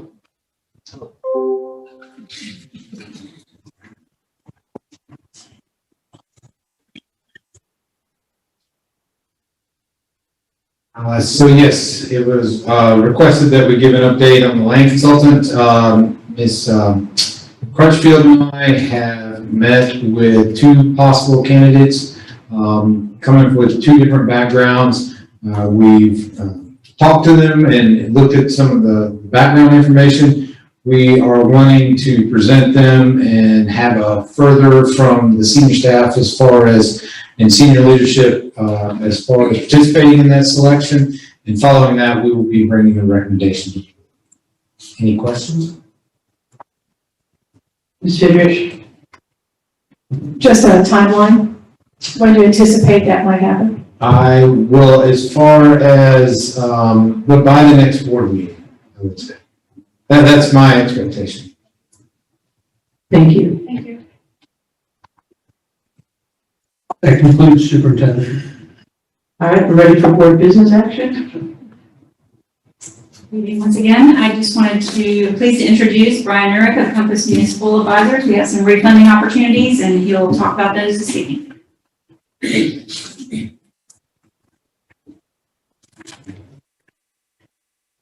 evening, everyone. Dr. Boggs, members of the board, Dr. Rodriguez, my name is Brian Eric. Glad to be here tonight. Spirited, very interesting discussion. I've got two children in high school, so it's interesting discussions to listen to from a parental perspective. But about the only good thing from COVID that I've been able to come up with is that interest rates are very low. And so on July 6th, I wrote a memo to the Finance Committee, which was then shared at the following board meeting about two refunding opportunities that I identified that, if successful, would provide an interest cost savings to the school district. The first bond identified that I'll walk through very quickly is the 2014 B bonds. So those bonds have an interest rate of 4%, a coupon rate of 4%, and they're prepayable March 1st, 2024. So in this type of a structure, we call it a taxable advance refunding. Oddly enough, taxable rates are very, very low, really close to tax exempt rate right now. And we can issue new bonds at a lower interest rate, place the funds in an escrow, and when we reach 2024, those bonds then physically get paid off. It is called an advance refunding. Every bond issue you do has this defeasance language in it. It is part of the municipal bond world that we live in. When I ran this, I used an interest rate of 1.975% for a 13-year term, and that produced a savings over the life of the bonds of roughly just over $1 million. I would anticipate, as of today, the interest rate we would receive would be lower than 1.975. But I'm not a guarantor of rates, so I don't know what they will be at the time we accept bids. If you approve the resolution that has been prepared by your bond counsel for any advisor tonight, we will put this out to bid on Thursday. We would give the banks 3 weeks for credit review and approval, and then we would accept bids. In the resolution, I asked language to be added which said that we could not award the bond unless we achieved $1 million of savings. So if we go to bid, we receive bids, for whatever reason, we're unable to hit the $1 million mark, we would just sit and wait and go back to market when it's appropriate. Doesn't cost the school district anything to go through this process, so it's really a win-win. I'm very hopeful that we'll be able to achieve more than $1 million, but $1 million is sort of the threshold that we felt would be appropriate for this kind of structure. The second bond that we identified to refund is the Series 2012. And there's only 2 years left in that bond. The majority of it was already refunded previously. These were bonds that didn't make economic sense at the time that the other portion of the bond was refunded. So it's not $1 million, but the call date is March 1st of 2022. And when you issue a refinancing bond and you pay off the old bond or the higher interest rate bond within a 90-day period, the new bond can be tax exempt. So because we're so close to this March 22 date as opposed to March of 2024, very different timeline, we would wait until January, roughly January, to sell this bond, and we would have it be delivered right around that March 1st date. We used an interest rate of 1% tax exempt, which generated just over $100,000 of savings. It's only a 2-year loan. All of that is net of all expenses to go through the process, and if we achieve the numbers, we achieve the numbers. The second resolution for the 2012 B bonds also has that language. It specifies that net we have to save at least $100,000 over the 2-year period. I'm hopeful that short-term interest rates are below 1% still. When we get to the January area, if we were sold it today, we would be below 1%. But I gave sort of the maximum interest rates I think that would be appropriate for the district to accept, but the competitive bid process will generate the lowest cost of fund. So tonight we're asking for approval of the 2 resolutions. I've given you the timeline in which we intend to move forward with authorization And I've given you the savings threshold that we have to achieve in order to move forward with each of them independently. So if there's any questions on these refinancings, I would be happy to answer those at this time.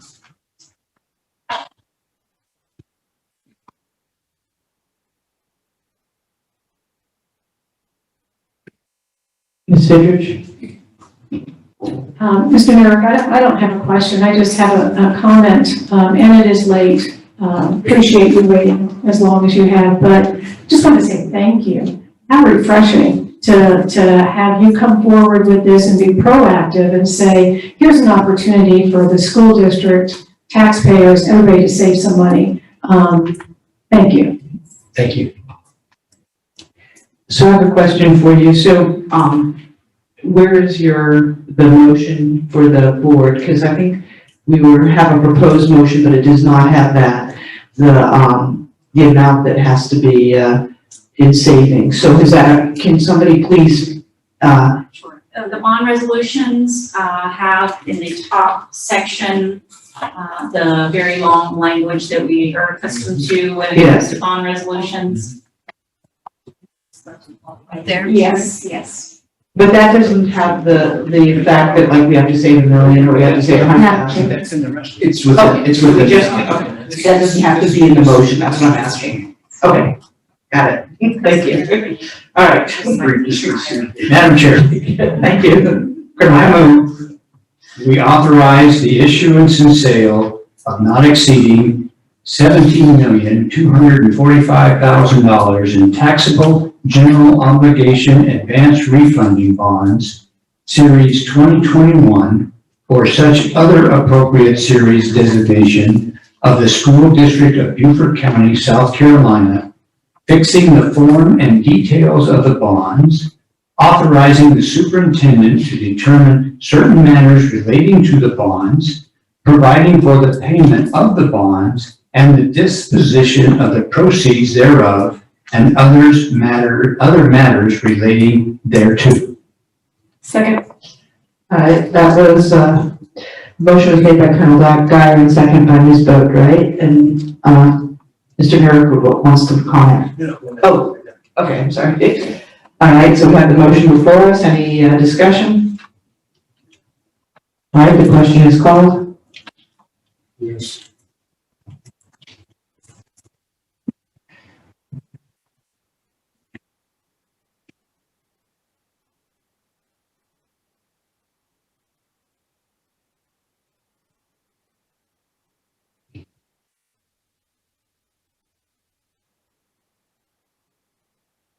Oh, God, yes.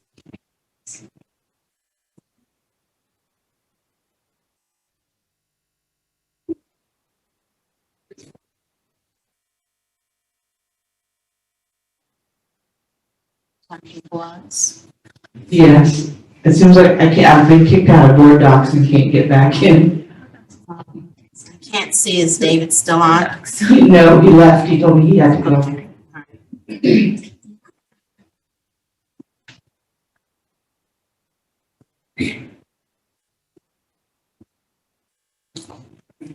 So the motion carries unanimously. Madam Chair? Madam Chair? Yes. I move for the authorizing the issuance and sale of not exceeding $3,600,000 general obligation refunding bonds, Series 2022, or such other appropriate series designations of the School District of Beaufort County, South Carolina, fixing the form and details of the bonds, authorizing the superintendent to determine certain matters relating to the bonds, providing for the payment of the bonds and the disposition of the proceeds thereof, and other matters relating thereto. Second. All right, Colonel Guyer made the motion, Ms. Boatright second, and any discussion? Voting is open. Guas, yes? Yes.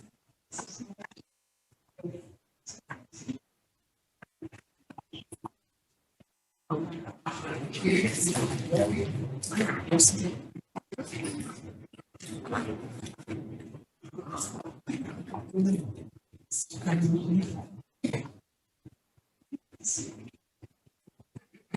motion carries unanimously. Madam Chair, I move that we approve the consent agenda. Hold on a second, because, Mr. Durf already asked me, he said he wanted to make some comment. I just wanted to make a couple comments. So I made myself available yesterday and I met with, 4 members of the board and went over the document that I will be presenting on August 27th.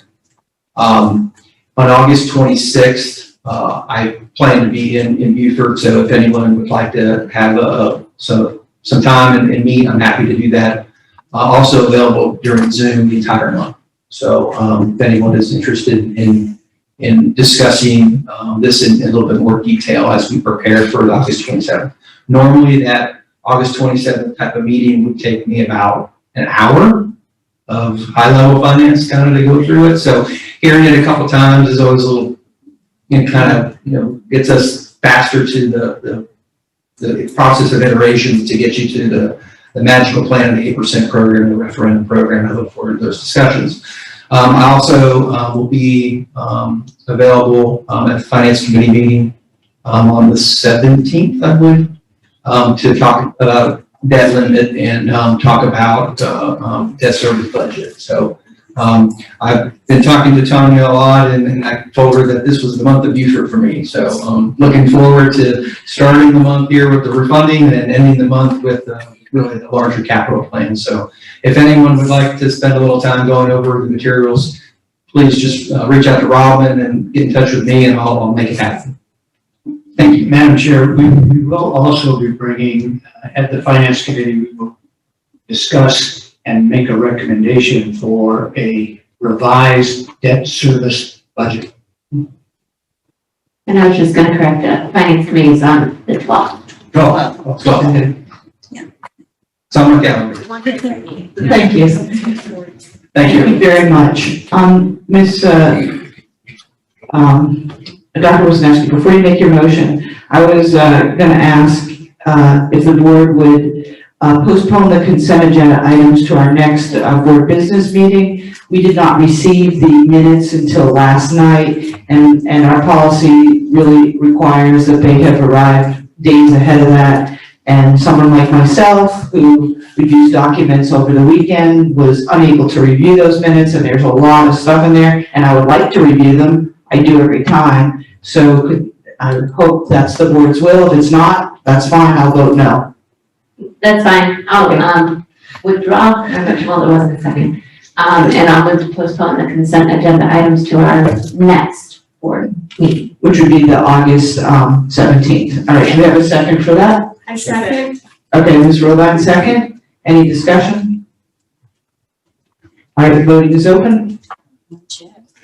Yes, Claude. Who was the second? I seconded. Thank you. Yeah, thank you.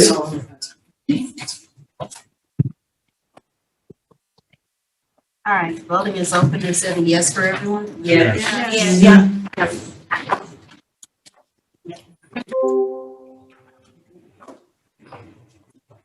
All right, I hit everyone unanimous, so that was okay.